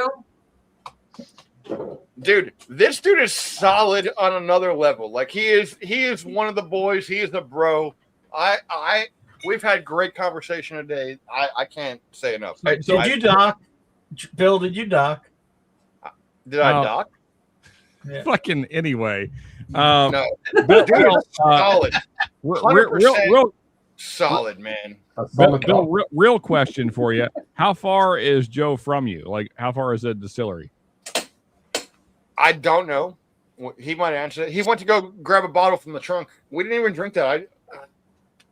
Dude is fucking solid, dude. Like, I'm like the bad boys in. I'm 100% in. Like, Bill, I want to point out this is the most closed your eyes have been on a live stream in quite some time. He's looking a little Asian. He's looking a little Asian. I didn't smoke any weed today. I know you did. That's what I'm pointing out. You're having a good time, buddy. I did throw up earlier, which is crazy. No, but I'm pretty sure, like from March to but- April, we might not see Bill. So, Bill, for us normal people, that's your cue to stop drinking. But That whatever. was like 2 hours ago. That was like 7 drinks ago. Oh, yeah, sure. So it's fine now. Yeah, He was cheering me on. He's not here right now. He went to go grab a Heraclitus thing. Yeah, a hairy clitoris. Yeah. Dude, so he runs like a 2A channel, and they got like 80,000 subscribers on the 2A channel. That's good. Yeah, well, yeah, we saw why. Did he It might resemble Deck Night. Did he make it to the liquor store to get his bottles today? I got a Michter's 10. I got a Michter's 10, Ethan. So what else was on the what else was up for grabs when you grabbed the Michter's 10? So it was the worst raffle I've ever been to. They called 13 tickets, and that was it. Oh, that's right. You had all those tickets last night. Yeah. Yeah. So yeah, what? They didn't have shit, or they just fucked it up? The wife wasn't there. The husband ran it, and it turned out it was not good. The way they did the raffle today was fucking dumb. So you're gonna have a talk with her?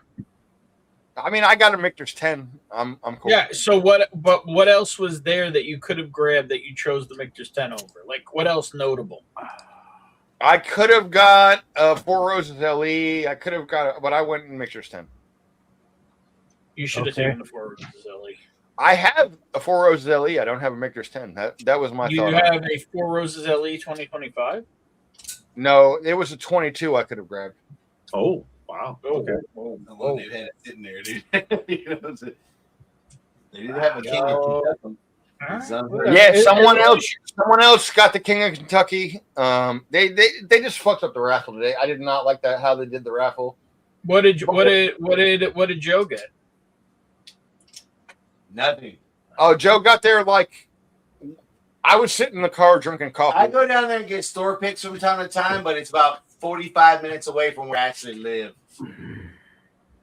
So they're known for their store picks. They do incredible store picks, but it's a little bit far for me to go and get tickets. Wait, was it NASA?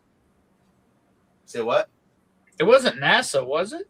No, it was Ryan's. So NASA's about an hour and a half from me. So I'm in northern Houston. NASA's in like League City, pretty much. Yeah, like south. Yeah, I don't know. To me, that's just Houston.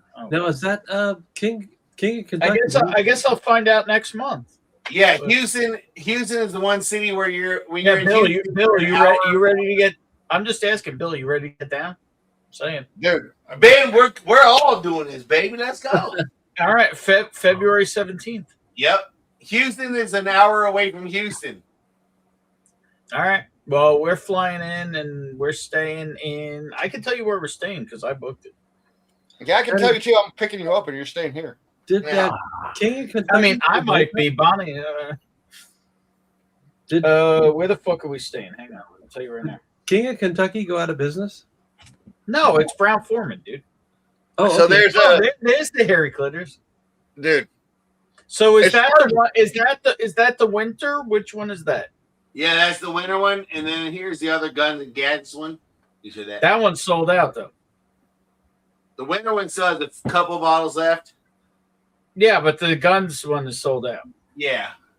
We're staying at the Marriott Spring Hill Suites Medical Center NRG Park. It's got a We the People down the side. Nice. Bill, do you guys know where this is? NRG Park? Yeah. Where the Texans play. Yeah, that's down near the football stadium. That's where we're staying. Okay. That's 45 minutes an hour, which means I will be there in 22 minutes to pick you up. But there are good bars down there. Good bourbon bar. Boys, I don't know if I'm going to be able to make it in February, which makes me sad. But it just means that in March or April, you have to meet them up here or something. Well, I mean, so you're never coming, so it doesn't matter. No, so Ben, honestly, so this week I'm going to have some time, and whenever you have time, I need to sit down with you and like actually talk things out, like in a real way. And Ethan, so you have done this shit, so like better. Like what the laws are. I'm just going to put you in, Sean. I'm just going to put you in touch with her, and let you talk to her.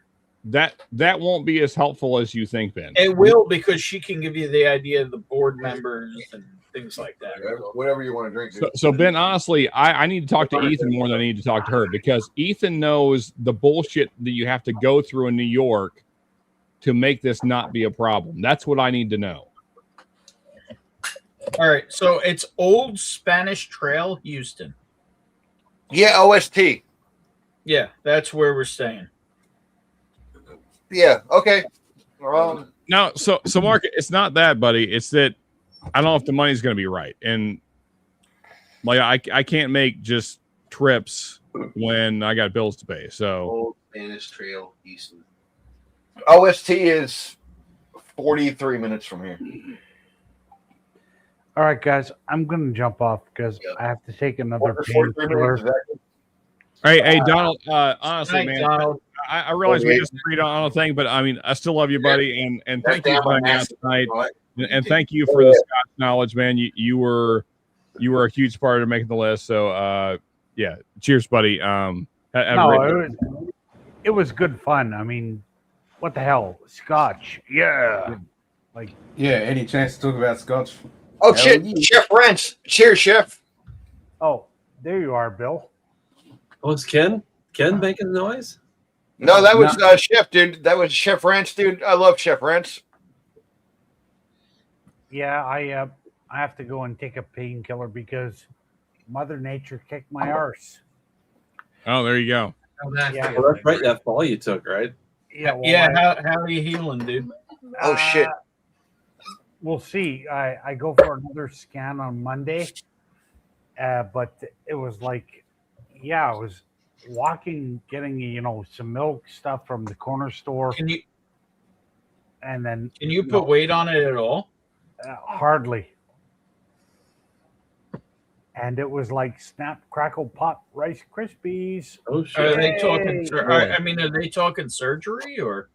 We'll see on Monday what happens. All right, keep us posted, you fucker. Yeah, for sure, man. Yeah, we'll do. It just, like I said, Canadian winter kicked my arse finally. Mm-hmm. So gotta wear those boot chains. Yeah. I had anti-slip boots on. It was just black ice underneath a fresh layer of snow, and I was yeah, you really always gotta watch out for those black guys, Donald. That's actually my mother's joke. That's what's even worse. Ben, I had a joke there, but and then you actually almost made the joke. So anyway, but that's actually my mother's joke. She's. Well, I know that's what makes it funny, and I'll you know what though, Ben? The worst is when I had to tell my grandmother, she's like, "Well, you do things really well, don't you? You stupid arse." Yep, that's grand. I mean, I'm not saying that I still have a bottle that you need to drink with her while she's still on this planet, Donald. But you know. Yeah, I know, but yeah, it's right next to Ken's bottles. I literally have a box of international whiskey. Taking up one corner of a fucking shelf. We just got to get Ken to the States. I have bottles for when that happens. Is that some Glenfiddich 12 we're going for, sir? Yeah, I haven't had it in so long. That's a good chug bottle. I'm probably going to be very upset, but I would just do a full-on bottle pull on that just to fucking help it go away. Glenfiddich 12 isn't that bad. It's a nice, come on. It's a nice palate setter for the beginning of a flight. I like it. If you got nothing else, there's nothing to complain about. Yeah. Well, so that's the thing there, Ken. If you have nothing else, that's how I got it. I mean, I will say it, the nose is nicer than I remember it being. Yeah, I wish I could have some bottles of the stuff I used to be able to get at the military liquor store in the 80s for like $20. You love that military special, huh? Well, I'm sure the Glenfiddich back then was a lot better than it is now.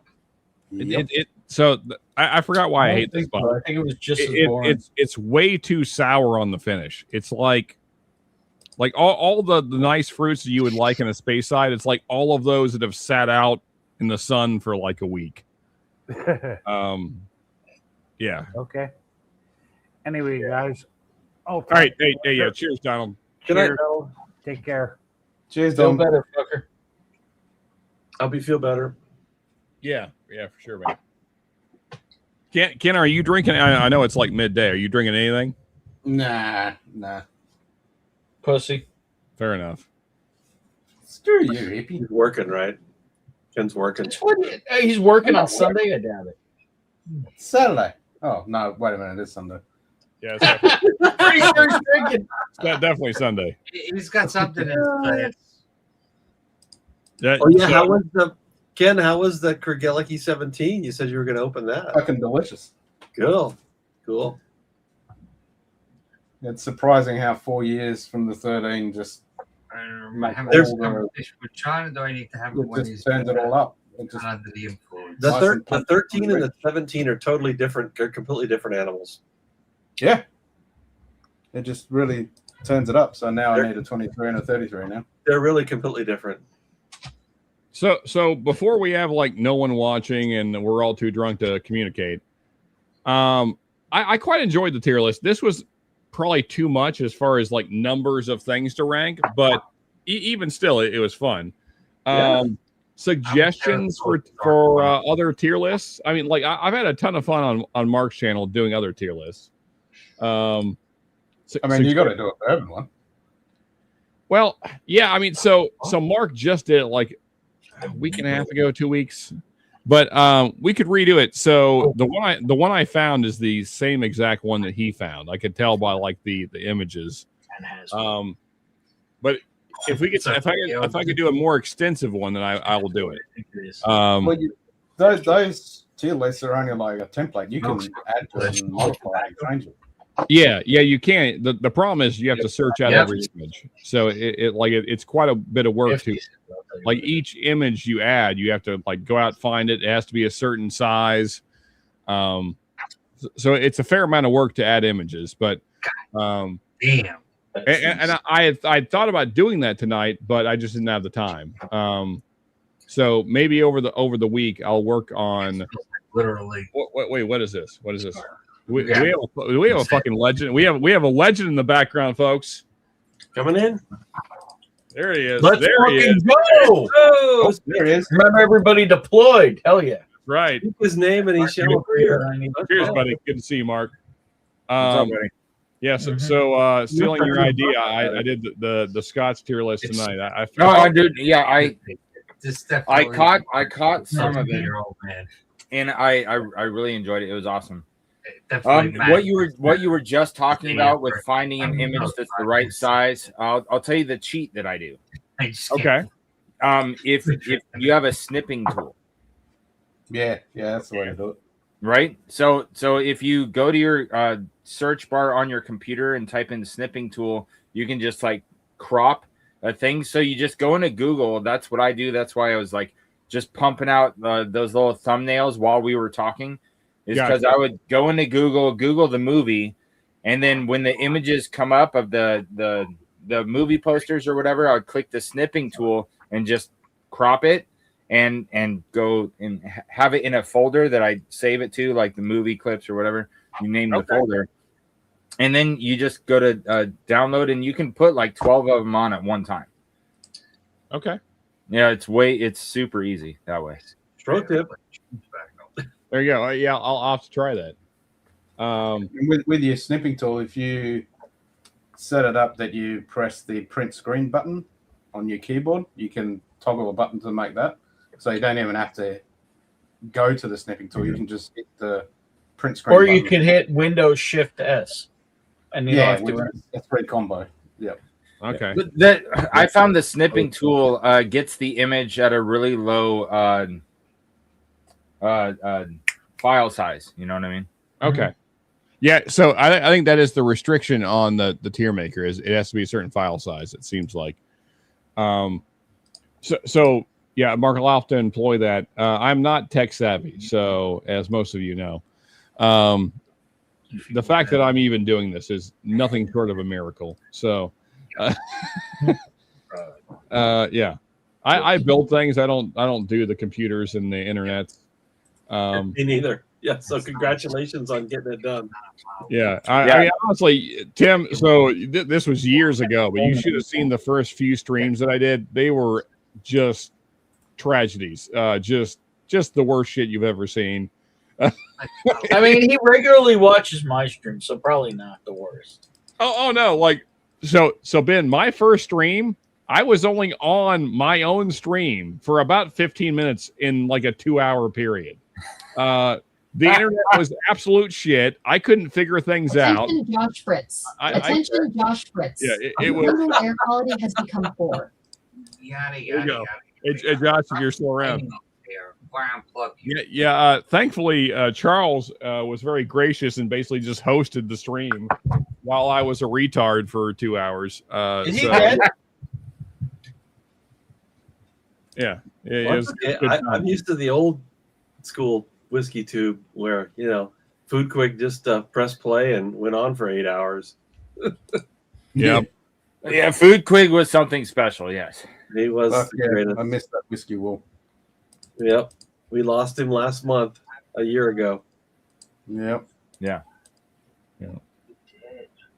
Man, Tim, I didn't realize that you'd been part of the community that long, man. That's so that was something that was kind of fun when Joe was going through all of his clips. What was it? Last Monday, right? 2 months. Yeah, something like that.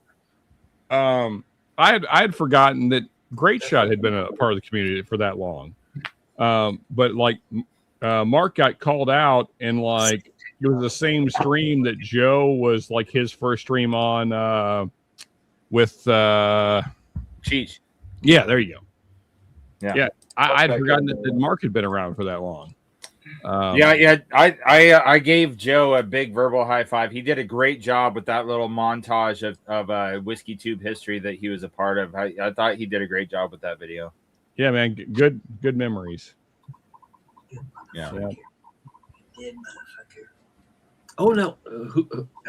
What channel was this that just did this? Independent Joe. Oh, okay. Would you like this guy in your drink? Yeah, he did his final show for a little while. Yeah. He's taking a rest. Yeah. Yeah, put him in your hat, man. I'm only 18. Yeah.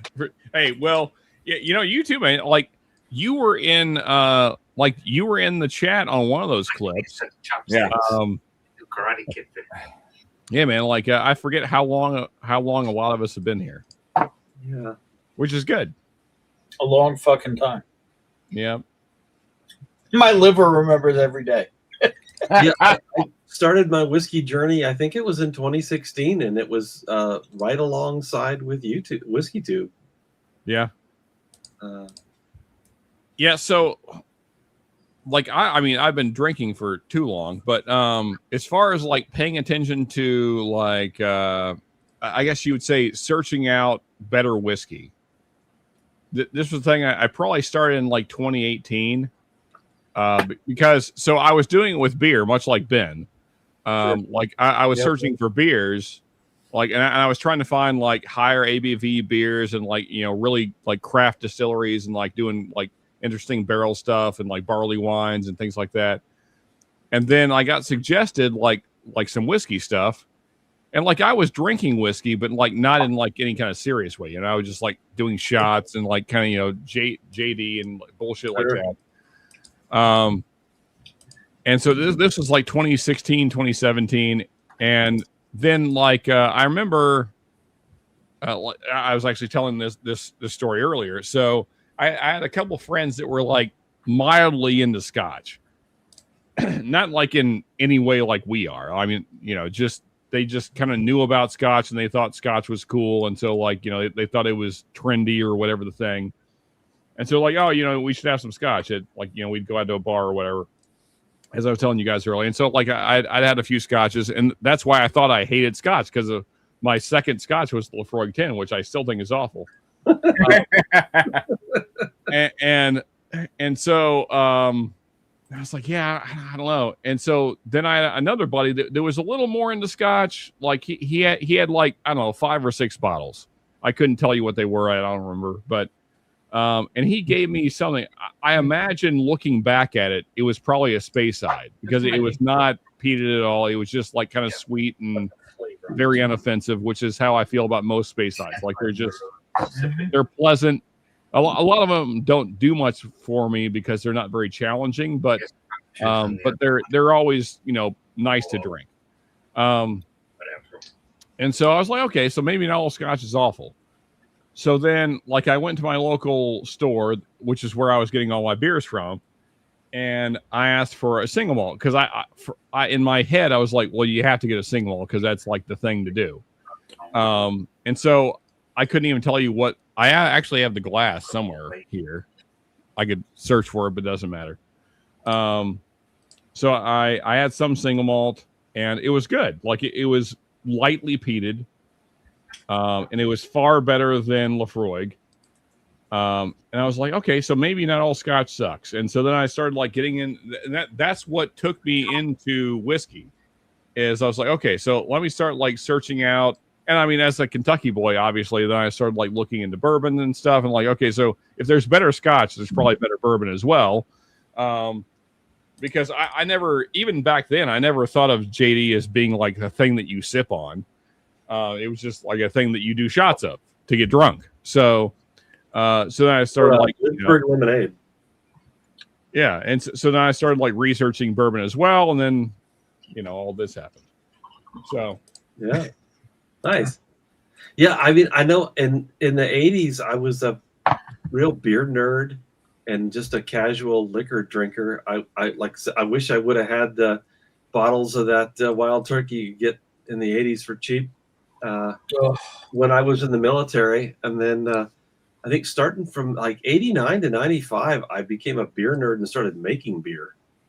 Made a lot of beer, and then I guess it was 2016, probably end of 2016. Somebody kind of got me into whiskey, and I turned into a whiskey nerd. And but really 2017, I really turned into it and found YouTube at the same time as far as Whiskey Tube, and I think it's so much better advice than the corporate media version of what whiskey reviews are. So Tim, to ask, if you started watching Whiskey Tube back in 2017, are there any channels still on right now that you were watching back then? It's Bourbon Night, and that was back when. That is not the same channel it was. No, it wasn't, because that was back when Sarah's not there. Chad and Sarah were just friends and not even friends with benefits yet, and now they're already married and divorced. Oh my god! And Scotch Test Dummies. That's the one I was thinking of. That was probably around back then. Scotch Test Dummies and Aqua Vitae Roy. Oh yeah. Aqua Vitae. And then of course, last year we just lost Foodquig. He was around that time. Okay. Let's see. What's the guy's name? He goes back and forth between Canada and Korea. Whiskey Whistle. He's still around. Whiskey Whistle. Never heard. Literally never heard that name. Yeah. Whiskey Whistle. He's Mark Kaufman. Dude, Chad still make it right. That's a true story. Accurate statement. Yeah. And then one Chad didn't make it right. Whiskey. Well, one Chad couldn't get the deed done, apparently. Whiskey Neighbor John is still going. He's in Alberta, I think. I think he's a school principal. I think that reflects more on her than him, Ben. I've drank with. I disagree. Mark, I've drank with both of them. Same. He's Chad. He's Chad. Really? Okay. Okay, so you know what? I only know what I've seen. I don't want to say what I'm going to say live, so I'm not going to say it. I mean, no, like save it for the both, backstage. Save it for the backstage. Yeah, actually, well, when they made their little video announcement, I thought, wow, this is uncomfortable. Yeah. I mean, you can literally see the sadness and pain in Chad's eyes. So here's the thing, though. That's what I was referring to. When the last time I drank with them was about 9 months before the video was made, and you could see the sadness in Sarah's eyes then. So,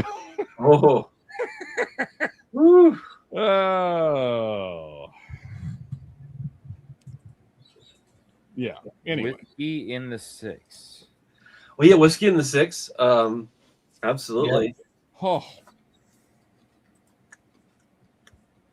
I'm trying a thing I've never done before. And then, I have reheated a DiGiorno pizza slice that I didn't finish earlier. I can see the darkness. It's not terrible. It's less bad than I thought it would be. Well, and let's see, Top Shelf Whiskey, Dustin and Mike are still going, even though it was back then. It was Mike and Billy, the tattoo artist. Yeah, it had nothing to do with Dustin. Yeah. Mike got tired of fucking Billy, so he started fucking Dustin. Well, it was just Mike for quite a while, and then Dustin. Well, because Dustin actually knows stuff about whiskey, yeah. So yeah, and and sadly, Keith, the Malted Man Cave, has been quiet for quite a while. He, sadly, I think he got divorced, so he's got kicked out of the man cave. So when did Whiskey Tribe come onto the scene? Because they've been around for a long time. Who? Whiskey Vault, Whiskey Tribe, Rex. Oh, yeah. Super early. Yep. Yeah. And Ralphie, of course. Yeah, so Daniel was solo for a while. Like, I was watching Daniel back then. Yep. Because I was in the Scotch, so I'm not saying I saw his first video, but for a while it was just Daniel. That's right. And Rex would show up occasionally then for a while, but he wasn't in like every video. And so like I was like, I would occasionally watch Daniel talk about Scotch, but then I got really big into bourbon, as I said. And so then I kind of like went away for a while, but then I eventually came back because they started talking more bourbon stuff. But yeah. And then Chris Trevino, the Liquor Hound, his channel's still going. He's an OG. He's all kinds of liquor, but and Chris was a mailman. He retired, and now he's a blender for Iron Root. Oh, cool! So funny. I'm subscribed to him and have not seen any of his videos.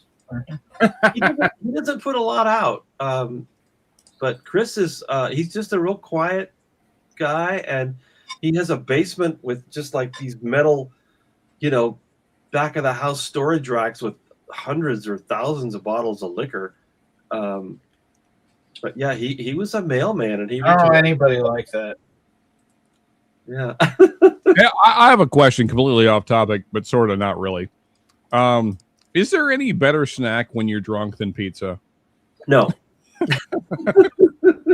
It's just all the right things. I mean, Doritos are pretty high up there. Yeah, I mean, like, this isn't even good pizza, and it's still just like perfect. A kebab. Yeah, I mean, I can tell you right now, if I had the Giorno's pizza, I'd probably be pretty fucking sad. What's up, Orlando? I can honestly say that I would say we could reheat pizza here. Yeah, but they're over they are.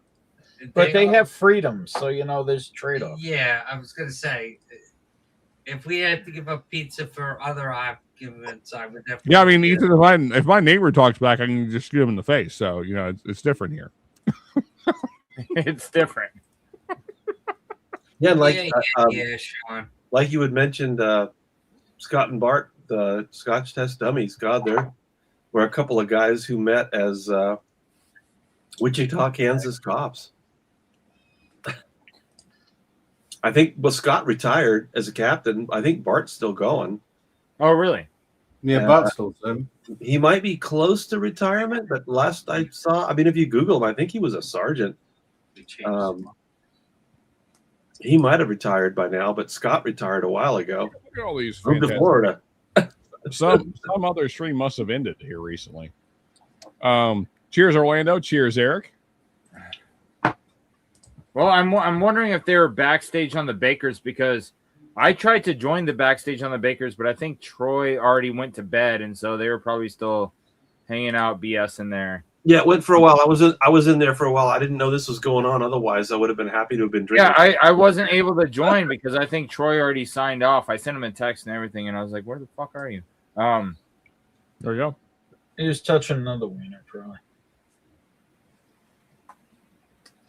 But yeah, Orlando, Eric, good to see you guys. Yeah, cheers, fellas. You guys are touching wieners, dude. I missed out. Wiener. I'm pretty sure you've been touching wiener. Is he sleeping that tonight, Bill? No, he was looking at. I was like, when did Bill get his own Ethan? Like, what's going on? wait, hang on, Mark. Do you not know who that is? I said that earlier, dude. Hang on. He literally said earlier, he was like, I feel like I'm Ben's counterpart tonight. What's that guy's name? Wait, hang on, Mark. Do you not know who that Attention, is? Josh Fritz. Alexa, Attention, stop. Mark, do you really not know who that is? For the third time, no, I do not. You're about to. Should I introduce him for like the 5th time tonight? Yes, you should to Mark. Let's go for it. Let's do it.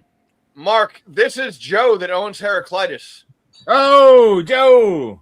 Heraclitus, but yes. Here we go. Yeah, Harry Clitoris, as I renamed it tonight. There you go. Wait, hold the phone. Shut the fridge door. You got Joe in the house? Yeah, dude. What's up, brother? We've literally been drinking since noon. We're on like a 12-hour, 13-hour bender right now. So That's it's not fucking Andy Richter. That's fucking awesome. Yeah, no, Joe and I were just texting yesterday. Fucking, hey, Joe, good to see you, buddy.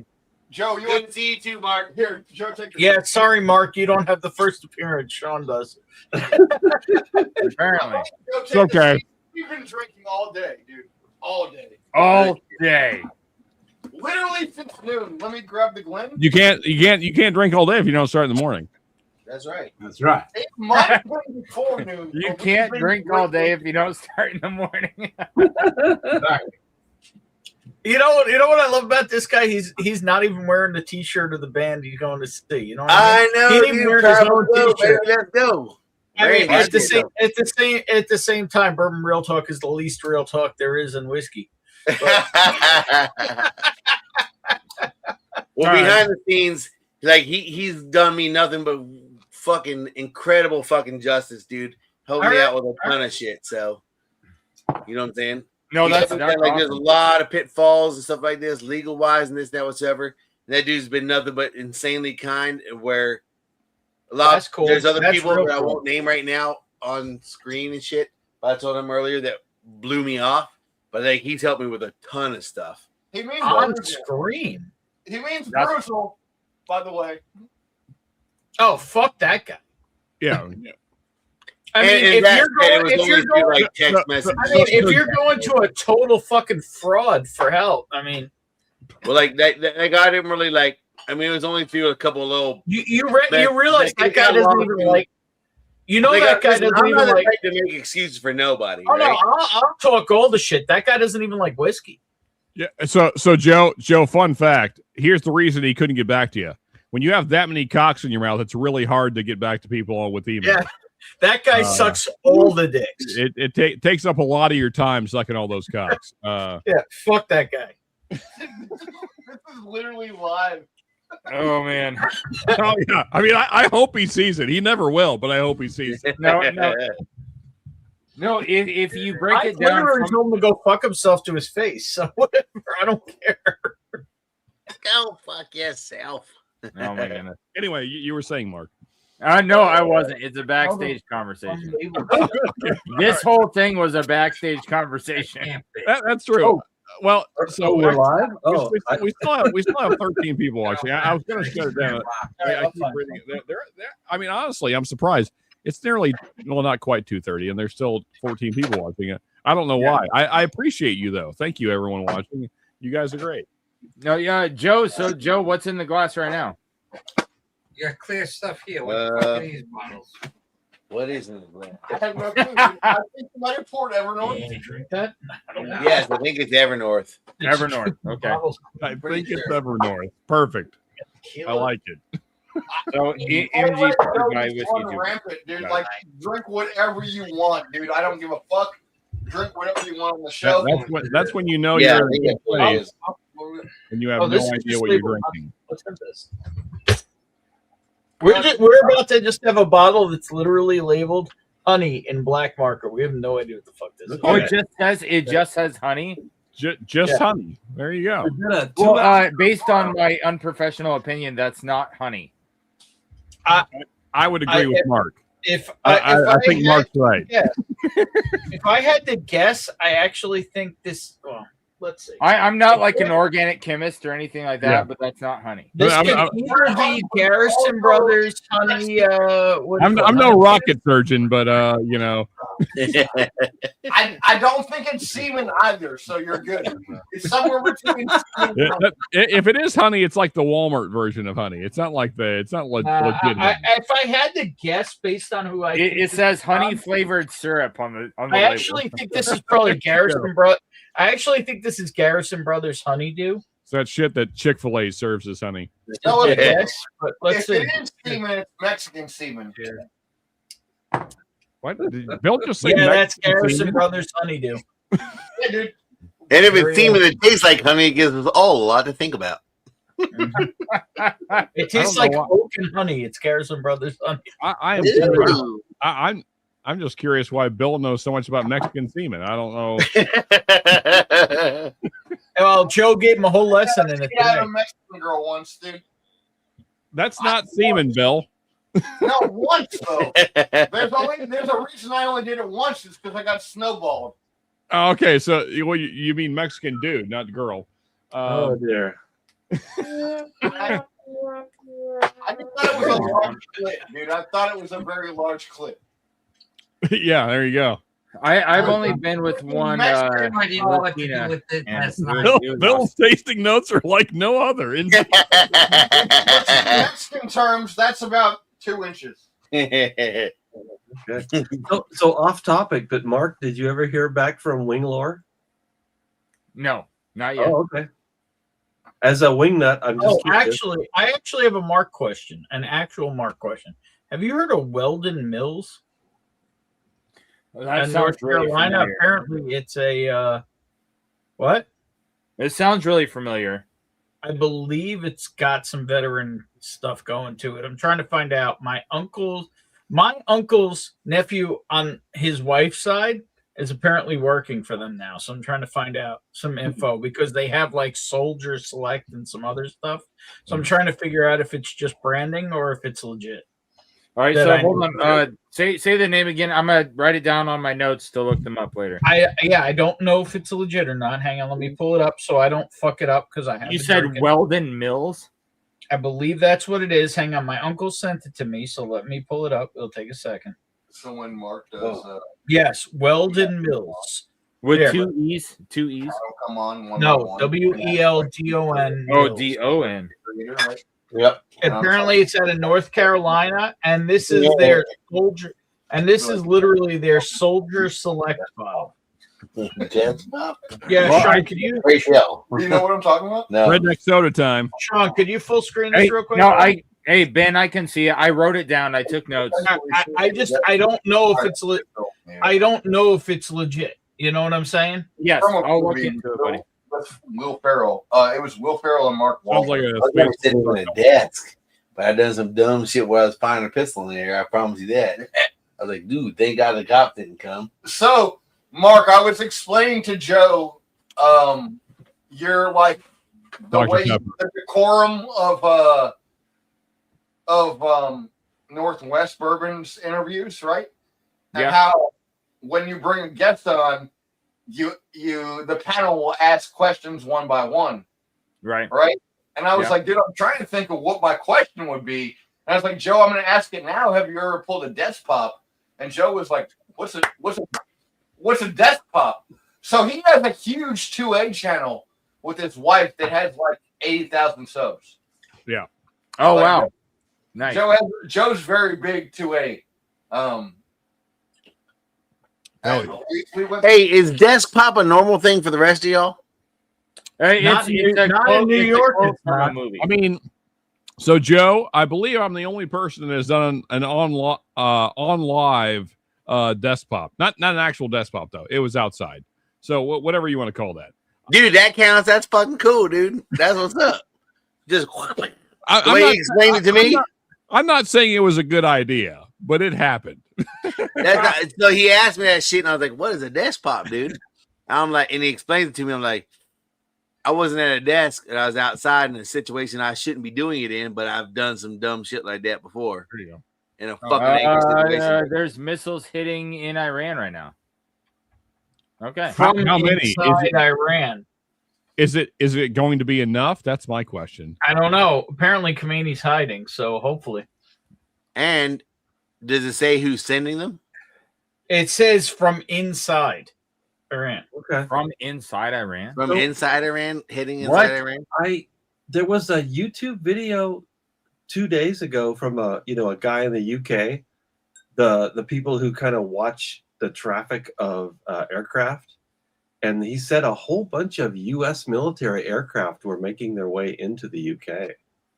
Yeah, I mean, Imagine that. And C-130 gunships and elite helicopter attack units. That was a couple of days ago.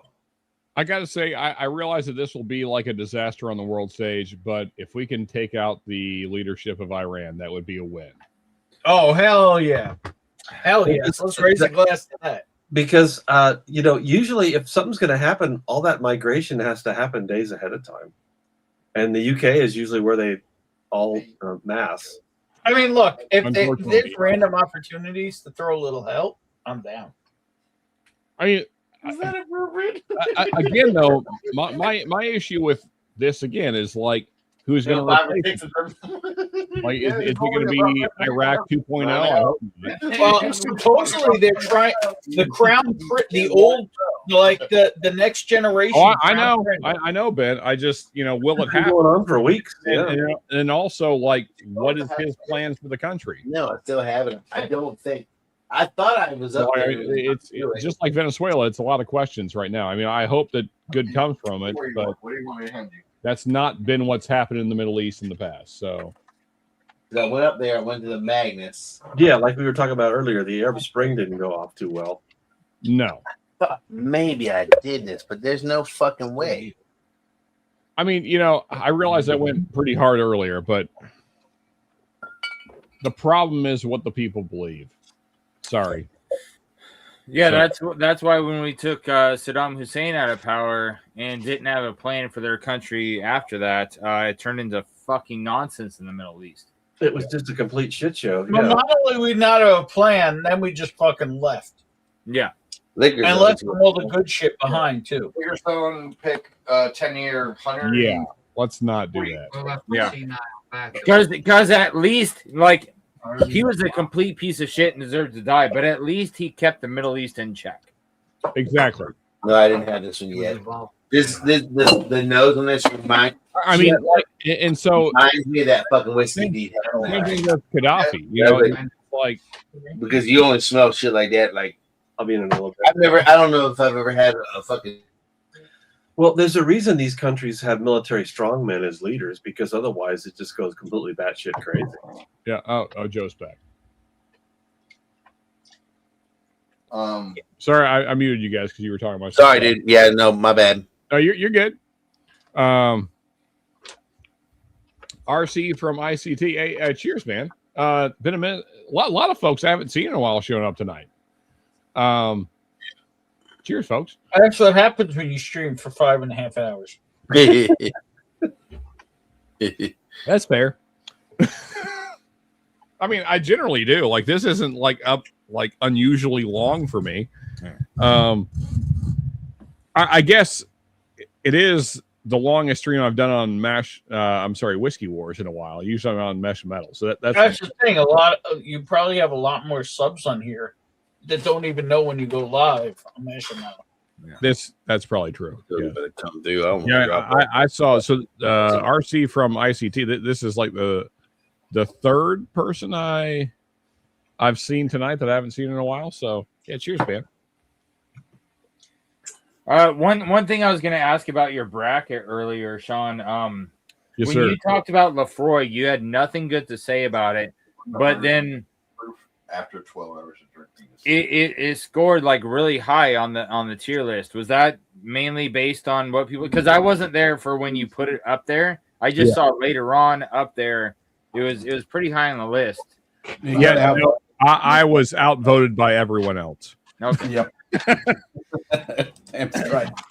Yeah, I was surprised how far Ardbeg and Lefroy, they were both. Oh no, Sean loves Ardbeg. Oh no, I am an Ardbeg fanboy. I love Ardbeg. Really? But so the reason Ardbeg actually wasn't higher is because, and sensibly so, as several people pointed out, their special releases have been not good, especially for the price point. And so, you know, it is what it is. So, if their special releases are once or twice a year and widely available. Yeah, just pricey and not great for the price that they are. You're better when the core lineup is better than the special releases. That's an issue. Yeah.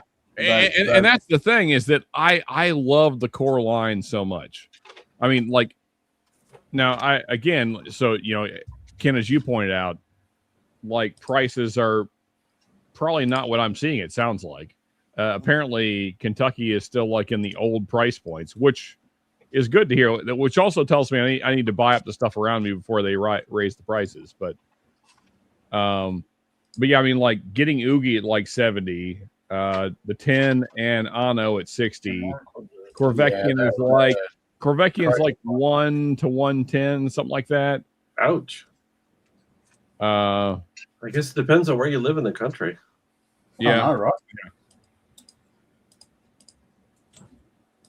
Yeah, but being able to get basically all the core line except for Korvekian under say 75, I'm pretty happy with. So yeah, they're very good prices. This one,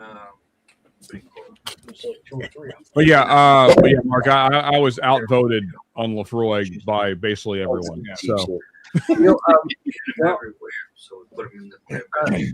not a big fan of the basic, but Lefroy's 10 pass strength is awfully nice. Yeah, I mean, so Tim, you weren't here when we talked about it, but my point of view would be that Lefroy 10 is the worst Scotch I've ever had. Possibly, it would be in contention for the worst Scotch I've ever had. You're just not getting on with that flavor profile. Okay. Yeah, I mean, and just for context, Mark sent me this ASW Tire Fire. I like that. I like that a lot. Well, so that's the thing about it. It's like I don't. It'll make Ethan puke, but I like it. I don't love it, but it's better than Lefroy 10. Watch this. Hang on. full screen him. Full screen Ethan real quick. I'll zoom in on him. I'm gonna have him nose the tire fire. Okay. Just there we nose go. it. Hang on. Let me move the mic. Hang on. Your mic's in the way. Yeah. Hang on. Let me get this right for this. Hey, you know what? Nose it and then take a swig, Ethan, just for fun. This is like the Deepa faceometer. Yeah. Down a little bit. Yeah, he looks so happy about it. There, dude. I know that shit's hilarious. I'm chink-eyed as it is. I've had a couple of drinks. Ethan's like, why are we doing this? Don't smell that bad. There you go. Get a swig. Just hold on, let me get the meat. Smells like a racetrack. See? Yeah. Like the racetrack. It literally tastes like the starting line at a racetrack. No, so I think me and Ben all both have like nostalgic whatever in our brains because I've smelled burning tires so many times. Well, if you're a gearhead, then it won't bother you. Yeah, exactly. Now have bourbon and wait till you see how delicious. Oh yeah, it's gonna taste like candy. All right, unsolo. Oh yeah, right, yeah. So I said that. I unlocked the top latch and you started headbutting the gate as far as you could. Yeah, let me out of here, man. No, he's a good fella. Look at that ass. Yeah, boy. What are you doing? Well, all right, so Ben, you brought up an interesting point, Ben, where you said the special releases were not as good as their core lineup. Correct. Right? Yeah, and so just focusing on that point right now, where the core lineup is better than their special offering. Yeah. I was thinking, how can we equate this to bourbon, right? Like, how can we talk about bourbon that's the same thing, where the special releases aren't as good as their core lineup? And so the first thing I thought up was price point, because there's a lot of core line like Wild Turkey and stuff, to where like their Masters keeps now are like over $300, and it's like, dude, I'll just drink 101. But the price rising and the price point isn't what we're talking about. We're talking about the taste of the whiskey. And one of the things that came to mind was Jim Beam. So and not regular ass Jim Beam. I don't like regular ass Jim Beam, but Knob Creek 9, Knob Creek 12, and Baker's 7. Like Baker's 7 is great. I think Baker's 7, if you get like an older Baker's 7, like where the Baker's 7 is actually like 8.5 years old. Yeah, but the Hardin Creek it tastes better than the Baker's 13. But the Hardin's Creek 15 and 17 years we they came can't out with see you, last Ben. year are the Booker's Reserve. All of those slapped. No, Ben, fix your camera. Yeah, Ben. I'm leaving it on. Ethan's pissing. He's going to be back on camera in a minute. Okay, but Mark, to your point though, so like the Ardbeg special releases is like what Booker's is now. In that, like most Knob Creek 9 single barrels that you can find are better than most Bookers. Right. And those are available all the time. And for half the price. Yeah, exactly. So that's kind of the situation that Ardbeg's in right now. Like their core releases are, if not better, close, and for less money. So. Oh yeah, Ardbeg. I mean, the 10, the Corey Vecken, and the Ugadal are really where to go. Yeah. For the money. You just look at what's in the drawer. So I had to leave Ardbeg in the great category, even though it hurts my heart. All right, these guys are back. So sorry, I muted you guys again. No, I understand. His dog had his lipstick right next to my fucking bourbon bottles, bro. Oh well, that's the lipstick's out. The lipstick was out. I'm like, dude, I don't know who's drinking that next. Are you saying even dog skip? Hang on. Are you saying even dog skip owners for Heraclitus Select? Apparently. And whatever the tasting notes are, don't blame me. It tastes like Red Rocket and little bit of lipstick. Ethan just brought over another box of sample bottles. So oh my goodness. Oh boy, here we go. Let's see. So Orlando, the Winter Reserve, Jim Beam, I think is a great value because it's like a $20. It's like $20 out the door, and it's very drinkable. It's very good. You know, guys, I have eyed this bottle, I don't know, half dozen times at least. What the hell is this? So you're saying I need to buy it? Oh, I'm saying that for $20, it is a good drinkable whiskey. Yes. Okay. So here's my issue: is it in Kentucky? I got something perfect. I literally just found a bottle that's labeled D. Okay. So in Kentucky, the Winter Reserve is the same price as a Jim Beam single. So wait, the Jim Beam single barrel, isn't that like between $35 and $40? The A also. Not in Kentucky, it's not. Oh. Yeah, and in Kentucky, they're both $25. Well, they're like $2 apart. One's like 23, the other's 25. Gotcha. Yeah. So that's why I always just like re-up on the single barrel because it's 108 proof, and the Winter Reserve is what, 90? Whatever. Feels like something like that. Oh, actually, the Winter Reserve is 86. Oh, that's worse. Okay. Yeah, it is.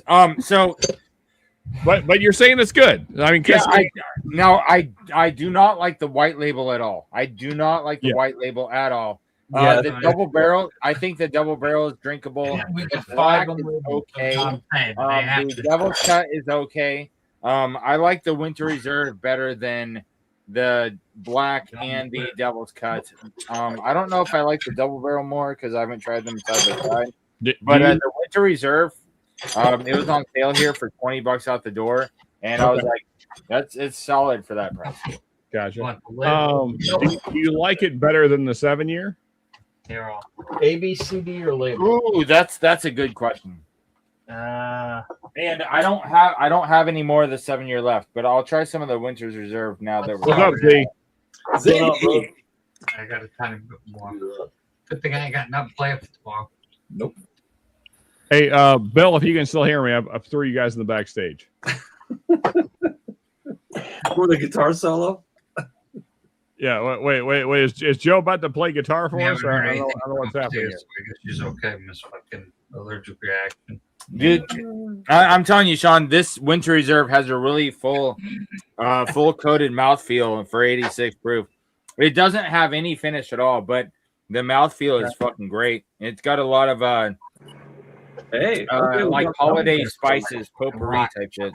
Earthquake can happen. I wouldn't know about it. I'll snag one. It's good for $20 for sure. Yeah. Yeah, I think like 23, 25, something like that at my local. Yeah.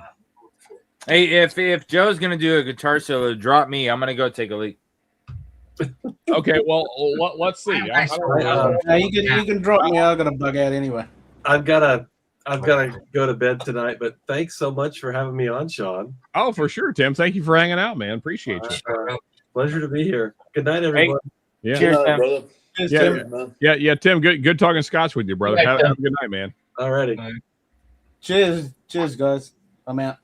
All right, Ken. Cheers, buddy. Later, Quack. Does that mean you're going live in a few hours? And yep. And Ken, again, we couldn't have done the list without you, man. So yeah, because half the shit I didn't even know what I was talking about. So yeah, cheers, buddy.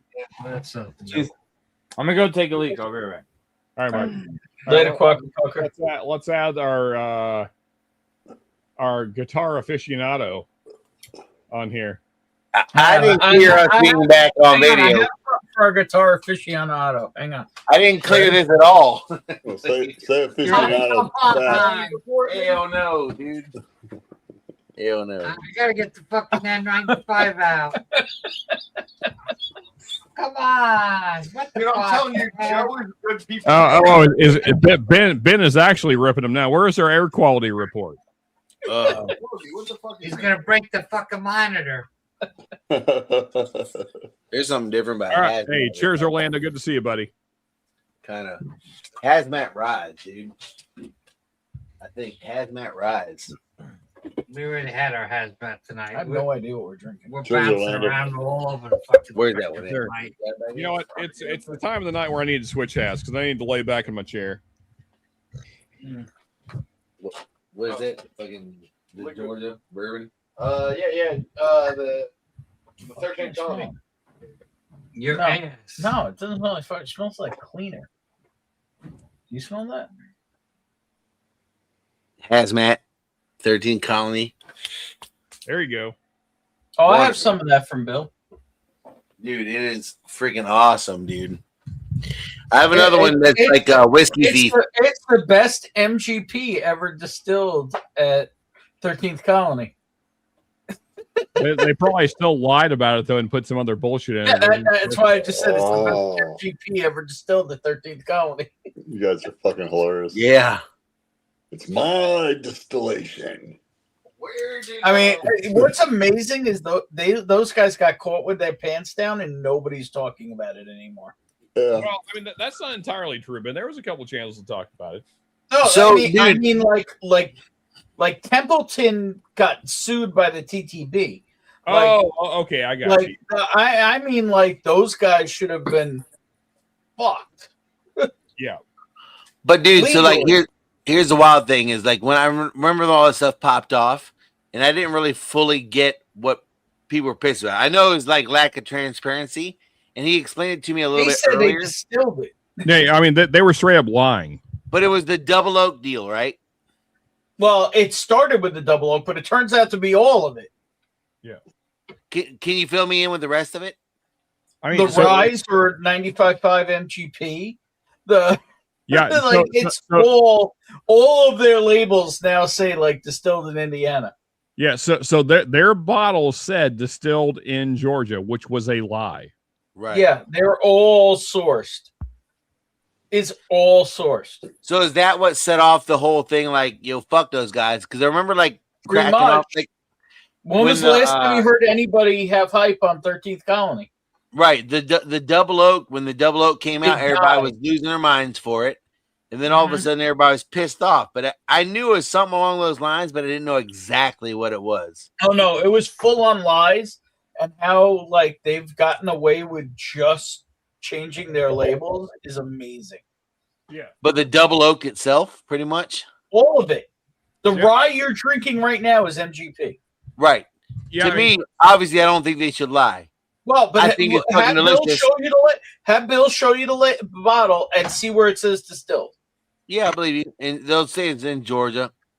Yep. Like you said, that's like kind of, I don't know if it's federal offense, what it is. I know our compliance guys bust their balls.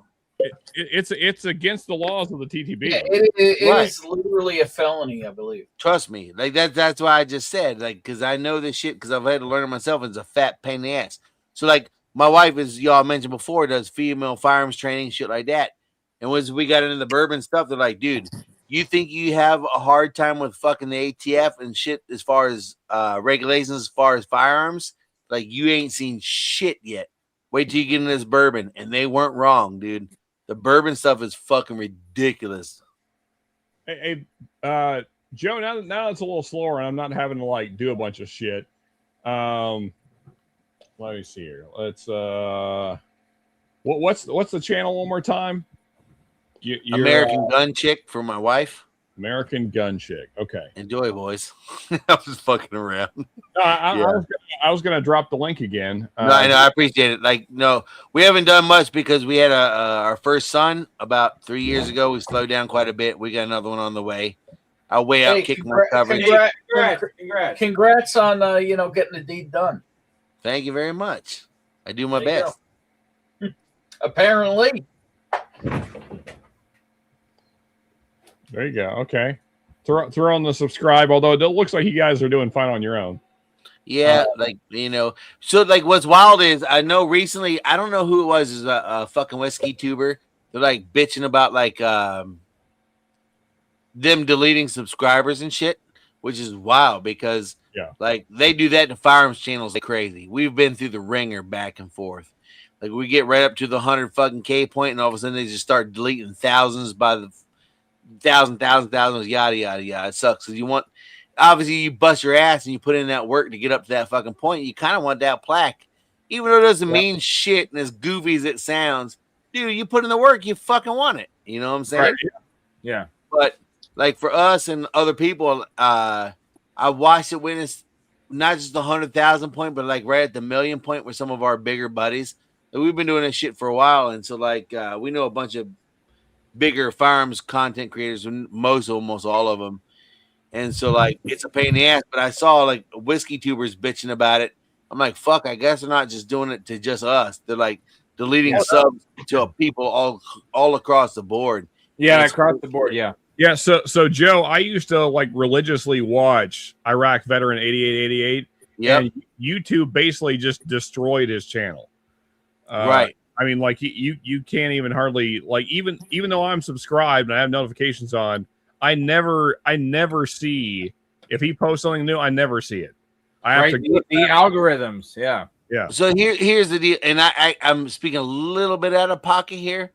You can so say whatever Eric, you want, man. Eric put out shitloads of videos for forever. He was like one of the OGs of YouTube channels in general. Yeah. Right. So they blew up as fucking new school YouTube channels blew up. But within the last year to 2 years, like with everybody, dude, like we're not gonna all do this shit forever. So people slow down, they stop getting into it, whatever, and they just kind of fall off. And so like he's made some shifts and changes as far as his home life and stuff like that.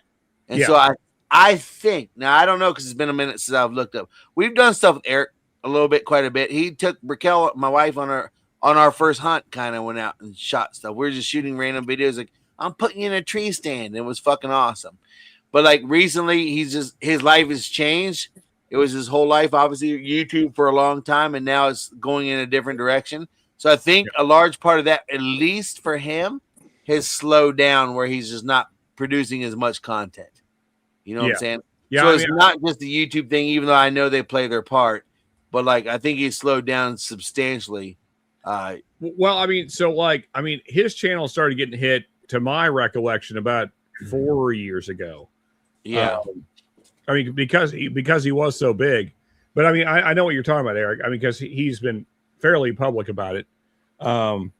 Yeah, so I mean, I know that some relationship stuff changed, but so we're all on the same page then for you, Whiskey Cowboy. Like you kind of know a little bit more about everything else going on. Yeah. So like his YouTube rep, dude, I mean, YouTube is run by commies. Yeah. Right. And his YouTube rep actually is a fucking former Marine Corps dude. Right. So like, but the thing of it is like I've sat down with him and I've cornered him and like he's a good dude, but he's a fucking company man. I hope the fuck he sees it, but he probably won't, obviously. But like he's a company man. There's so, 6 like, people, and I kind of doubt it. I'm not like he's a company man, bro. You know what I'm saying? Yeah. It sounds 3-letterish. Maybe, but like he puts like Eric loves a guy and he puts him on a pedestal. And I think like if you're a bigger channel, when I say bigger, I'm saying in the millions or multi-millions. Maybe you got a little bit more leeway. Yeah, we'll see you one day. But like, dude, it's their company, man, dude. Like, come on, bro. You know what I'm saying? Yeah. Like I basically nailed him on a bunch of key points where he's like, dude. So I'll give you the rundown. Does it sound like something that rhymes with Juan Ryan? No, but like we're on the same page as far as that shit goes. Here's about deleted fucking subscribers, right? So I'm like, hey, we caught these guys red-handed multiple times, yada yada yada. This is not giving our whole backstory. I'm racing through this a little bit, but like, what's the deal with these fucking deleted subscribers? And he's like, all right, so here's what YouTube does. And he's going to play it off as the way that it is taught to him, right? And he's like, the way that it works is that YouTube goes in and focuses on what they figure is bot accounts, right? Yeah. Mm-hmm. What they figure is bot accounts. And when they figure out this is bot accounts, they get rid of them. And then I'm like, well, that's fucking strange, dude, because if they were bot accounts, then you would delete a bot account, right? It's like, yeah, like we get rid of bot accounts, right? Well, if that's the case, then why do I have like fucking 20, 30 people? I don't know the exact numbers, exaggerating a little bit here. I'm trying to be as honest as possible. But why do I have multiple people all the time sending us emails saying, hey, I was unsubscribed? Yeah. if it's bot accounts, you would just fucking delete them. For sure. Right? Because the bot account. But they're not. They're just unsubscribing people and doing whatever their fucking bullshit shenanigans are. Right?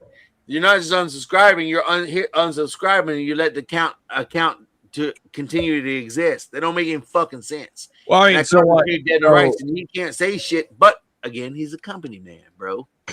So Joe, I had the similar issues with Warrior Poet Society. So I was watching them for years, and then I didn't see him for a while, and so I went and searched them out because I wasn't getting notifications, their videos weren't coming across. So I searched them out, and it showed that I was unsubscribed, and I was like, "That's not right." Yeah, because they just naturally do that, and then they hope you don't look back, and then inevitably there's nothing. You know what I'm saying? Who can say anything about this shit? Nothing really. Yeah. A kid named Tim Pool, love him or hate him, whatever it might be, is exposed a bunch of different shit similar to this kind of that's going on. There's not a lot you can really kind of do about it, but in theory, if you're a partner with YouTube, right? I don't fully understand or know, other than beyond that it's more money than we could ever fucking afford to pay to fight these guys, is that how that YouTube technically is a partner. Is your partner. If you're monetized as a partner, right? It means you are business partners. In the loosest of senses, but yes. Right, of course. If we're business partners, but I'm fucking undermining you, provably undermining you in some sort of way. Yeah, for sure. Then there's antitrust laws and shit like that. It's crazy against that.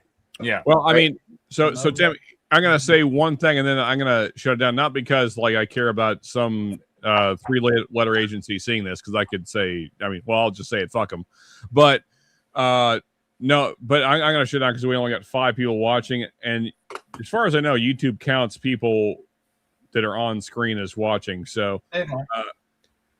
So there's I don't know how many people are actually watching, but before we sign off, for anyone that is still watching this late in the live stream, my personal thought, Joe, is that I don't believe that our government in the modern day actually wants us to be self-sufficient. So of course not, dude. They're very happy for us to be useless and helpless and be defenseless, and that's why independent. Yeah, exactly. And that's why you keep seeing pushback, pushing for more gun laws. They don't want us to have guns. I mean, the Second Amendment is very clear. Everyone knows what it was made for. Everyone that has a brain knows exactly why it was written, and it was to fight back against tyrannical governments. It's not even a question why it was written. If you look back at all the documents, not even just the Second Amendment, but every document around that time, what the founding fathers said, the only reason it was written was to fight back against tyrannical governments, which I would say we're headed towards right now. We are in. Yeah. So the only reason they want to get rid of it is because they want you defenseless. They don't want you to fight back. So, it's, and so, the problem and there's not enough fucking American males that are willing to lay their fucking dick on the table and say that's what the fuck it is. Well, and so last thing, Joe, because you brought up Tim Pool. I think that Tim Pool is fine. I have not seen Tim have enough balls to be useful. He's towing the fucking line now, dude. He's turned into a bitch and he's towing the fucking line. Yeah. Sorry, that's a lot. That's a lot for people that don't know who he is or whatever it might be. No, I think he's basically. I think that he is great as far as if you watch what he did on Rogan when he ripped down fucking Twitter, he crushed Twitter and shit like that, and it was like a front fucking warrior as far as journalism goes. But when the shit hits the fucking fan, and like this is being real, man. Like military dudes maybe know or don't know. Some people even if military or not. When you're next on the line and he's actually getting shot at and he's being put in danger, this is the way shit's gonna work, bro. Is that when you're being put in danger, some dudes got the balls to stand there and fucking face it, and some dudes like Yeah, power up and fucking run, and that's what he's doing right now. And bitch, you ain't made for this fight. Go host pop culture. You ain't made for this fight. No, what you're talking about, I have seen firsthand. To where you got those guys that they score great on tests and they look great, good on paper, but when they actually get shot at, there's the guys in your squad that are gonna lay down fire and start maneuvering on the enemy. And then all of a sudden you look to your left and there's a guy that scores great on paper, but when bullets are getting shot at him, he fucking freezes and is like, I don't know what to do. I'm too scared. Yeah, Mark doesn't have to guess what that means. Right. No, I've seen it firsthand many times. Yeah. And my theory essentially is like the guy that's still like returning fire, he don't have that necessarily fear himself. We still got it. But bitch, you got to go to work, dog. You know what I'm saying? When the military training is right, it's like when all this wild shit's happening to us, that we can shut everything down, focus. That's what boot camp is all about. Kind of when you learn how that shit works, stuff like that. You focus on folding those sheets right, making the bed, and this guy's in this ear, and this guy's in this ear, and everybody's busting your ass. Then can you tune it all out and do your fucking job, dude? And some people can't, like you're saying. Well, you know, Joe, I think so. We've had a lot of conversations like this in the past, but I think that my overall theory on the American male and why most of them are useless now is because we have made men so passive because of culture that they have no integrity or morality or any ability to stand up for anything because nothing is telling them that they should. We have made passive men, which are useless. So, I mean, you know, you want men to be not it. In control of themselves to a degree, but you also don't want them passive. Passive men are useless. You might as well just have a bunch of females out here, right? Because passive men are no different than a woman. And I'm not shitting on women here. It's just that that's not their job. Our job is to make sure that shit keeps going right. When bad guys come around, we put them in the fucking dirt. But if no one does that, then the bad guys get out of control. And so, like, passive men are useless to society. We don't need more of them. But that's what we're breeding. We're breeding passive men that won't do a goddamn thing when it's time to do shit. And so, like, I mean, here's my thing. It's like everyone is willing to bitch, but no one, like, I mean, the government could come on tomorrow and be like, we're taking all your guns. And 90% of American men wouldn't do a goddamn thing. They would fucking 90% would hand it to them. Yeah, exactly. They'd fucking go to their point of where you got to turn them in and just hand the guns over and bitch out and not say a fucking thing, and because they think the government's going to take care of them because they're so pussy whooped and they're just so passive and blinded by this bullshit that they'll just fucking lay down. I'm telling you, not a chance over here. Not a chance. Well, I tell you this though, dude. I believe you're 100% right. But the bonus for us in America is that fucking you're saying 90%. When we look at United Kingdom and Australia, where it's 99 to 100%, and those motherfuckers turn their guns in, and now we're watching dudes online get locked up for Facebook posts and all kinds of stupid shit. You know what I'm saying? I mean, like Heraclitus Select was based off of a fucking dude that was one of our mentors, this guy named James Yeager. And people either love him or hate him, but they hate him because he's brash and he dropped his fucking dick on the table when nobody else would. And so prior, Biden was vice president. He said, I'm going to try to get Obama to impose executive order to confiscate AR-15s. He was pushing hardcore. We're going to do an executive order to confiscate AR-15s. And James made a video and went live when nobody else would. He said, listen, I'm going to tell you something here right now, motherfucker. If you put this executive order in and try to confiscate AR-15s, I've got a band of fucking men and I will gladly fire the first fucking shot of the Civil War. You will not take my guns. You will not do this. You will not do that.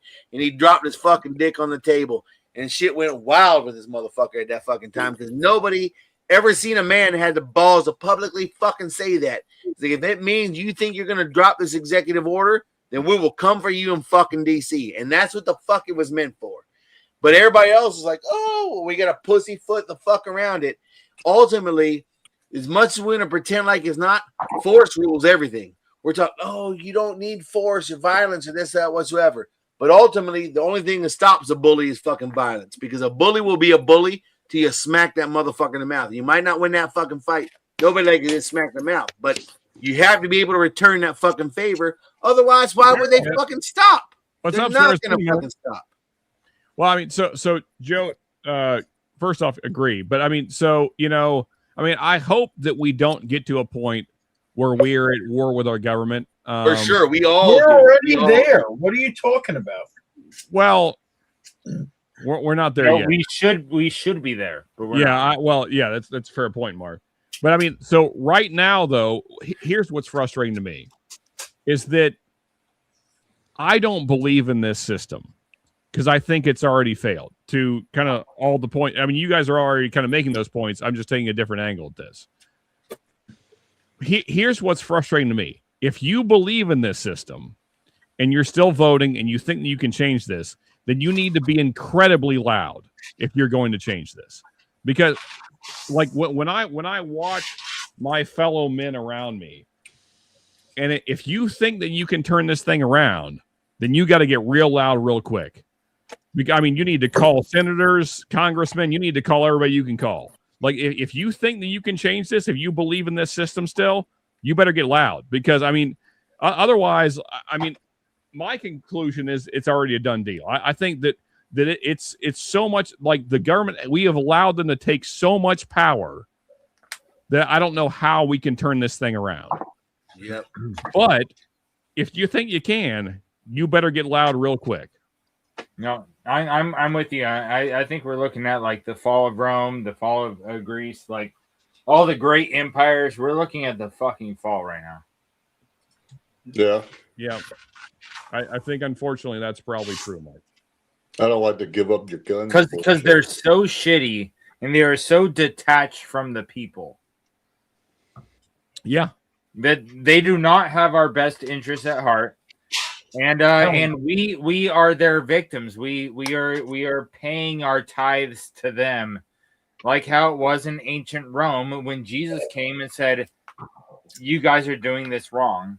Yeah. That's what's going on right now. It's where like they are fucking taxing the hell out of us and not doing anything for us. Well, you know, and Mark, to the point you were just kind of making there, because we were talking about this earlier in the week.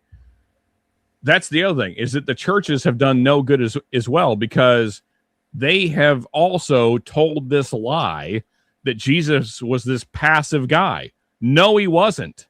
No, he was not passive. No. He was the opposite of passive. No, he was very loud and clear with his message. On the main meat and potatoes is to be good to each other and to be good people. Yeah. And to have love and forgiveness and fucking compassion and mercy.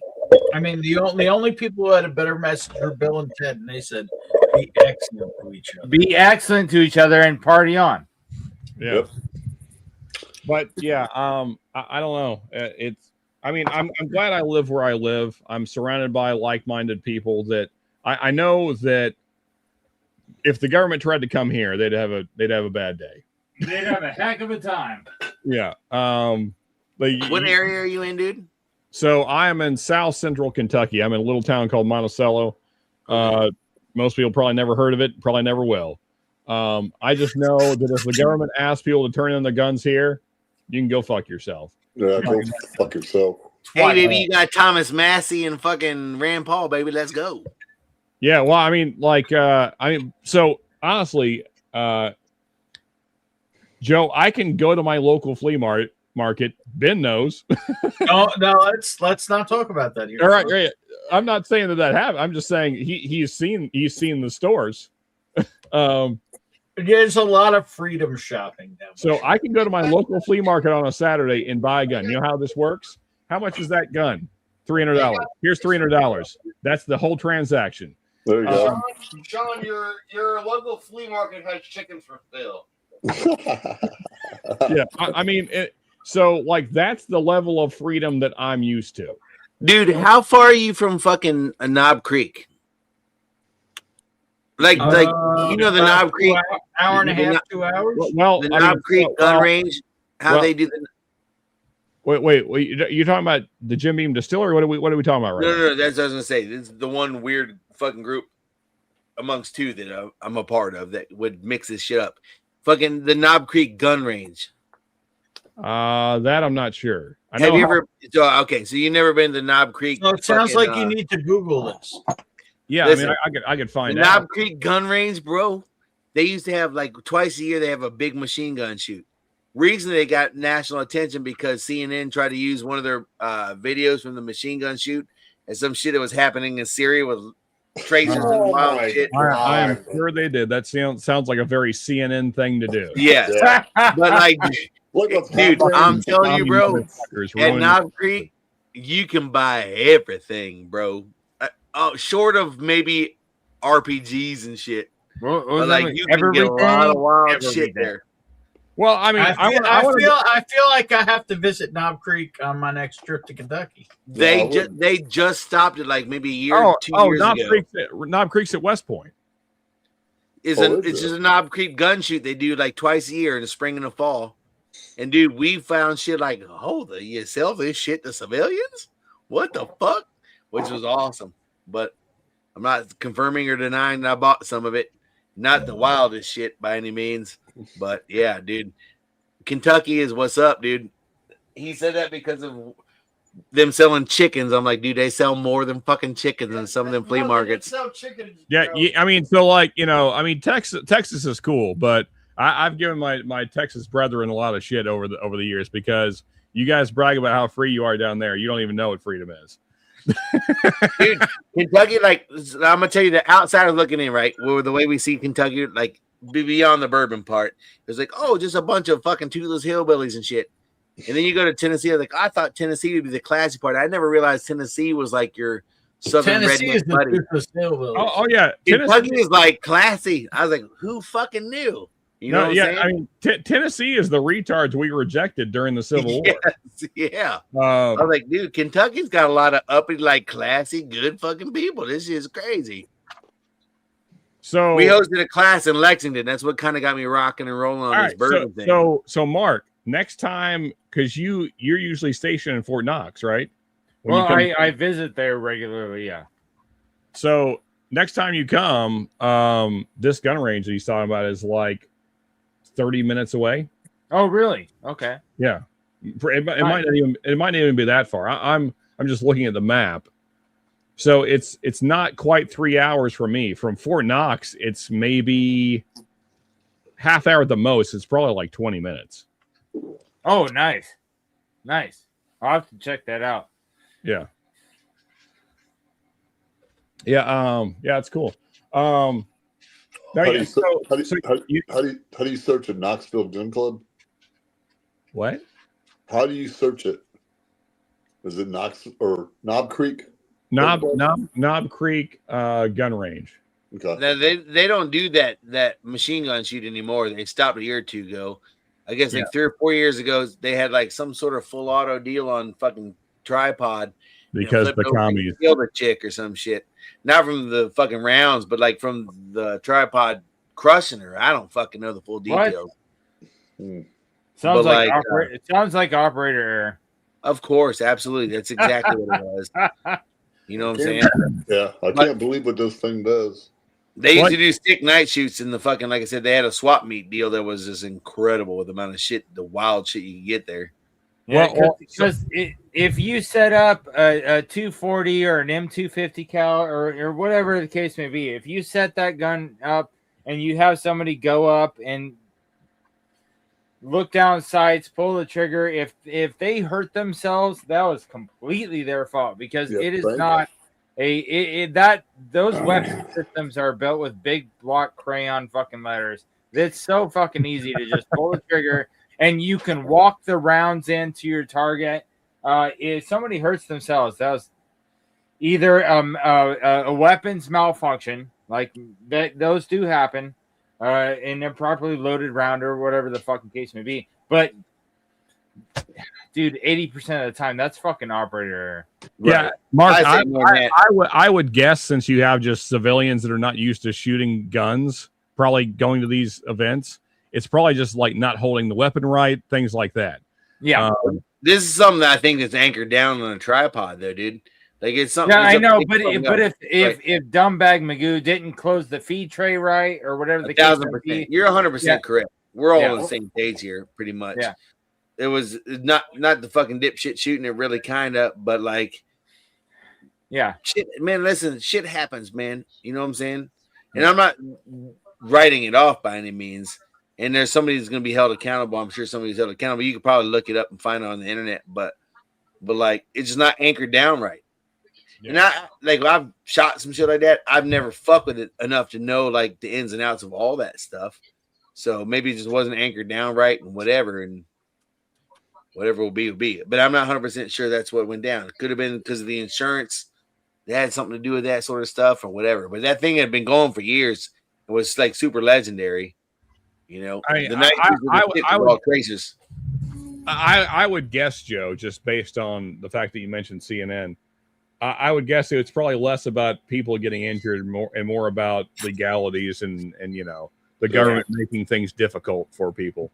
They have another one that goes in, and I don't know if it still goes because we haven't been paying attention in a while, but there's another one that goes in like Nevada. It's like Sandy Hill or something like that. There's two of them, one on the East Coast and one on the West Coast. You very well could be right, but I mean, redneck's going to do what redneck's going to do. You know what I'm saying? Mm-hmm.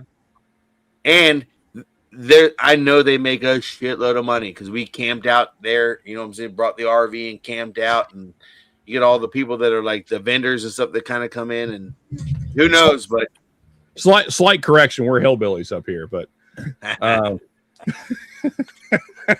yes, rednecks are in Tennessee. No, so the only reason I make that distinction, is because you know. So does everybody know who the original Cassius Clay is? Yeah. Yes, of course. Yeah. Okay, so you know that's who Muhammad Ali was named after before he changed his name, right? Which is ironic. Oh wait, is there a Cassius Clay prior to Cassius Clay? Yes. Yeah. I didn't know that. So that's why I was asking the question. So Cassius Clay, Muhammad Ali, changed his name because his words. He said it was a white man's name. He was right. No, I know this, but I'm saying, is there a Cassius Clay prior to Muhammad Ali being known as Cassius Clay? Yeah, that's what I'm getting to. Okay, I got you. So he was right. It is a white man's name. The problem is that Muhammad Ali did not take the time to learn history, because the white man he was named after was the Kentucky abolitionist that fought to free the slaves. So literally, this man took 2 bullets and was stabbed 3 different times because he was a Kentucky abolitionist, and multiple people tried to kill him. So on one occasion, my favorite Cassius Clay story, the original Cassius Clay, not the fighter, a man walked up on stage while he was at a abolitionist speech. He was having a speech trying to influence people in Kentucky to basically go against the South, which he basically did successfully because Kentucky was never part of the South. Right. And so a man walks up on stage and shoots him in the chest. Unfortunately, didn't kill him. He probably wished he did, though, because at that point, Cassius Clay, the original Cassius Clay, pulled out his Bowie knife and carved out the man's eyes. Yeah, he was a fucking badass. Sounds like it. And multiple different other times he was stabbed by rednecks that were trying to stop the anti-slave movement.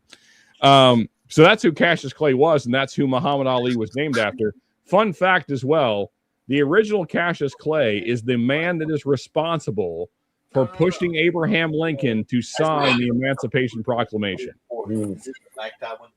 Yeah, so the Emancipation Proclamation happened because of the Kentuckian that was Cassius Clay. Old school. Yeah, that's freaking awesome. Yeah, he's a fucking legend. Yeah, so basically, old Shaky McShake Pants is a fucking moron. Yeah, and then what's really funny is that Muhammad Ali changed his name because he thought he was named after a white man that was a slave owner, and he changed it to Muhammad Ali. Muhammad, of course, of Islam fame, and Ali, his son, also of Clearly, Islam I fame. feel the whole for And not what's, my- I'm gonna have to mute these guys again. And what's funny about those two men is that they actually own black slaves. So the irony in not knowing history. Yeah. Huge. And that just shows you how sad the BP movement was. Mm-hmm. Well, no, those are the 5%ers or whatever. Black Panthers are kind of different, but Not really. They had their own thing. They were only sort of influenced by Islam, but they were Really? Like, I'm talking like Farrakhan and shit like that. What now? I'm talking like that idiot Farrakhan and shit like that. Well, so he was. I mean, I'm talking Nation of Islam bullshit. yeah, but like that's what I'm saying. Like they were separate from the Black Panther. I mean, they were. I mean, there's a lot of overlap. Sure. I mean, in that they were both black and they were in similar communities, and Generally overlapping in the same. But I mean, what I'm saying, Ben, is that most Black Panthers didn't really have. They didn't really subscribe to Islamic beliefs, I guess is what. John, I want to. Bill, I have no idea what you just said. No, you can you hear me from back here? I can hear you. Yeah. Dude, I tried to pour a pour, and I literally poured it on the floor instead of my glass. I literally poured hang on. Does Joe know about your floor history? Well, it's maybe not tonight. I watched him just pour about the water he heater. went to pour his drink, and that shit hit everywhere but his fucking Glen Cairn, dude. I was like, All right, well, here's the question: is his girl there, Joe? Is his girl there? No, I'm not guessing tonight. Okay. I would Not just tonight. say watch. All I'm going to say is watch where you step. Right. Hey, Wait Bill? for that door to pop open and be like, hey, Bill's over there. hey, Bill, buddy, that's your sign to stop drinking. Just so you know. Yeah. Whatever. I poured it right this time. I poured it good. Okay. Well, hey, Sean and Ben. If you can't use chopsticks when you're drunk, then you know. Yeah, I think it's that time, Mark. I think that's what you're about. Yeah, to say. yeah, it's about that time. Yeah. I have to wake up and take the family to church in the morning, and I told you I was going to tell you this in the backstage, but it's after midnight here, and I've got to take the family to church in the morning. And so, what I was going to say for the backstage is no longer going to be in the backstage. Well, what we were talking about with that who will be unnamed, who said that they are the most important person in whiskey. The fucking audacity. The audacity. Yeah. That you would put yourself above Jimmy Russell and all the other people and say what you want about Fred Minnick. But you remember Fred Minnick a decade ago, all the fucking things that he did for the whiskey community. Sure. He was fucking legendary. And so Jimmy Russell and all the other people Fred, in the Fred community, no. no, I'm just saying the pretentiousness is so pretentious. The audacity to call yourself the most important person in whiskey is fucking mind blowing to me. Sure, because he's a fucking YouTuber. What's more bizarre? Bottom is line in the story. Somebody on the screen watches him religiously. I'm just saying. I think it's egregious. I think it's fucking ridiculous. The pretentiousness of that statement, the most important person in whiskey, when you got people like fucking Jimmy Russell, dude. Yeah. Absolute fucking. Let me sum it up a little further. Boozle is a piece of shit. Fuck him in his ass. No, I wasn't saying all that. I was just saying. I am. I'm saying. Well, when it comes to the whiskey community, I know you don't have to call Z out like this, dude.